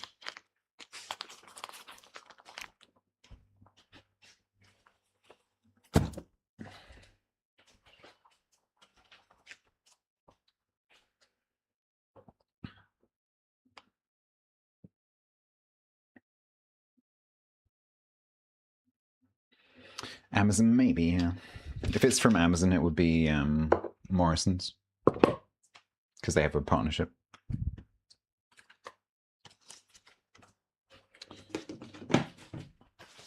Someone will have it somewhere.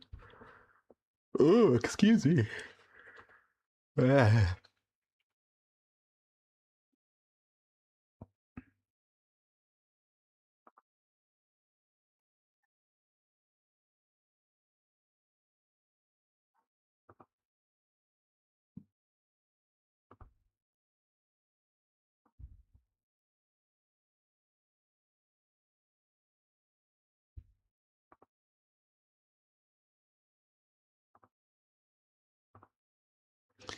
Do, do.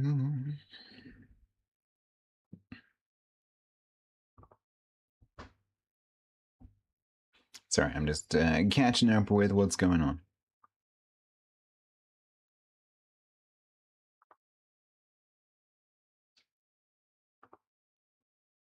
Here with its cabbage juice on everything.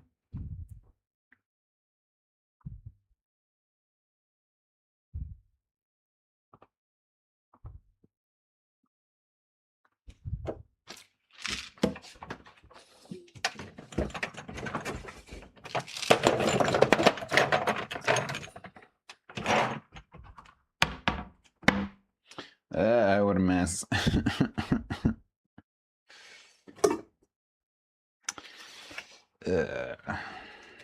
Okay, like I guess you can go back in the fridge.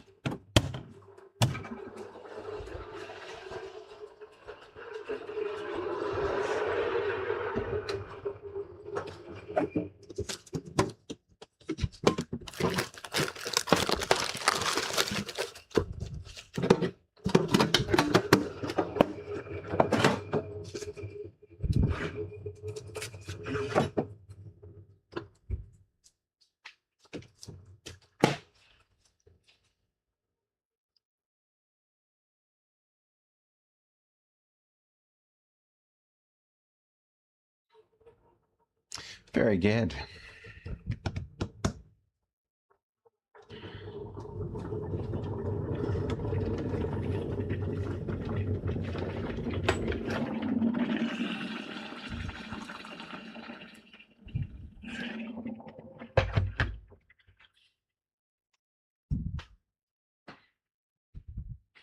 Ew, this was clean. This is clean. It's no longer clean. Ew. It's covered in cabbage juice.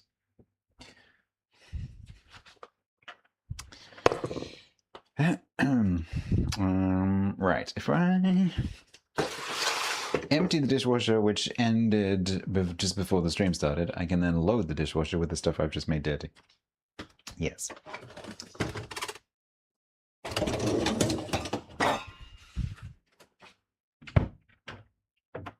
There's going to be a lot of clanking.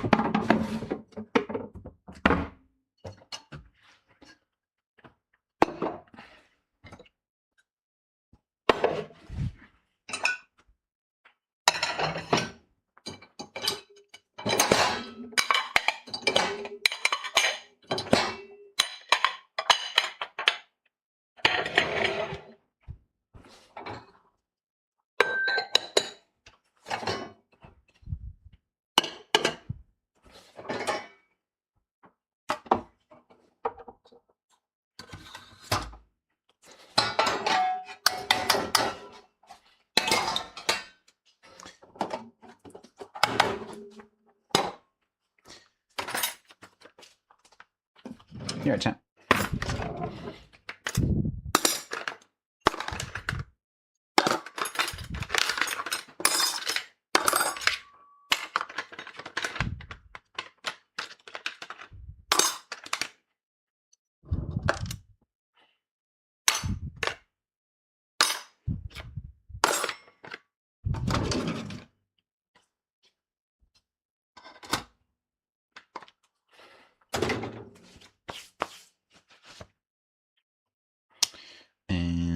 Okay.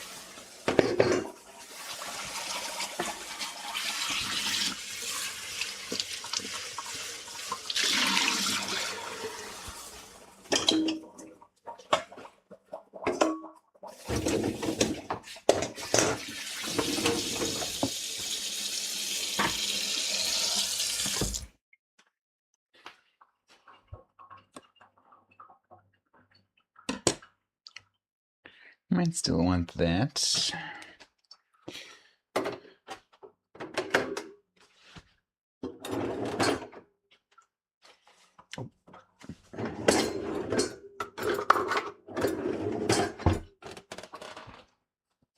It's better.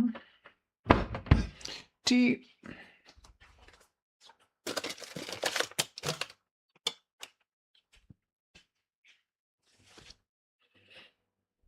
Do we think the cooling rack was forgotten about? No?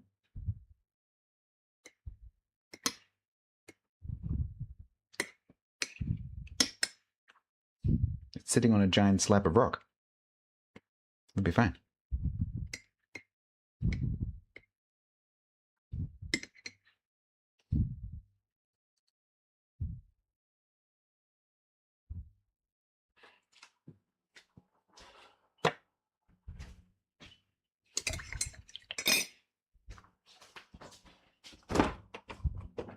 That rock has been through a lot worse than having a slightly warm cake sound.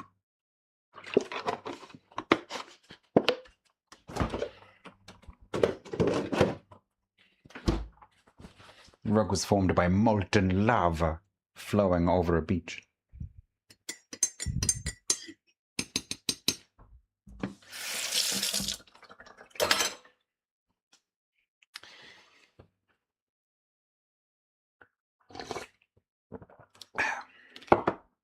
Cooling rack. Yeah, I was gonna put a cooling rack on here because I didn't want to put a very hot, very high heat mass object onto a cold glass surface. But then I realized that's why I have that there. So that I can put hot things on it. Molten lava.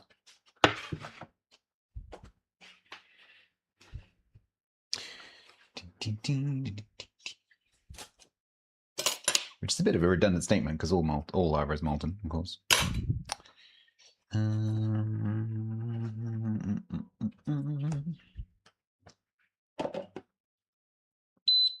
Beep. Oh god, this mess.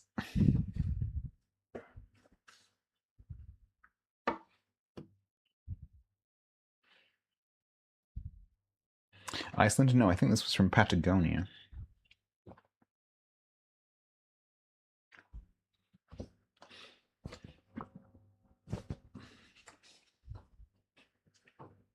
but when it formed, Patagonia would have been at the South Pole, roughly.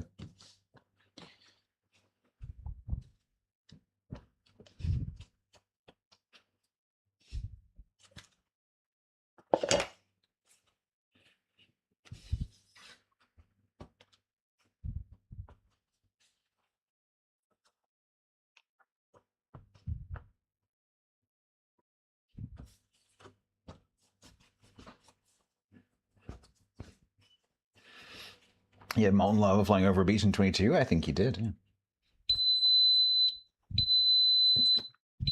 yeah. I know.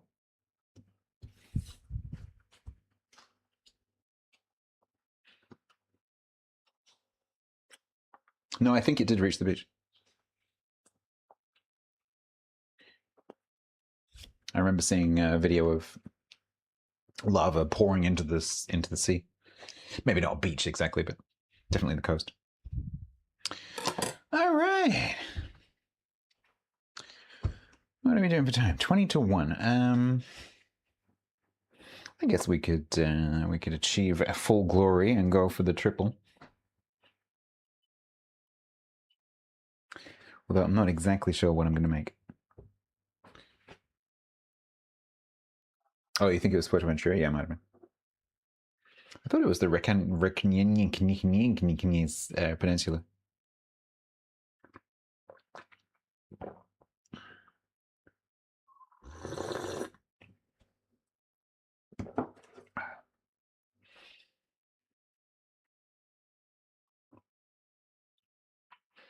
So in theory, if I was going to make some kind of lentil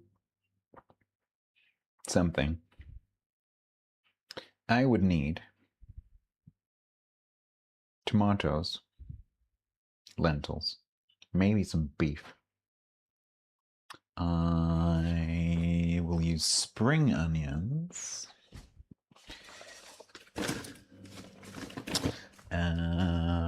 Garlic.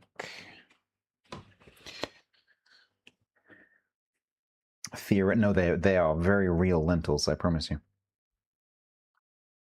There's nothing theoretical about these lentils. The garlic is theoretical because it's... I have a confession.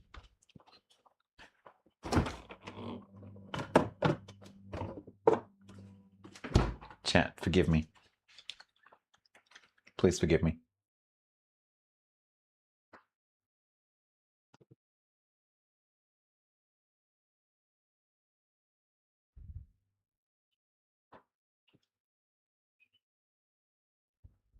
I know, I'm sorry.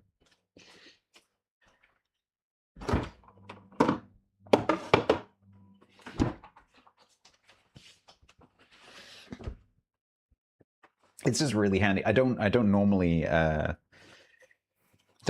usually use fresh ginger, fresh garlic. But it's just really handy to have that in the fridge so that when I don't have any garlic, which I don't currently have any fresh garlic, I can use that.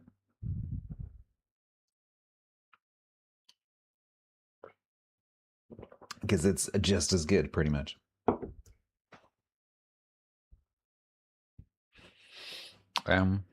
Right then.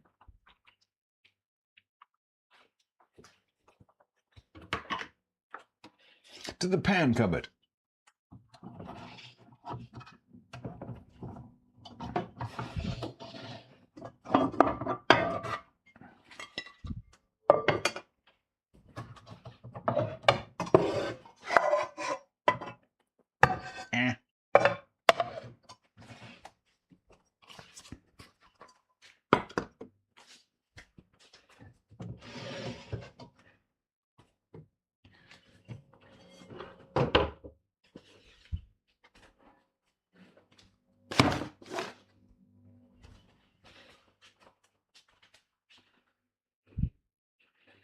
You know, you would be a good influence. It's just a convenience thing. Oh, so now that I have come out of the closet, a bunch of you were like, "Oh, I use that too." powdered garlic. I don't think I've ever come across powdered garlic.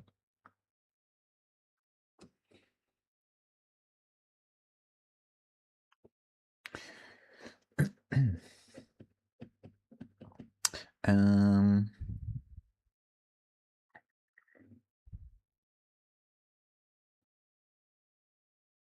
recipeing in my head. So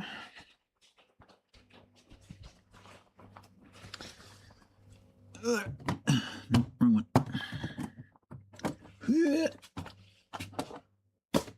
This is so much easier when there's not a camera tripod right there.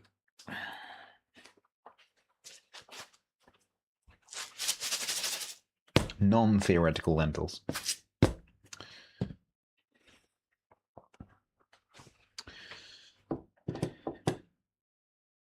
Let's start by chopping some spring onion.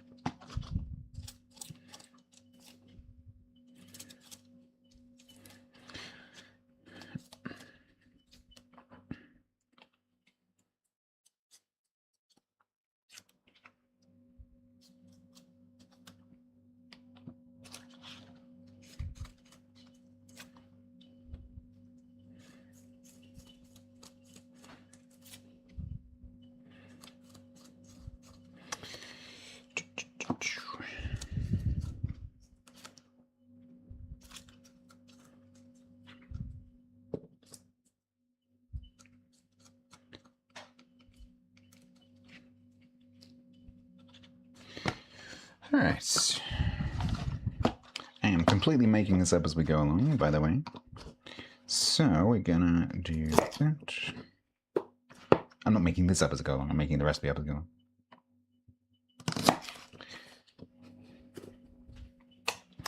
So I think what we'll do is we'll take that.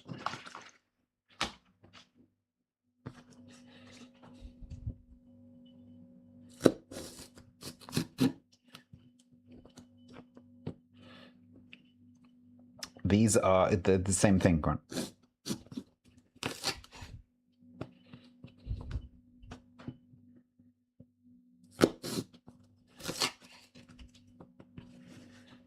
I would call these spring onions.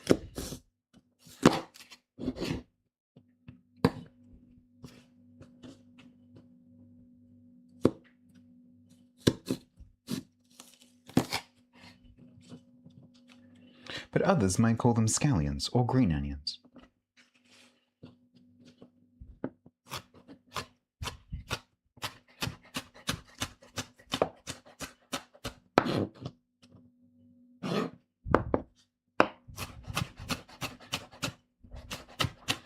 Spring somewhere.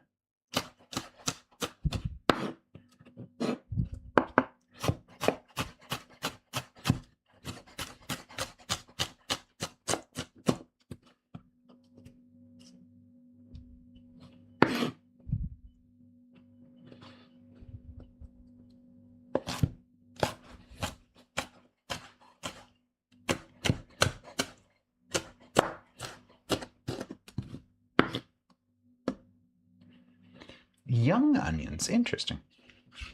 Does that make sense?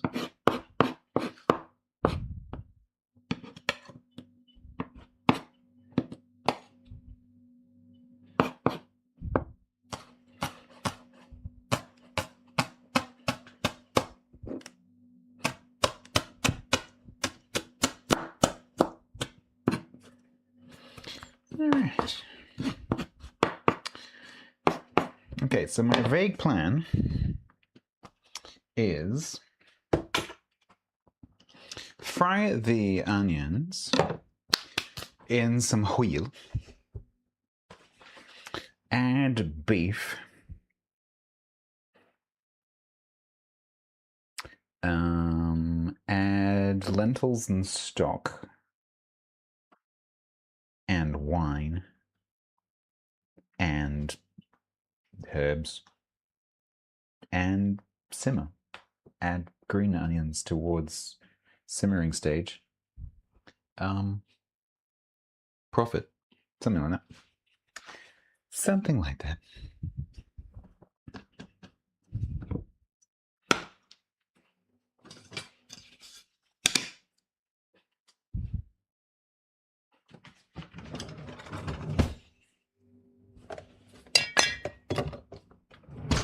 I'm impressed with this battery.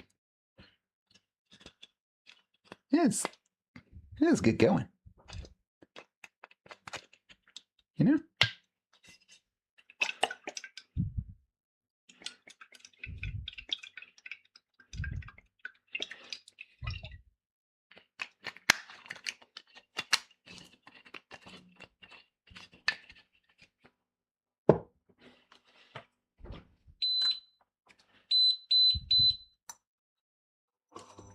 Right, you've been splattered with cabbage juice.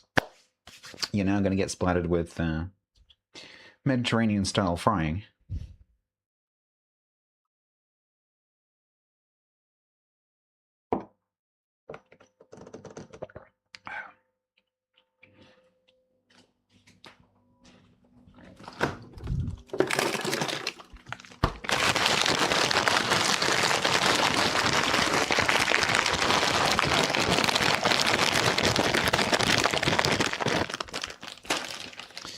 How much lentils do I use?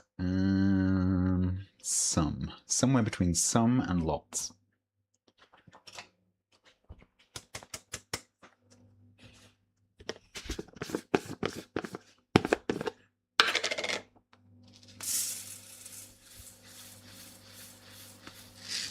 Not that much.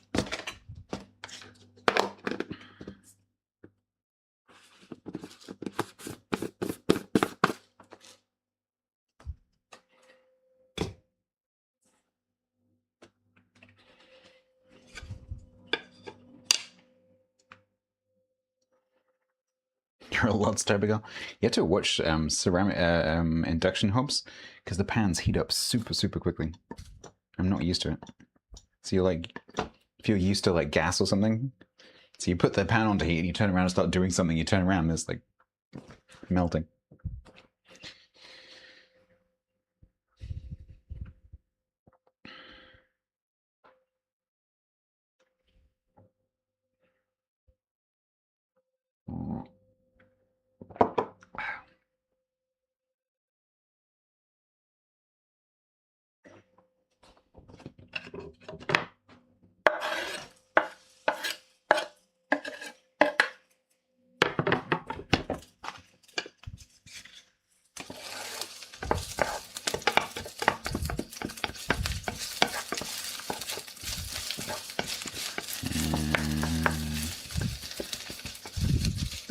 Probably should have prepared the stock.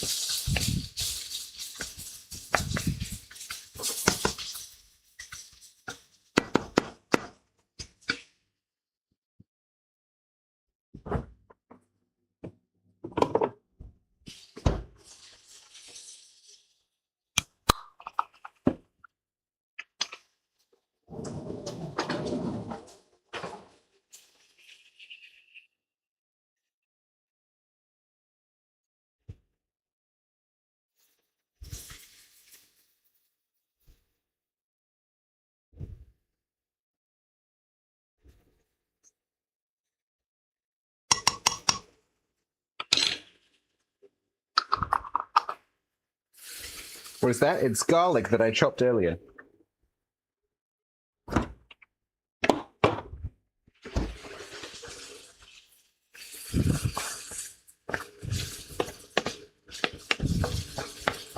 It's garlic that I chopped earlier, put into vinegar, sold to the supermarket,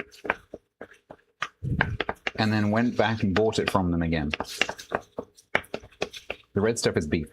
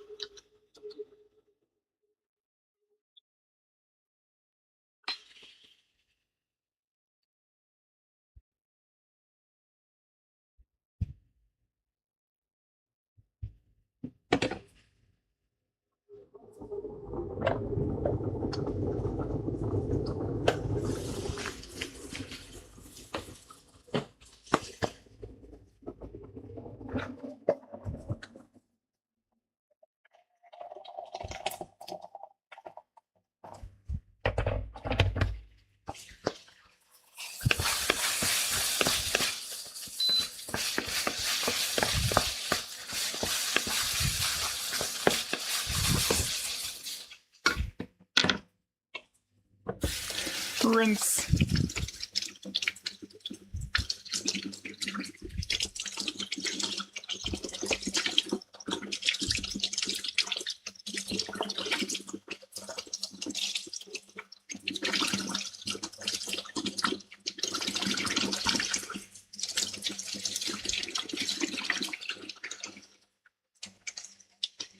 Yeah, it's just beef mince.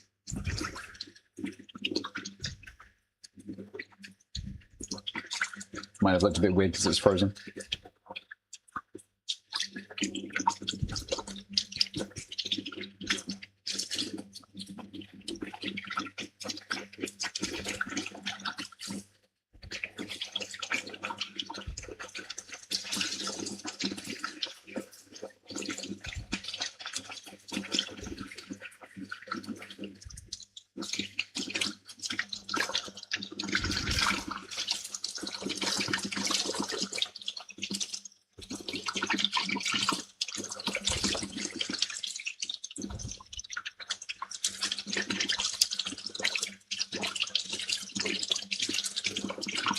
How many TV dinners?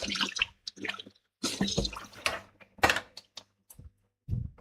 mean, I can do a stream where I just microwave TV dinners over and over and over if you like.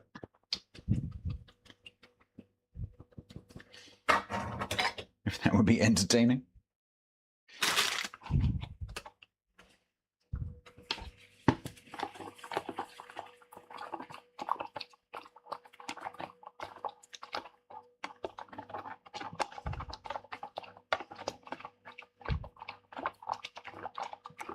I have to eat them too, or all of them? I die of salt poisoning.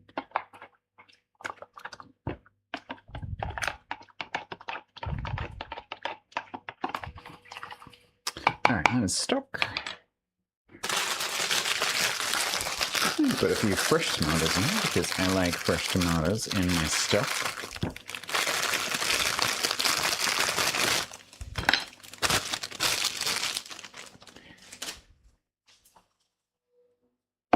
Jump in. Jump in.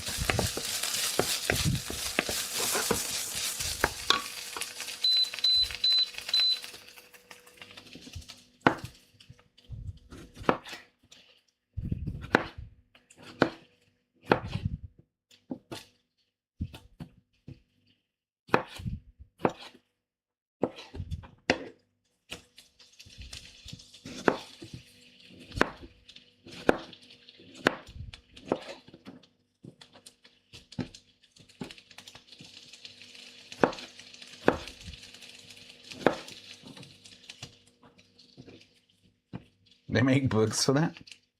These days, you don't need a book. Just watch people doing what I'm doing. Microwave cake making and testing stream. I can only make one, really. Because bear in mind, Grant, that everything that I make, I have to then eat.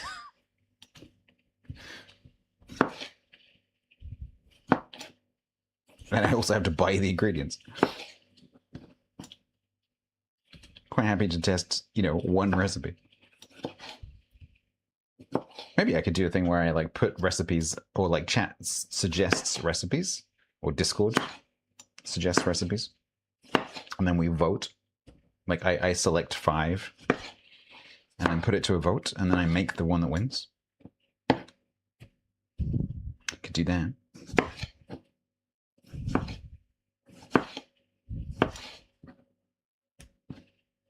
Oh, I'm going to, Dog Patch. I just like to have some fresh tomato in there as well, because it is different.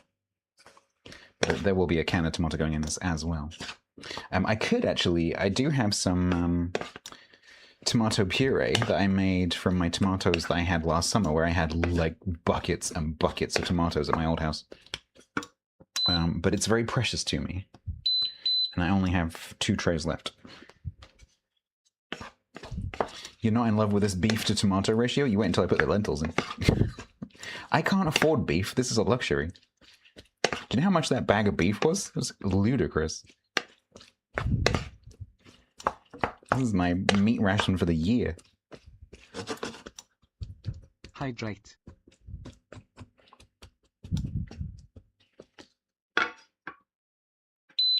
Good plan.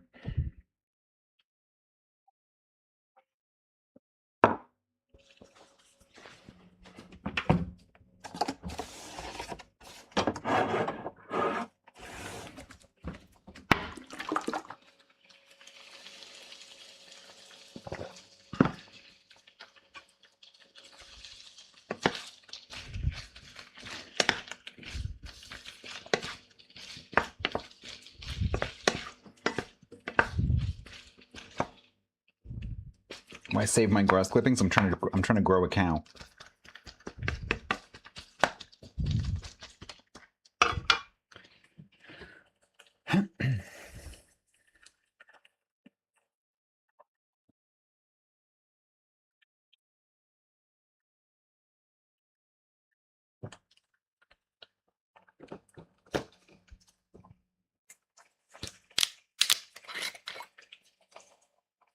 Oh, that is cheap. Yeah, that is cheap. Okay. Yeah. That is so okay.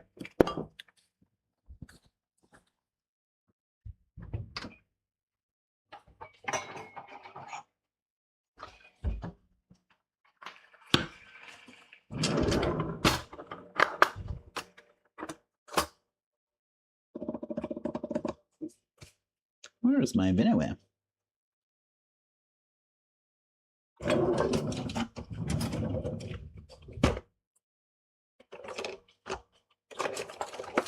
Hello?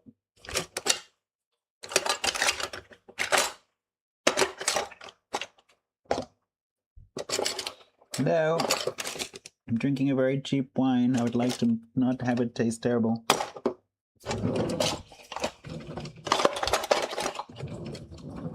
What is that? Needs to go upstairs.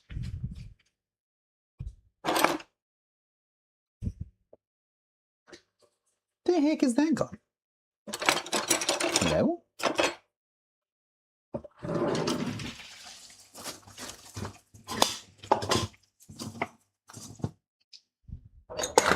There.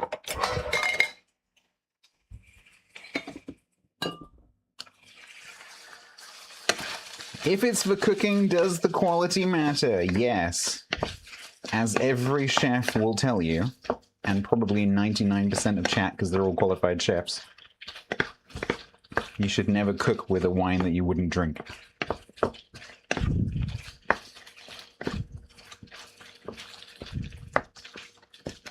Cool it? Grant, it's red wine. I want it warm, not cold. Room temperature. Even.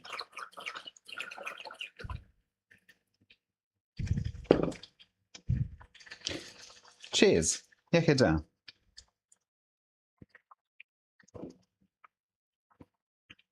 Oh, it's actually not that bad. It's quite sweet.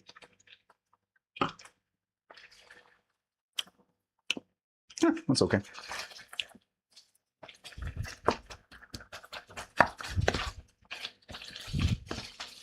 All right.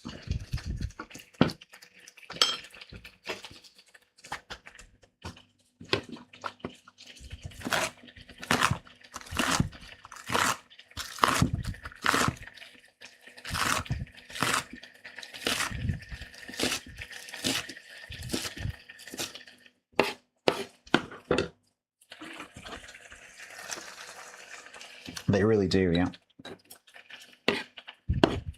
I love red wine, but I can't afford good red wine, and this thing is amazing. I got one for my dad, and then I tasted what it could do. And so I got one for myself. Highly recommend it.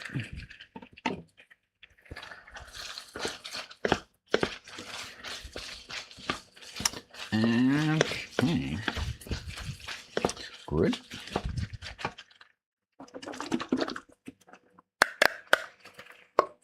Keith Floyd, absolutely. 1 for me, 1 for the pot. 2 for me, 1 for the pot. 3 for me, 1 for the pot.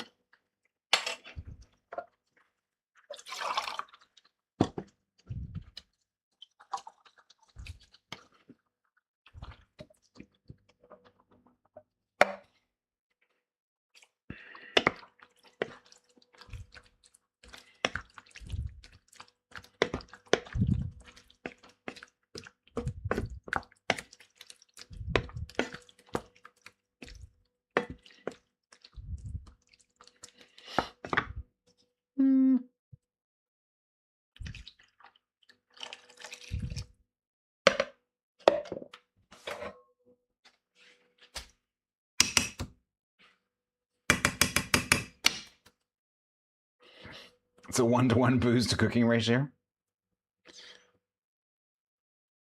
It's a good ratio. Bread and butter Pinot Noir. Is bread and butter the name of the vineyard?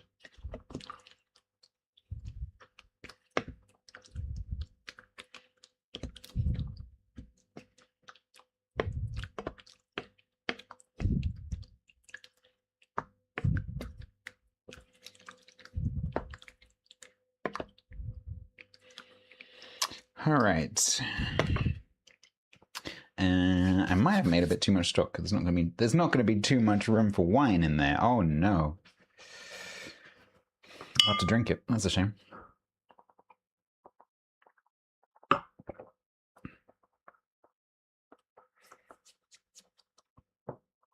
Napa Valley.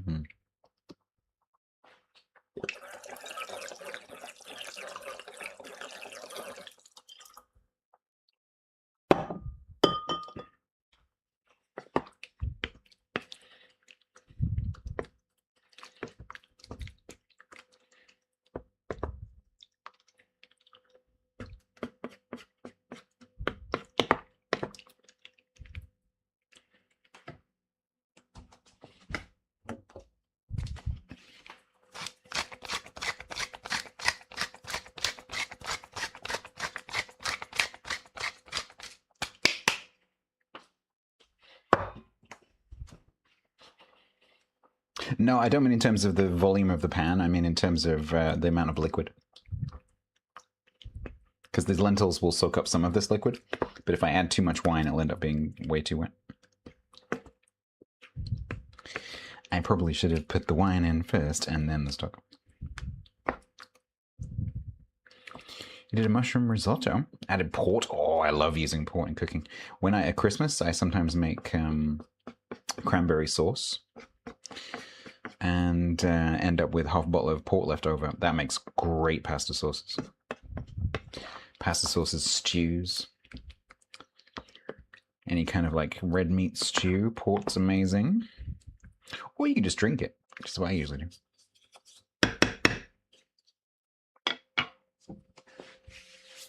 Stainy, this may surprise you, but I have cooked before. I am aware. Thank you, but I'm aware of this technique. I have been cooking quite regularly for the last 25 years.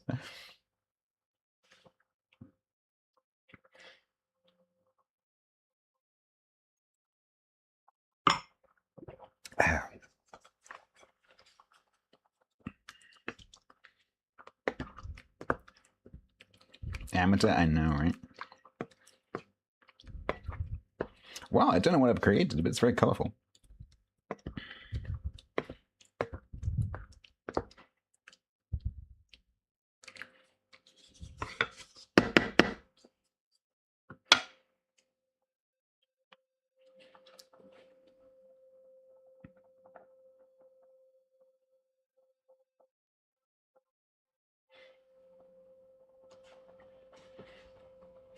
Lentils will take about 15 minutes to simmer down.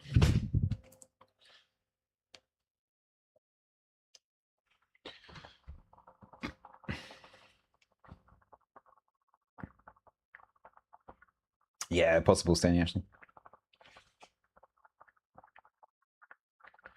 You've saved a fortune? Yeah, totally. I used to get like, you know, a couple of bottles of beer a week. Supermarket did like a 4 bottles, you know, together deal kind of thing, like mix and match. And so I used to get 4 bottles and then drink it over a couple of weeks.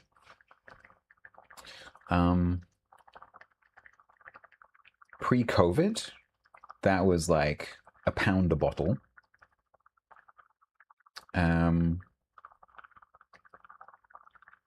By like the middle of last year, it was £7 for 4 bottles. It's now up to like £9 for 4 bottles. It's just not affordable. Like one normal-sized bottle of beer is like £3 something. It's like just insane. Wine is like way cheaper per volume.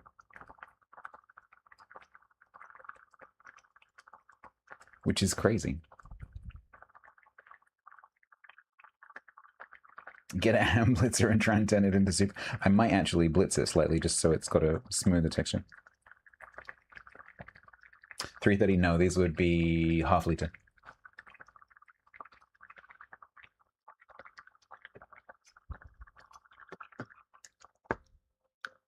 Actually, I guess wine is not.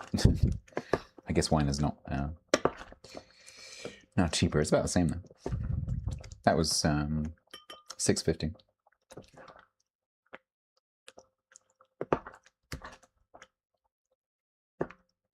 Or add some orzo. Yeah, let me just quickly make some orzo.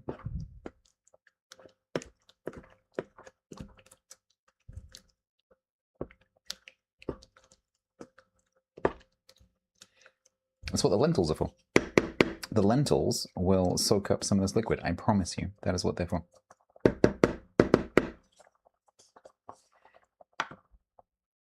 It is a lentil ragu.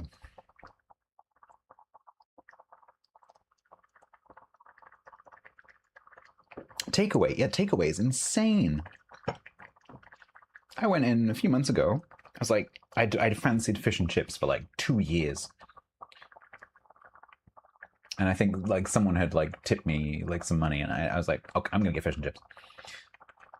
And I went down the chippy, walked in, and then walked back out again. It's like, holy crap!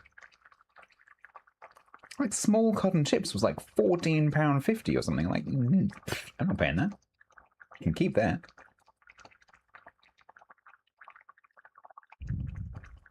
It's insane. And then you go somewhere like McDonald's, which has not only got more expensive, but like there's no meat in the burger. The burger patties are so incredibly thin. It's just bread. Bread and lettuce. with a suggestion of beef. It's crazy. Yeah, well, at least that's not a thing here, Yak. We don't really do the tipping thing. Well, we kind of do, but not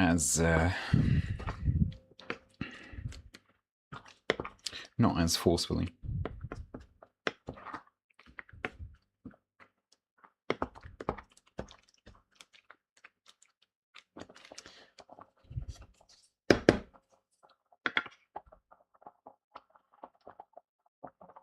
£85 for two. $85 for two.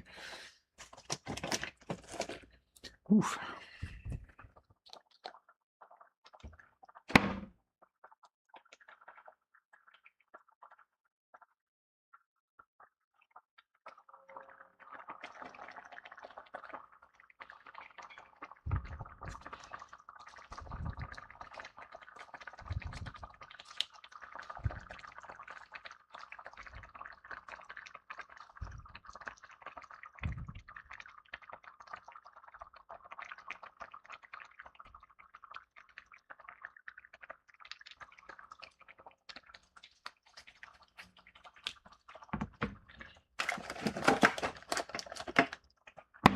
Yep, that is red oil paint to make it more red.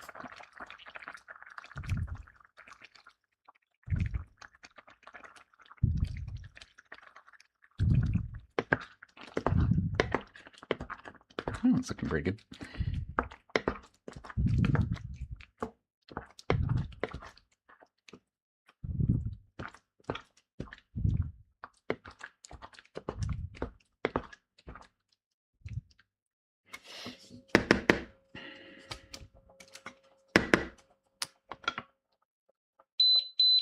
I did not set a timer, Hydrate. so we're just gonna have to guess the lentils by staring at them. Cheers.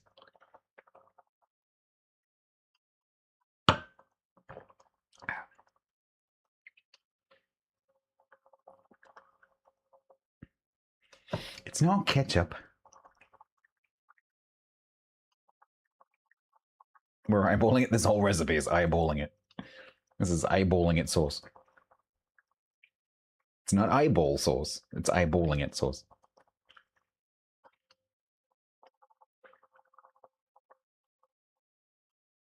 Sweden is cheaper for Dane? Really interesting. Do you happen to live near the border?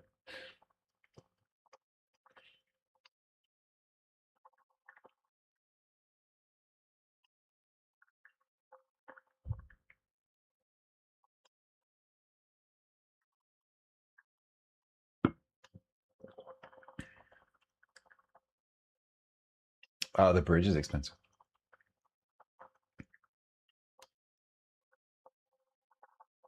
If only there was a recording of what time I started doing this.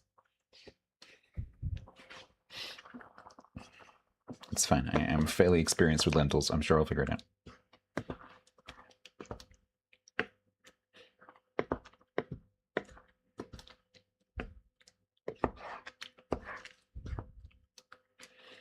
I might need a bit more liquid, actually.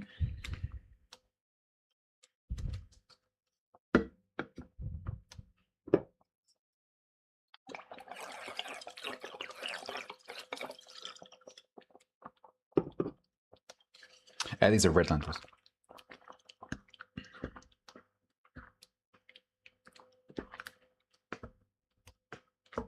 The easiest of lentils. Super quick to cook, and they don't need soaking.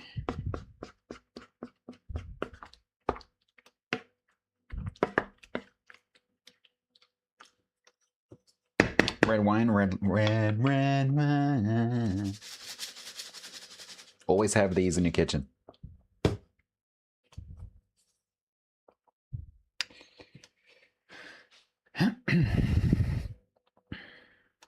Am I a rice person? Yeah, I like rice. I like rice. I like pasta. I like, what are these? This is red lentils.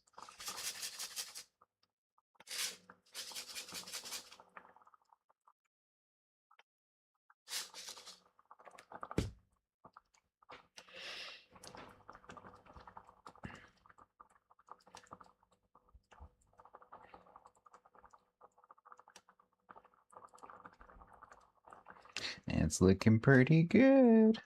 It might taste disgusting, but it looks pretty good.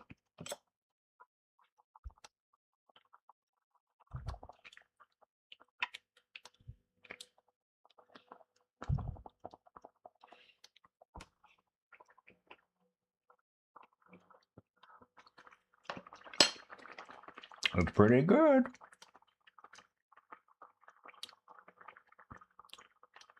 That's pretty good.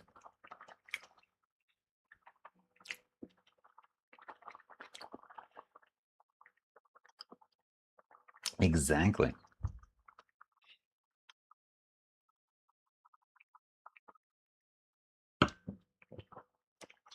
Yeah, pretty much. You can't really fuck that up. Tomatoes, meat, garlic, stock, and red wine. It's fine.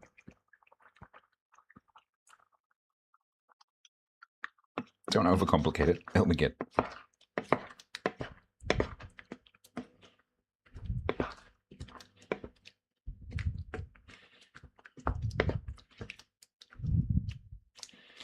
Don't over-season it. Don't salt it until the end.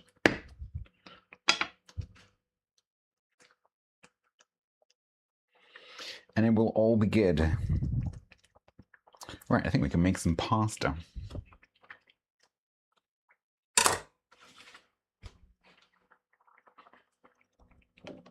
And I can make all of you angry.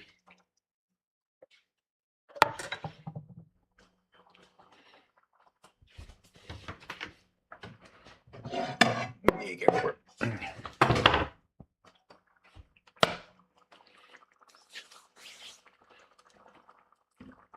Good night, Miguez. Yeah, salt can ruin it because there's not much you can do about adding too much.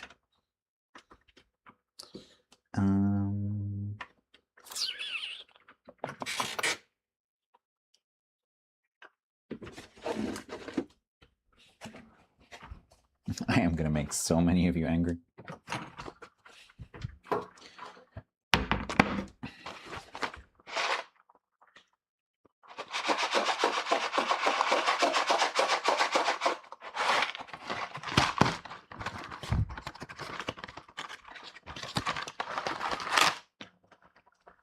Are you prepared, chat? Are you prepared? Are you ready? Oh, I washed the bowl. Damn it.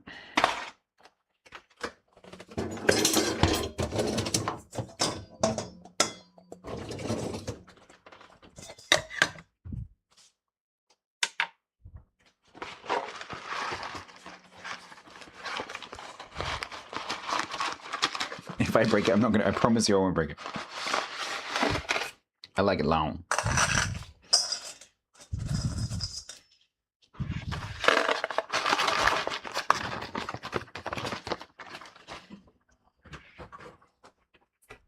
Why is Breaking Bad? Because screenwriters.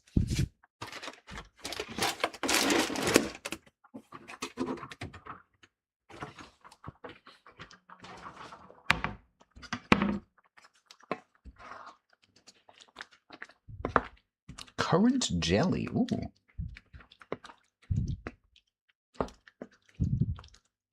I do like that.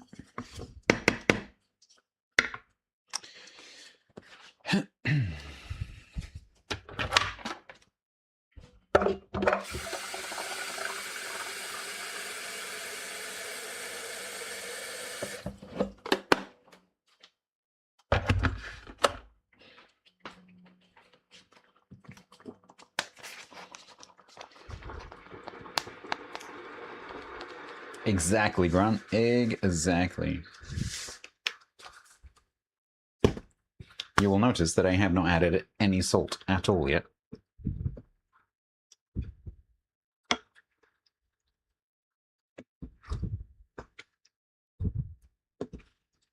Pasta screws? Is that how you torture a pasta? You better start talking or we'll use the pasta screws. No, not the pasta screws. It's looking pretty good.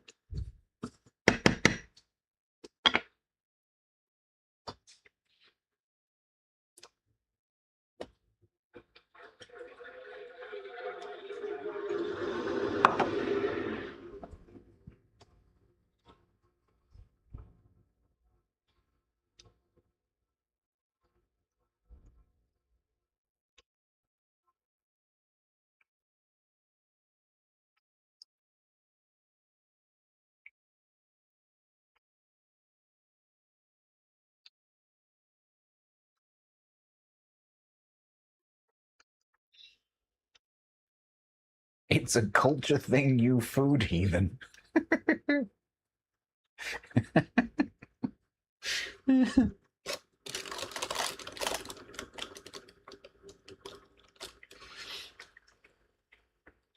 I'm terrible for taking things out of pans before they're cold.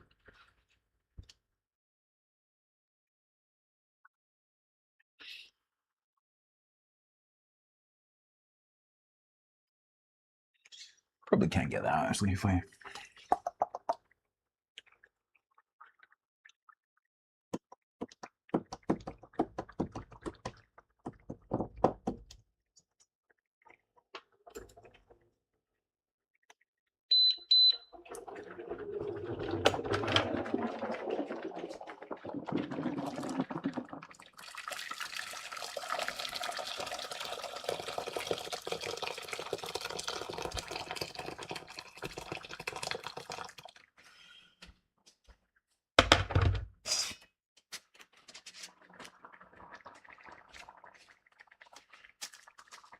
Take the cake, slice it up in a pan, and add the sauce.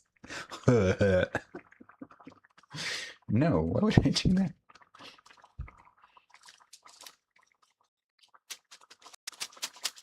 My fancy light-up kettle is a very, very cheap kettle. That is like supermarket £5 special.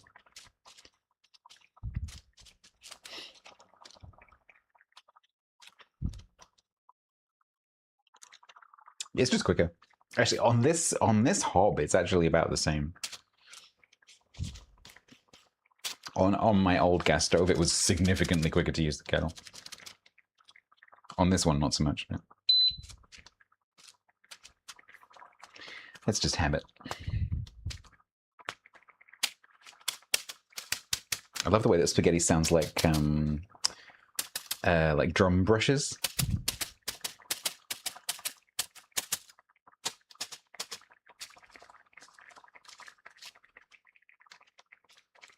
Yeah, pretty much. I'm doing. Can you boil those?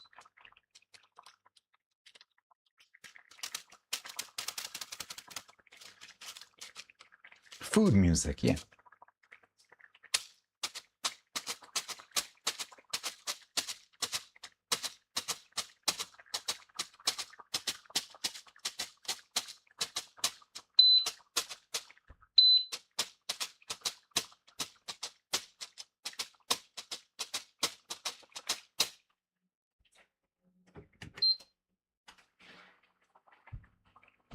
It's just a little gooseneck. T-Bone got it for me. It is an off-brand, temperature-controlled gooseneck. Hit a little harder and you have 80s kung fu movie punch sound effects.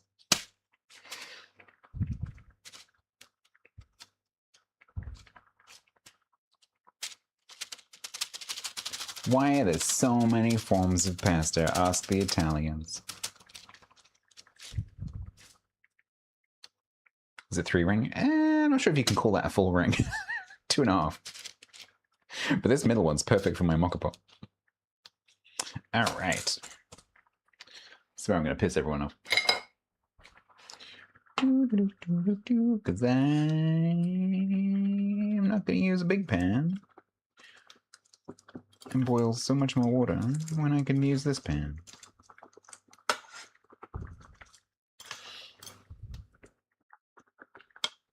Comme ça.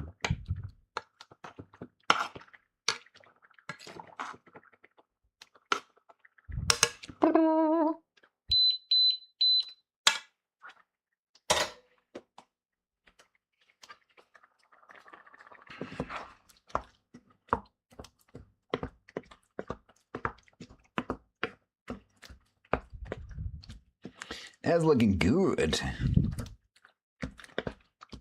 That is looking very good. I am vaguely considering, while I have the blender out, putting some of that in a jug and blending it. And then putting it back in again. Yeah, let's do that.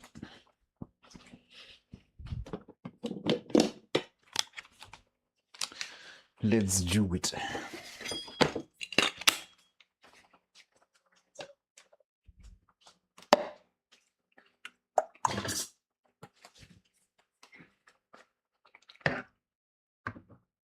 It's Napolino. I mean, it's not awful.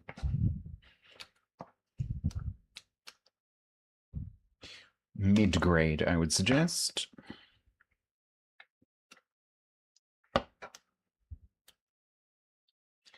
It's the fanciest pasta I can afford, that's for sure.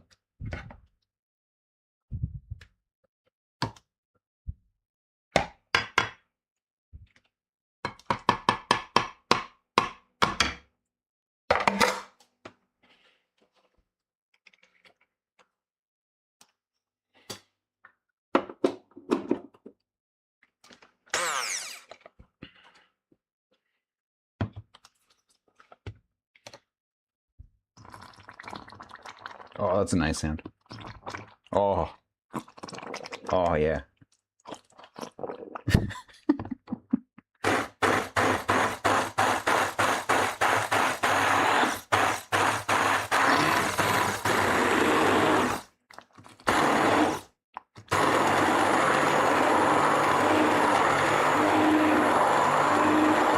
Don't fist it, it's 100 degrees Celsius.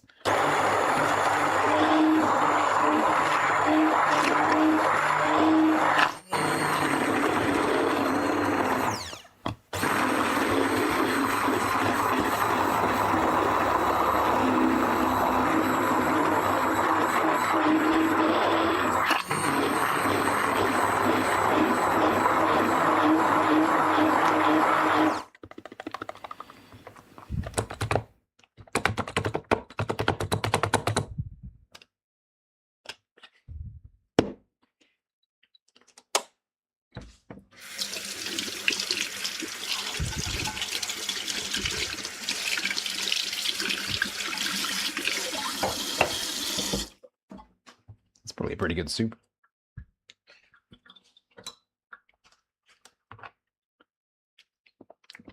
That's a very good soup. Oh, bollocks. How long's that been in there? Some time.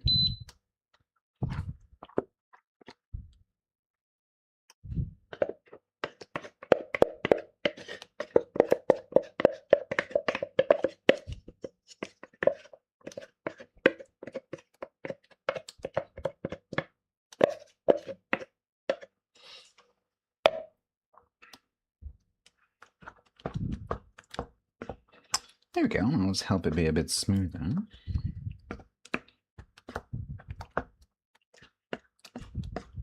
Lovely. Perfect.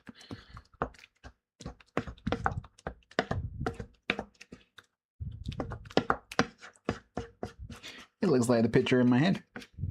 Beautiful.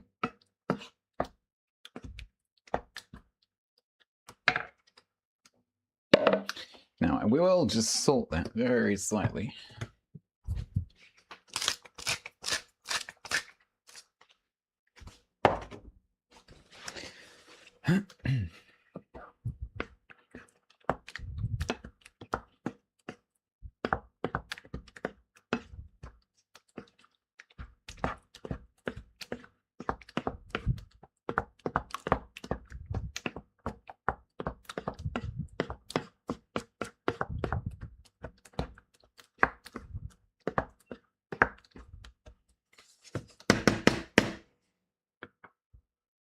Well, let's see if I can get this out.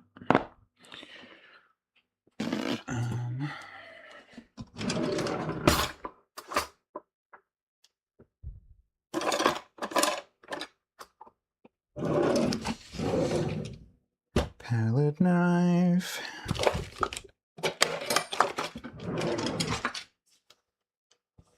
What was in the jug? Some of this that I just took out and blended. I just literally took some of this out, put it in a jug, blended it, and put it back again. Just to make the texture slightly smoother. Just thicken up the liquid part slightly. but that blended liquid would have made an amazing soup.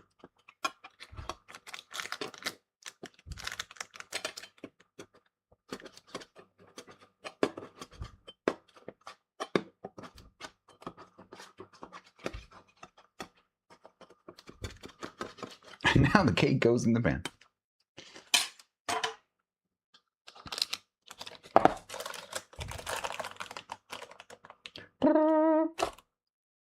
Lovely.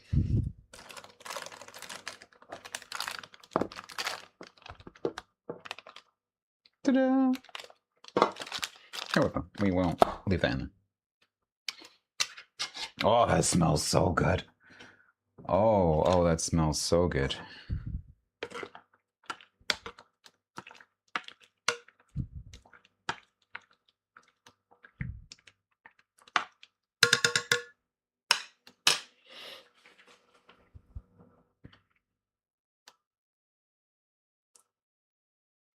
Pasta shapes and sizes.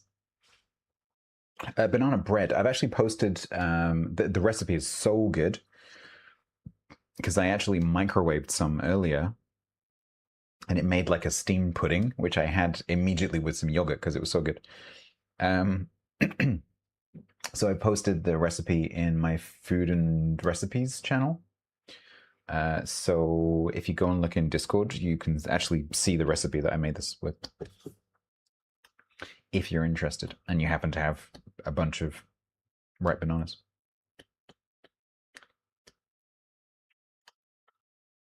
The ingredients aren't particularly difficult as long as you have the flour, like flour, butter, sugar, eggs, and then some nuts and dried fruit. That's it. I substituted one of the ingredients for something else. Super easy. And it microwaves. Little batches of the batter microwave very, very well. Like a few tablespoons, couple of minutes. It comes out great.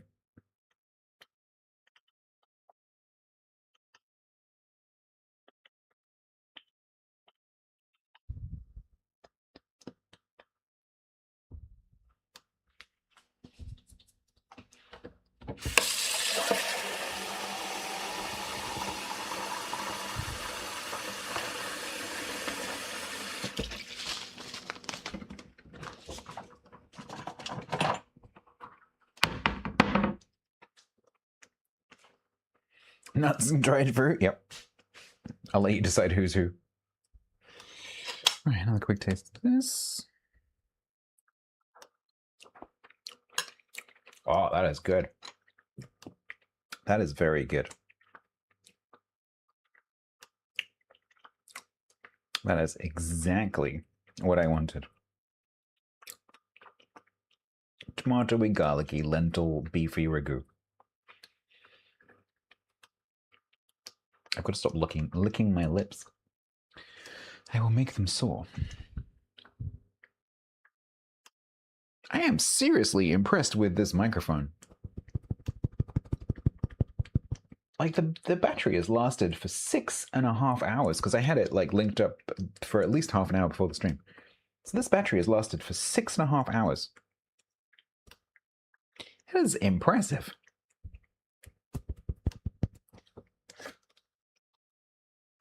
I think this is the longest I've ever used them. Yeah, and the sound quality is great, right? It also has, I'm not using it right now, but it also has a noise reduction filter that you can turn on. That's actually pretty good. So if you go somewhere that's got like traffic noise or wind noise or whatever, you can turn that on and it just cuts it down a bit. Works quite well. Yeah, they're very good. They're Hollylands. Hollyland Lark M2, I believe these are. I think they still make these. A little charging case. You get one receiver and 2 microphones, and you can actually use both microphones simultaneously, so you can do interviews.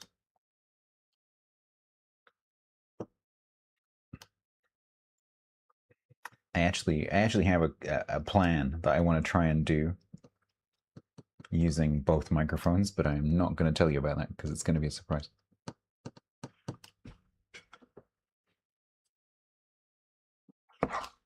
But I think it picks up the, like when I'm cooking, it's like quite nice to be able to hear what I'm doing, right? And I think it picks up the sound of me, you know, like stirring things and crunching things and whatever. I think it picks that up pretty well without being annoying.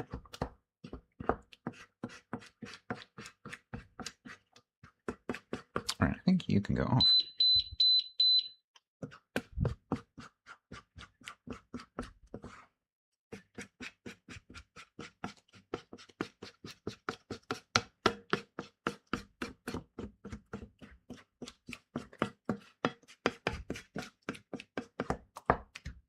Yeah, exactly.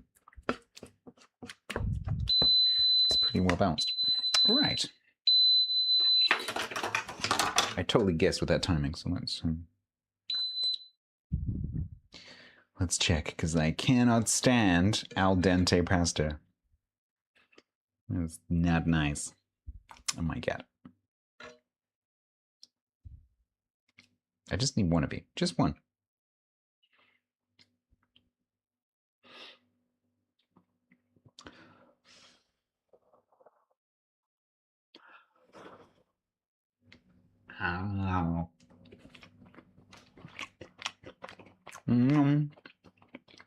I might let that sit in the water for a minute. Add a little bit. An Italian would freaking love that. But not for me.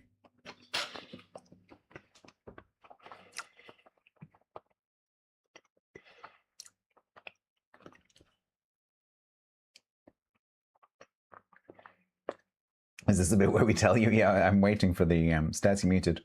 You muted stats. If the battery in this goes, that's not a problem because I have a second microphone. If the battery in the receiver goes, I don't have a backup plan. You are an al dente person? I am not an al dente person.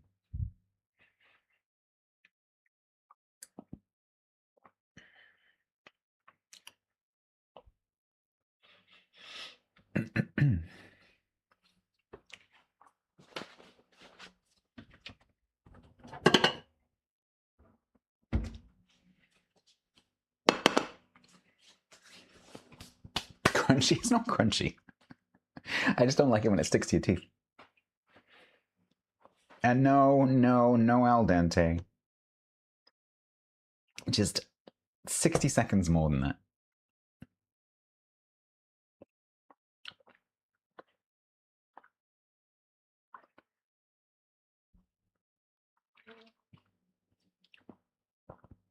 Quacks, are you from the part of Germany where they do that thing with the soup where they, you know, do the like, I don't know what it's called. The Bavarian thing. I think Mary's from that region.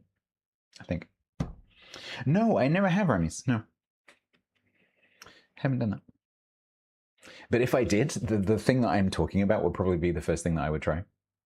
That German soup. Because that looks pretty easy. Right, so let's drain you.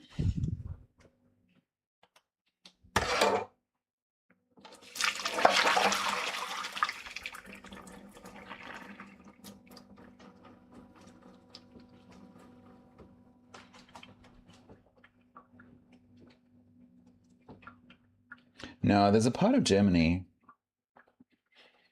I think it's Bavaria, so it's probably not you. But I think Marangana is from there. From that region. And they do this thing where they make a very sort of crude form of pasta where they make the dough and they kind of get it into like a roll, and then they use a knife and they have the boiling pan and they just go like dip, dip, dip, dip, dip, dip, dip, dip, dip, and they like cut little bits off that fall into the pan and then cook in the soup.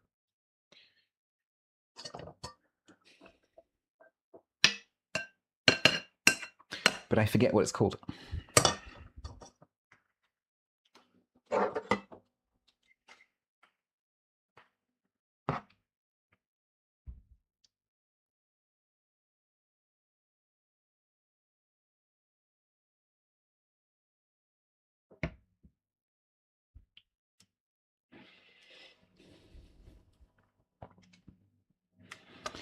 Oh,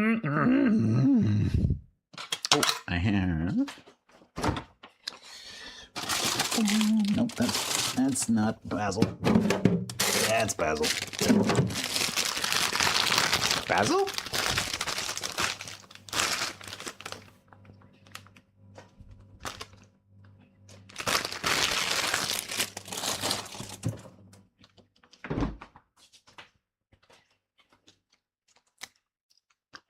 What's my favorite type of pasta?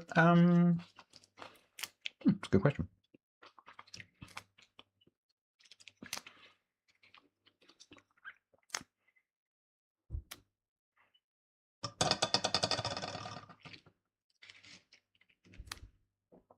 I don't know.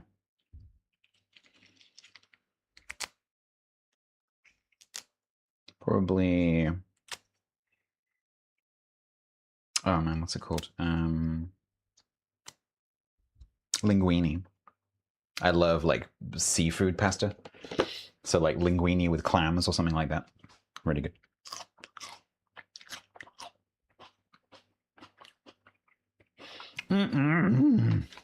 So nice. Hopefully.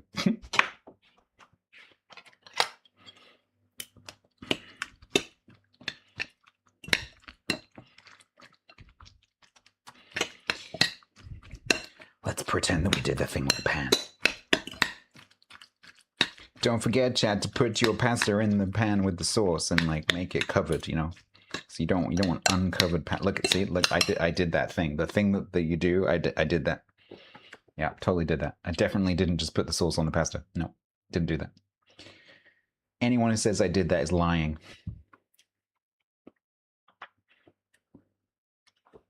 I don't have any Parmesan. I can put some double Gloucester on it if you like.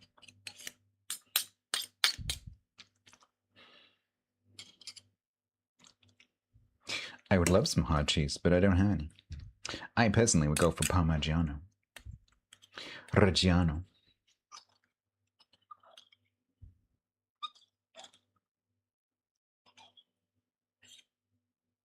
This is totally going to go all over the cake. Mm-hmm. Mm-hmm.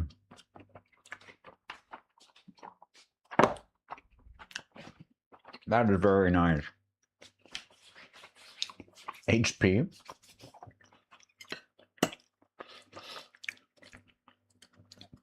Oh, that is so good.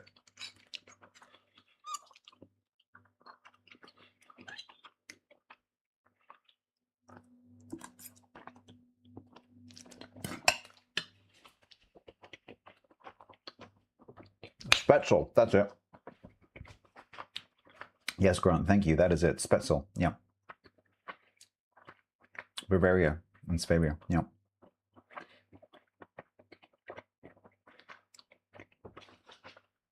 No, in the context of the sauce, HP stands for Houses of Parliament.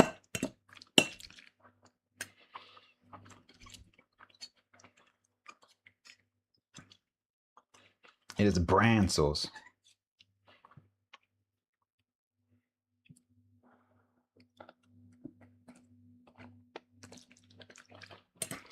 It's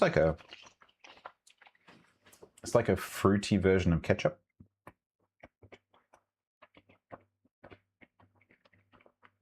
Imagine ketchup, but with some like some dried fruit in it, like dates and raisins, for example. Kind of blended into it.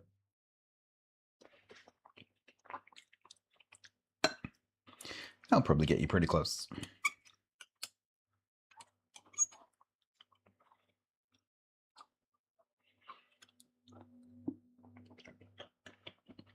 Mm-hmm.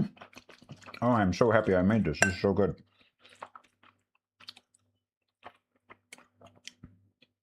I am going to be up until 8 a.m. waiting for this to cool down, though, so I can put it in the fridge. Mm.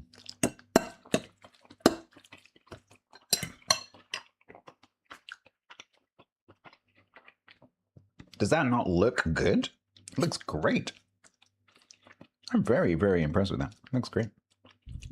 The good consistency sauce.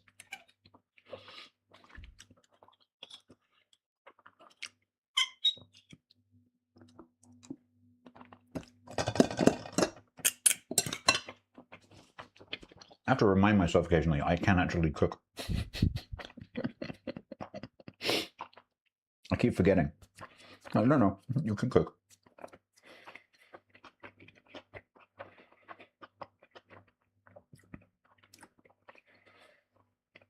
Dates, corn flour, rye flour, tamarind. Yeah. Dates and tamarind. I love HP sauce.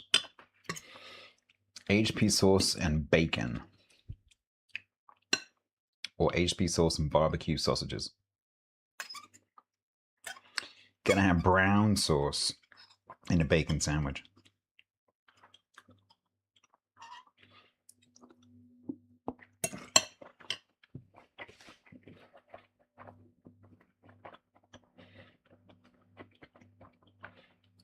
I'm sweating. It's quite hot.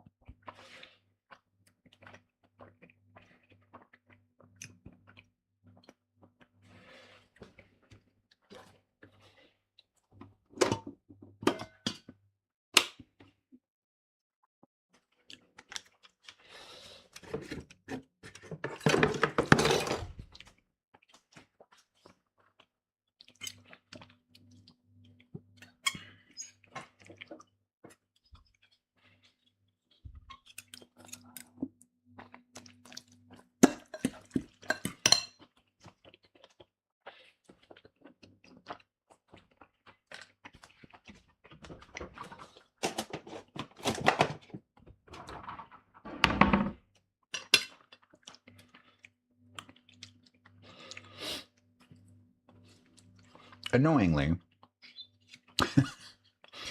this is really good and I would like to make this again, but I didn't follow a recipe.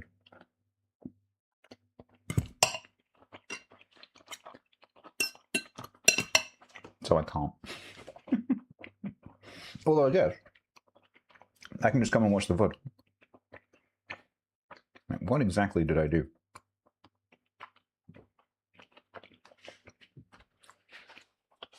Yeah, I moved house. This kitchen is so much better for both being a kitchen, but also for streaming. It's so much easier. Because I have an entire space over there that I can put like the camera and all that kind of stuff. It's out of the way. And I can, like, I've got a, you can't really see it, but I've got there's an extractor fan up here. And I can like clamp things to it.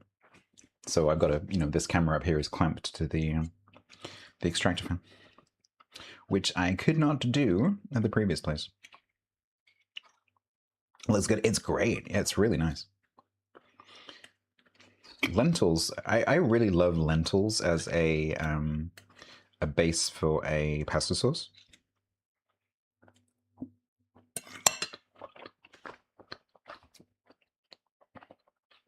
You don't have to have meat. I just put a bit of beef in just for a bit of beefy flavor, but the lentils give it a really nice texture. Okay, for Christmas, yeah, that would have been. I made that really, really complicated tea cake for my dad. Yeah, where the recipe was wrong and I had to guess. And then I ended up having a really nice email conversation with the owner of the tea shop in Singapore, as it turns out. Because I emailed them and like, did you know there's a mistake in your recipe? And ended up talking to them. Bacon, yeah, I could use some bacon. Some lardons.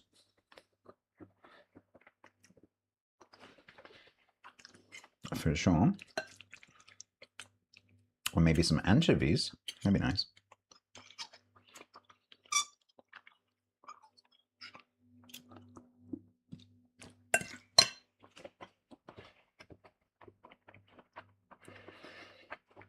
So yeah, this kitchen is so much better for streaming. So much better. It makes it so much easier. Like, streaming from the old kitchen was super, super stressful because I had to like empty half the kitchen to be able to fit the equipment in there. And then I felt like I was just tripping over everything all the time. Whereas here, I have much more space. Puttanesca, yeah. Oh, I could have put some chilies in this, actually. I have some...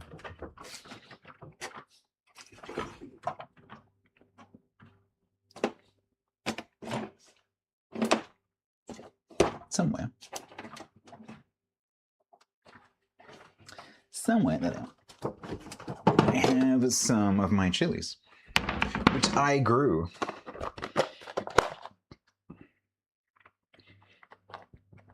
Some jalapenos, which I have dried, so they're now chipotles. So I could have put some in there. What's in the bottle? Wine. Some went in there, and some went in me.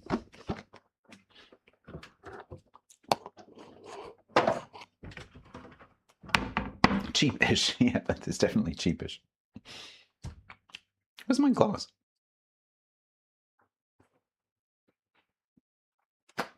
The hell is... Oh, there it is. Thank you for the reminder. Thank you, Katri. We've made 3 things today, if you've not been here. This was almost an afterthought, but has turned out really, really well. We also made a banana cake, or banana loaf, with some overripe bananas I had. And that has come out really, really well. I've actually already tasted this separately, same batter, and it came out really well. And then I also started some sauerkraut. I am terrified of dropping these, they're so big. I also made some sauerkraut.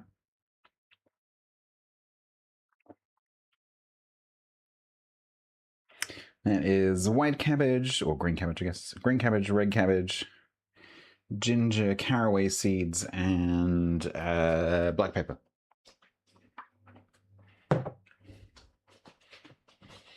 Which will be ready in a week or 2. I've been very busy. I've been cooking for 6.5 hours. Well, 6 hours. The aerate, the thing, yeah, so what that does is it basically mimics aerating the wine. And so when you pour it, it tastes like the bottle has been open for an hour already.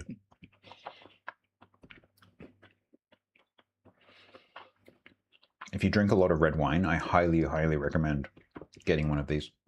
They're so good.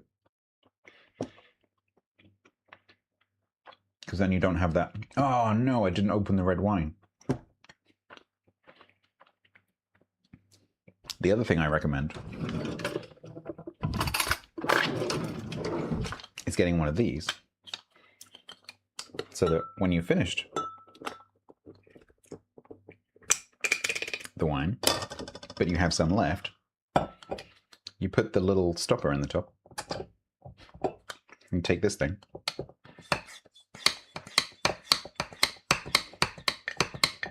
and it pulls a vacuum, and that will keep. That will keep for a week or more, like you never opened it. 2 little tools. If you're a red wine lover, or white wine for that, get one of these and get one of those.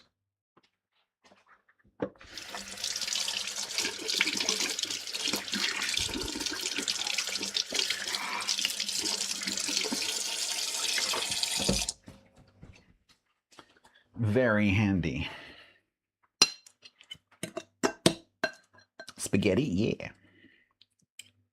And no one complained too much about me making the spaghetti.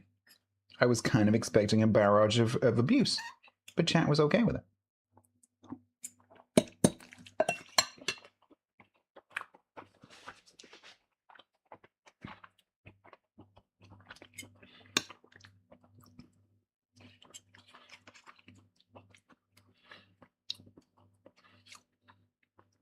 Yours wasn't as potent? This is quite mild, actually. It's quite gentle.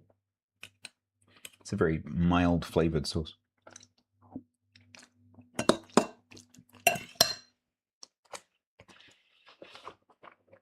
It's quite gentle. because it's spring onions, not onions. I didn't use too much garlic. It doesn't have that much wine in it. I didn't use very strong stock. It's got some fresh tomatoes, some canned tomatoes, some tomato puree, so it's quite tomatoey. And just some salt and pepper. That's it. Bit of fresh basil. It's beautiful.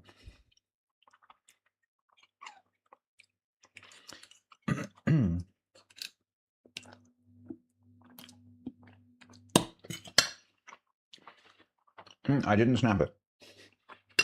I did use a normal sized saucepan, but I didn't snap it.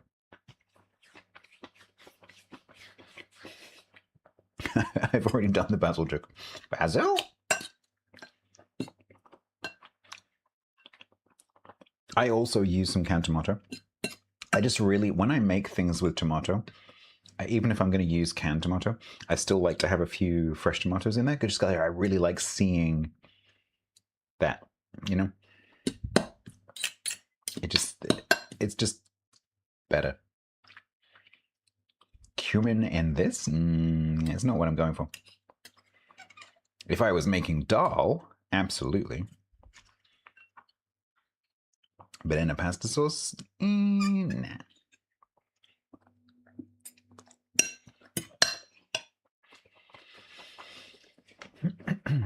Texture thing? I think it's a visual thing. I just like seeing... I like seeing the wedges of fresh tomato. Just makes it look better.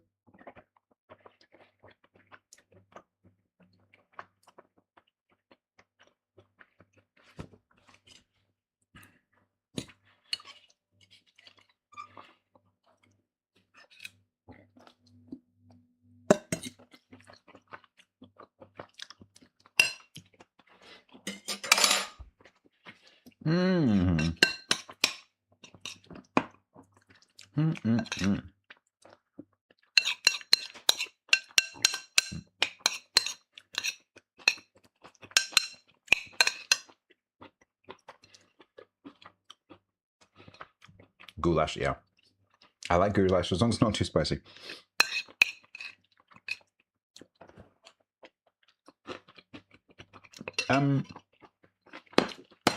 You can definitely use lentils to make a chili.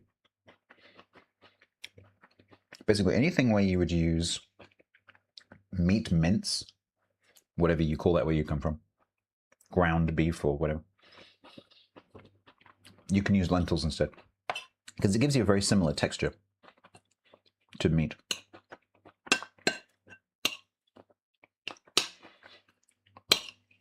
And so, like, chili con carne, you could totally do a chili sin carne by using lentils. Lentils make great lasagna.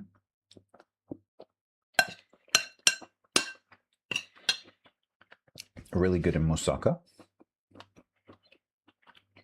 Mushrooms, yep, totally. I also love mushrooms. This will work well with tuna as well, I think, or some fresh fish. Lasagna, yeah. To make the tomato sauce, use lentils to make a vegetarian lasagna. Really good.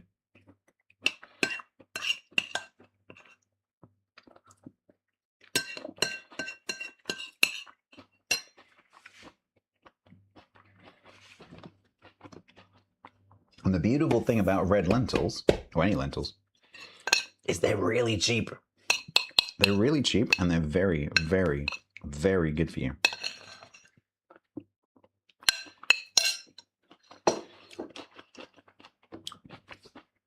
Like if I used all beef for this pan, it would cost me £8 just for the beef. You can buy like 2 kilos of red lentils for like £1. Dry. And that will last you for like a year. What is a lentil? It's a legume.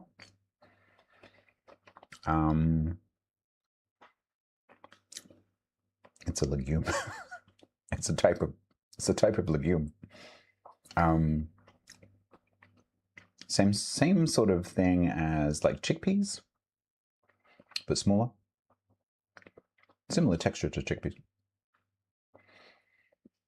Our meat is crazy expensive, yep.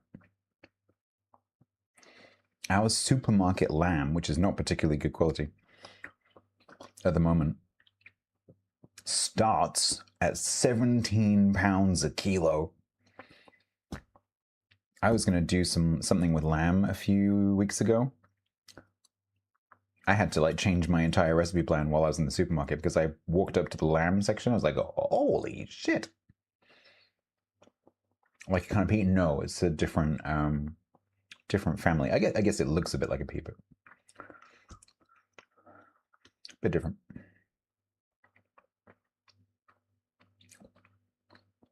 Yeah, you can get pasta made from lentils, yeah, for sure. I think I've also seen pizza bases made from lentils as well. If only I had a herd of sheep literally outside the back door.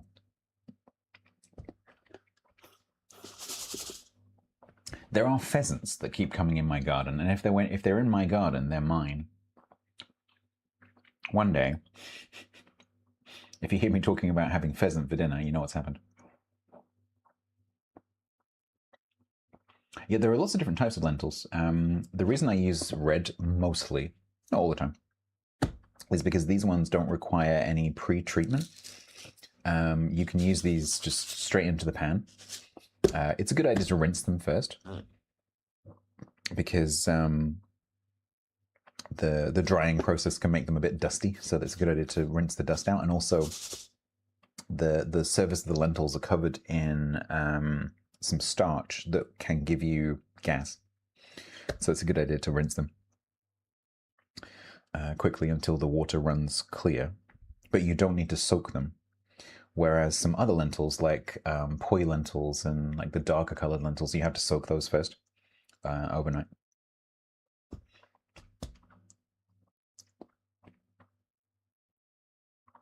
A whole lamb for the same price as a kilogram of chops. Wow.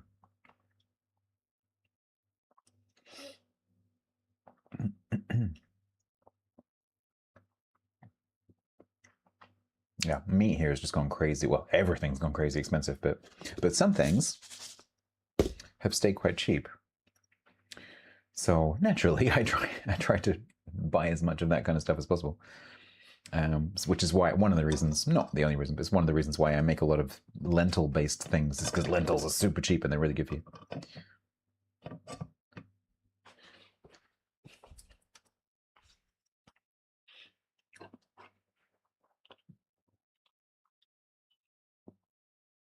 £13 a kilo for a Scott fillet. I don't know what a Scott fillet is, but okay.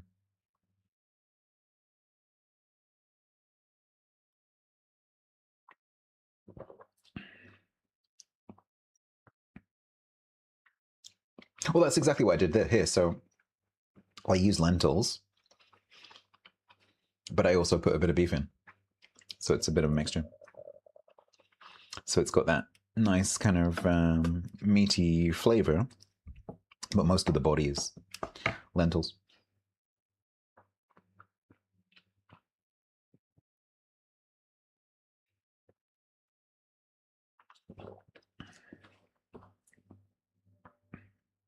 This wine's actually not that bad. It's okay. I'm making you hungry. I should hope so after 6.5 hours of cooking.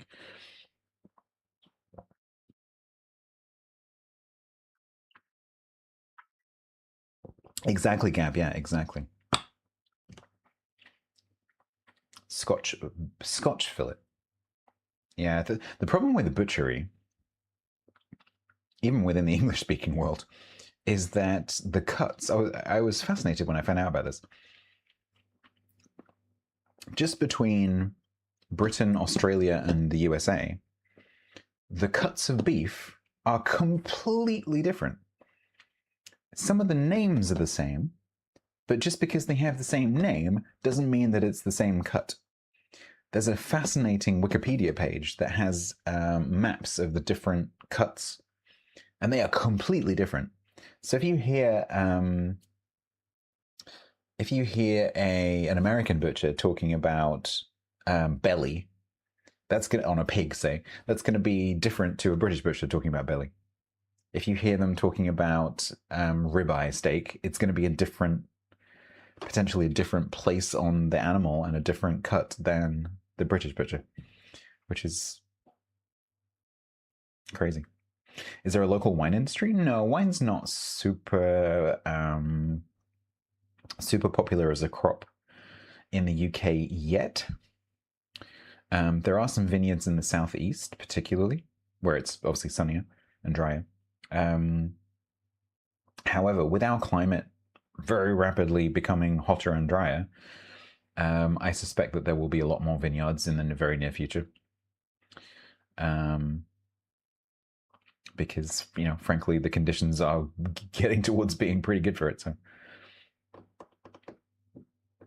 what's our version of a New York strip? I have no idea. A ribeye. Okay, I know what a ribeye is.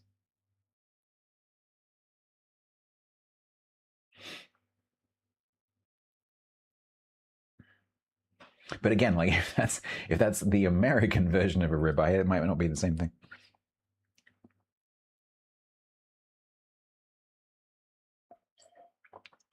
If I was upstairs, I'd put the diagrams on the screen for you.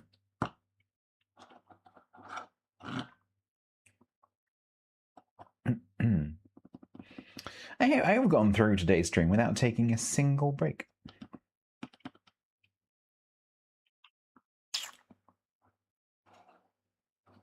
We have a few cider places. That is a mild understatement. Mead, not so. I don't think I've ever seen a mead place in the UK. But cider's everywhere. Sirloin, okay, interesting. Yeah, sirloin is quite expensive.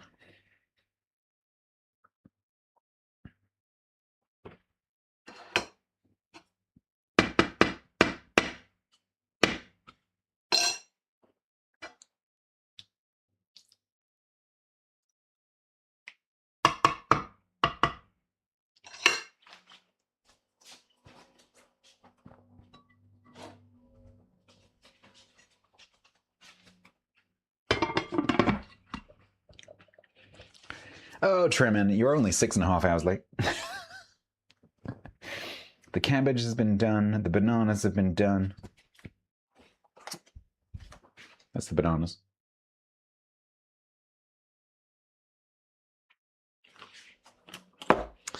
And the sauerkraut, which is over there, has also been done. And this lentil ragu has also been done.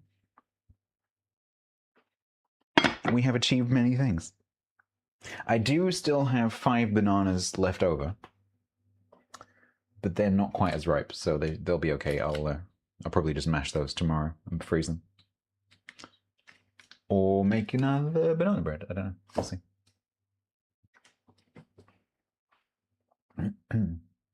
But of course, the VODs are available. So if you want to go back and watch what I did, you can watch the VOD without having to wait for me to, slowly do things. You can just scrub through. See what I did. Particularly the cabbage scrunching is probably a bit boring to watch, because that did take a while. I also would like to eat the banana bread. Although I'm super happy with how the microwave came out. That bit that I microwaved was fantastic, like genuinely really, really good. I suspect that the baked version is not going to be as good. So if I use those 5 bananas over there, I might make it into microwave something or other, because that was exceptionally good.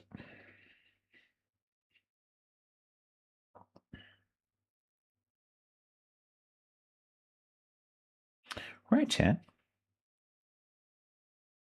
How do I end a stream from down here? What's going to be the process? What did I do last time? I think I said, bye, chat. I'm going to wander upstairs now. I could make the banana ones. Let's have a look at the recipe, actually. because I didn't actually look at that recipe. Where are my eyes? There they are.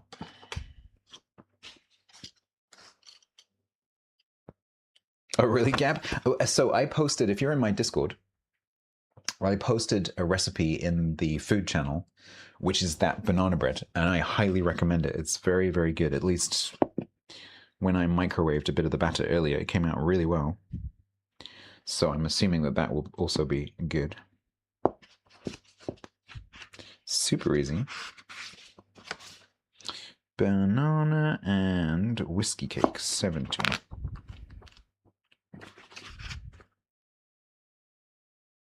You're braving the crowds at Edinburgh Festival. Good luck.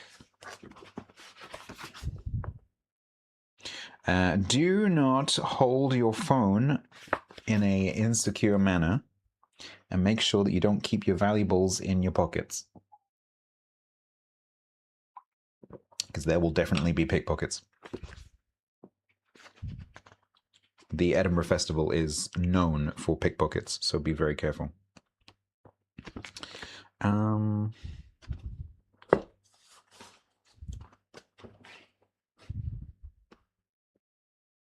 Banana and whiskey cake. 8 ounces of butter. Holy crap. That is twice as... Holy moly. That is twice as much butter as that recipe. Holy crap. Go away, fly. 8 ounces of butter. A pound of sugar. What? What is this making?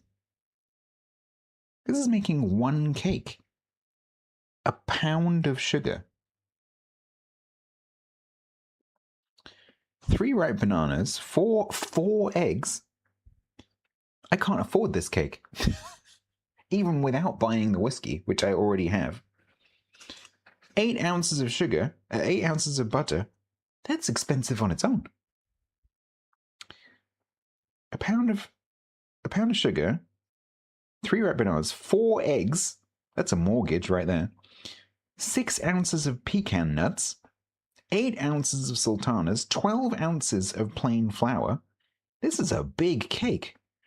A tablespoon of baking powder, 1 teaspoon of ground cinnamon, half teaspoon of ground ginger, half teaspoon of grated nutmeg, and a...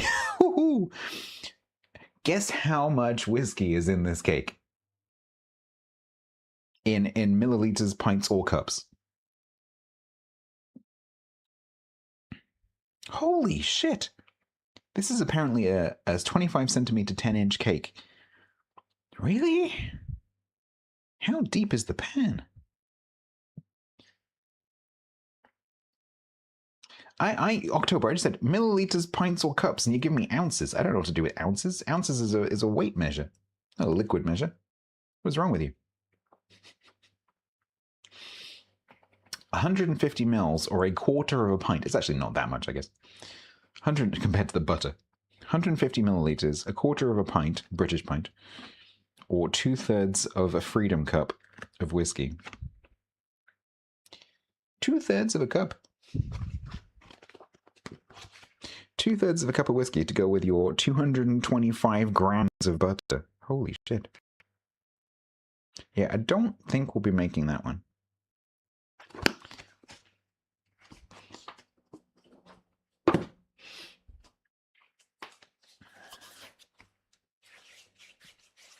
You would half it.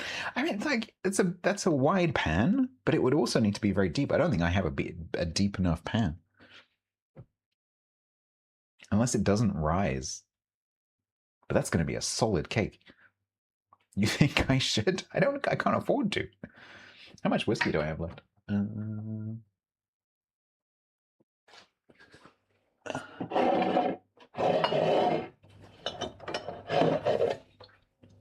No, I've got enough whiskey. Got a couple of cups of whiskey.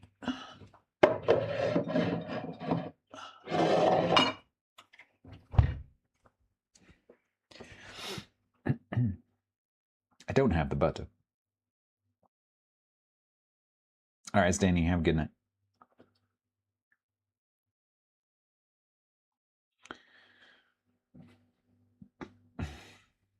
Sounds like something Noah would make to go on Sail the oceans.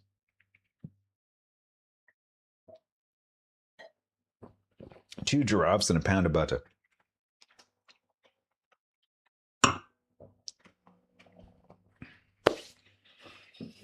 All right, chat. I think to end this, I have to run upstairs. Pretty much. The battery symbol has just started to flash red. So that's 7 hours. That is, yeah. And interestingly, it's this that's gone. Can I just practice something? I just want to practice like the battery drill, right? Am I still broadcasting? Am I actually still broadcasting? Yeah. Okay. Cool. So what I'm gonna do is swap the microphone, and we'll see if it works. If you don't hear from me again, I'm gonna go and turn the stream off.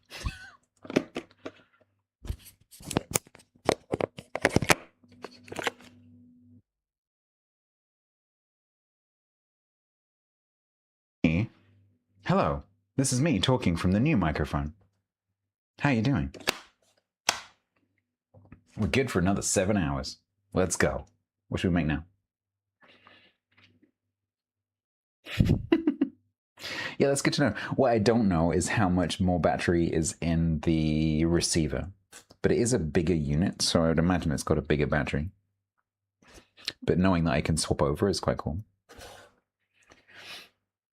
Make some mead. I do have quite a big thing of honey.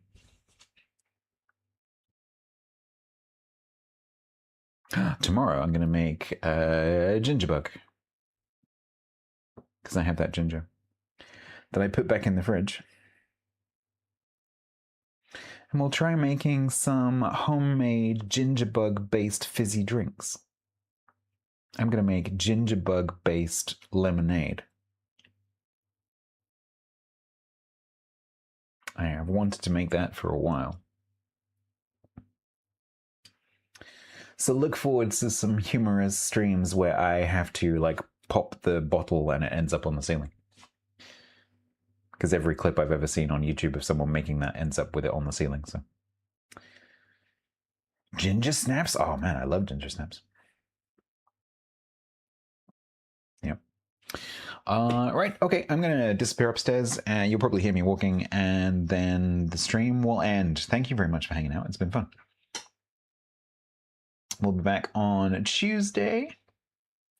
Usual stuff. Wednesday is the eclipse.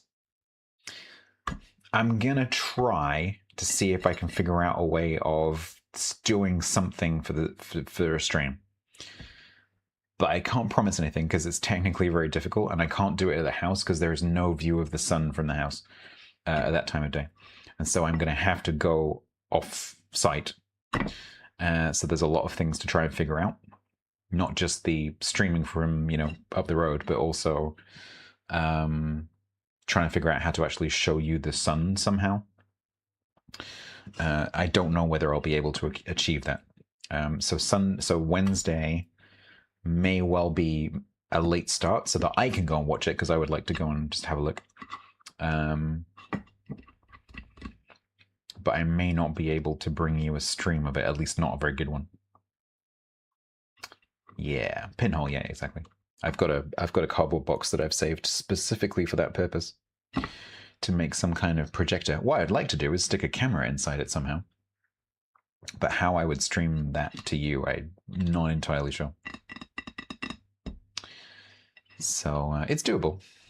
I just don't know if I have time to sort it out and test it. But I will try. But Tuesday will be normal. Right, chat. Bye. Bye. Bye now. Bye. I'm going now. Bye now. Bye, chat. Bye. Bye. Oh, I'm taking you with me. Bye, chat. I'm going up the stairs now. I'm still going up the stairs now. It's dark up here. It's also hot up here. I am entering the office, chat. I have entered the office. I have reached the desk.